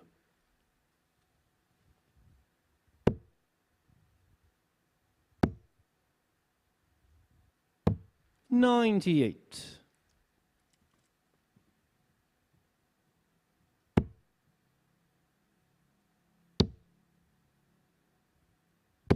$140. Nice. A dithering doubler here on, that wasn't easy to say, on Twitter. Great commentary on the MSS Darts today. Can you confirm how I get to join your Dart 44. Coach Masterclass? You mentioned junior commentary. Well, we'll check with the production team when we plan to go out with it, but what I want now is scenarios, problems that you're having 60. that maybe we can discuss on the Rocky that you're seeing right there. So thanks for your message. Just keep following MODUS Super Series. Any information will be there. 140. Andreas Iroquois 156. 2 treble 20s. Again, that's his perfect dart when he's not missing. He just sits there. It's just so regular. 140. Benito Iroquois 80. Stay straight. Treble is the bonus. If not, bang in 2 tops. 60.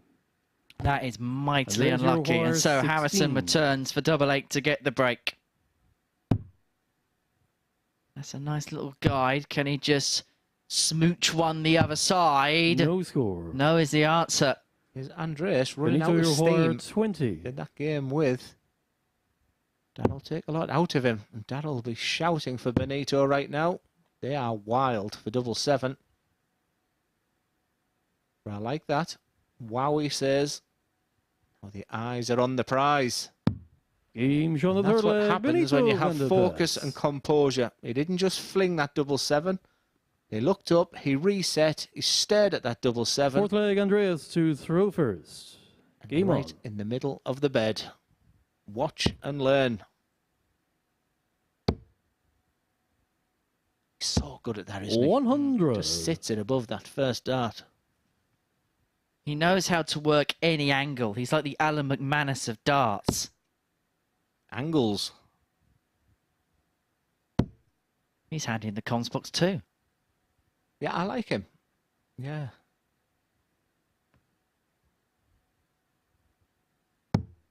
$139. it's been a strange crucible, hasn't it? 97. Gutted I'm not there. Really gutted. I mean, that's obviously in Germany when it started, and now here in Portsmouth all week. But I guess I could drive down on the Sunday. 25. I don't think the wife would be very happy. But yeah, it's been a strange one so far. Are you fancying Ronnie or? I said at the start, this could be a year someone from absolutely nowhere could go and win it. Well, if Luca Bracel wins, he barely has picked his cue up and been playing darts for the past month. So he's had 15 minutes practice. So Luca, if you fancy it, come and play at the Super Series next phase. I think him and Dimmy speak now. I think they've got quite. I think he absolutely loves that, which many of these snooker players do. Mark Williams is very handy with a dart in his hand. 100. And golf. I've been on the back of a hiding with him at golf.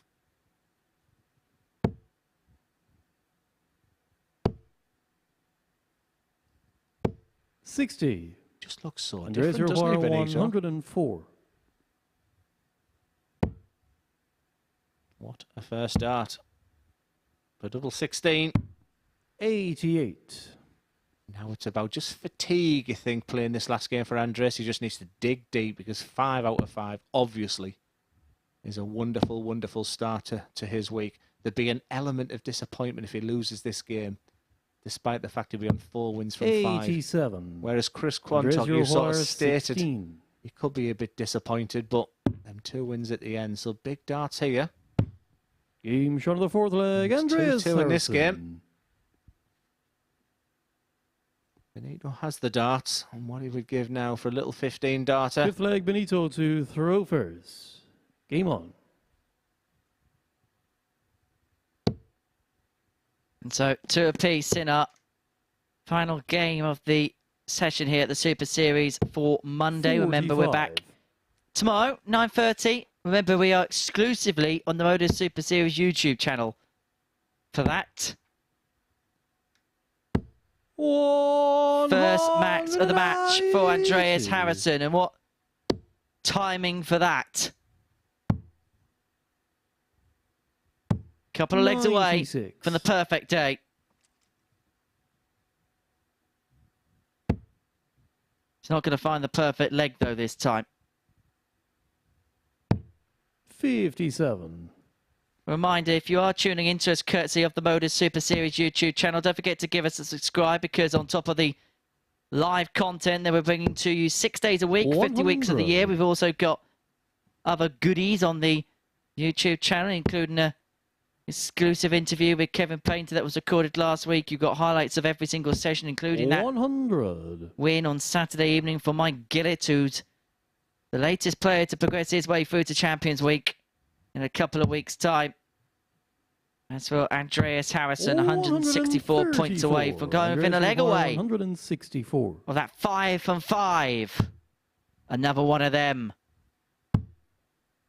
Oh, and you fancied him for another treble because of the way that first dart sat up. And so, Benito, you require 126. Benito Van De Pas, 126. 19's the start. Treble, but how much of that can he see? Well, judging by the fact he swayed one way then the other, there's not a lot he can find. As you could see with that second dart, it wasn't a bad attempt. And so Harrysson back for 72 to put himself back in front with a breaker throw. Excellent treble. Double 18. Game shot in the 5th In it leg. goes. Andreas Breaker throw. Harrysson. And Andreas Harrysson goes within a leg of completing the cards. 6th leg, Andreas Perfecting to Monday throw at the first. Super Series. Game on.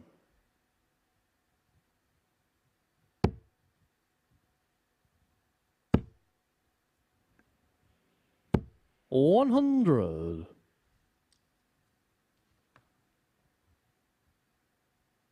If he's a winner, he takes it all, and he'll be the darting king on the first day at the Super Series. 119.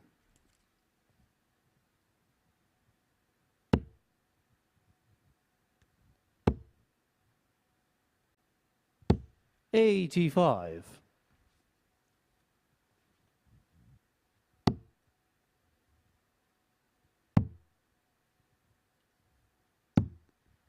79. As for Benito Van De Pas, is he seeing this game slip through his fingers?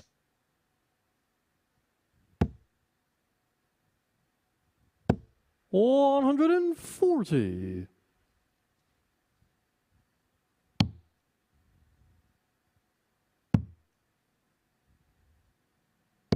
96. So, 6 darts for Andreas Harrysson from 176 to get this job done, to get this game won. 100. Tunnel do. These are on 76 after 12. This is some way to try and see if you're campaigning for the day. But have a look at this. From Van De Pas to pile the pressure on. A 171 to leave double 18 means this 76 has to go. And it's only going to be 1 dart in his hand. And it's going to be at tops. And it 38. goes the other side of the wire. Benito, you require 36. Double 18. That's a nice guide. 2 great guides. No score. And it's gone in the middle of them and bounced out. Andreas, you require 38. And that could be curtains for Benito.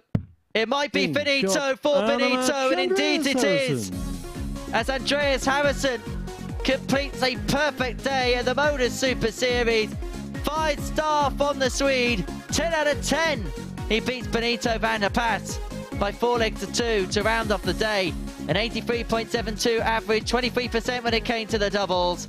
He gets the better of Benito Van De Pas, who his first day here at the Super Series, and he would have learned a lot from the experience. So, Andreas Harrysson, a 4-2 winner in that match. And so let's head up to the balcony to reflect, analyse and discuss what we've seen on the opening day's action at the Super Series. Glenn Durrant's made his way up there to chat to Chris Murphy. Thanks very much, Henry. Yeah, perfect day for Andreas Harrysson. He did sort of say at the start of the day he's the type of player who could do that. Some of his performances were steady, but some were spectacular. Last time I was here, for the majority of the week, he was the best player there. But on the Monday, he had a disastrous start, so he was always chasing.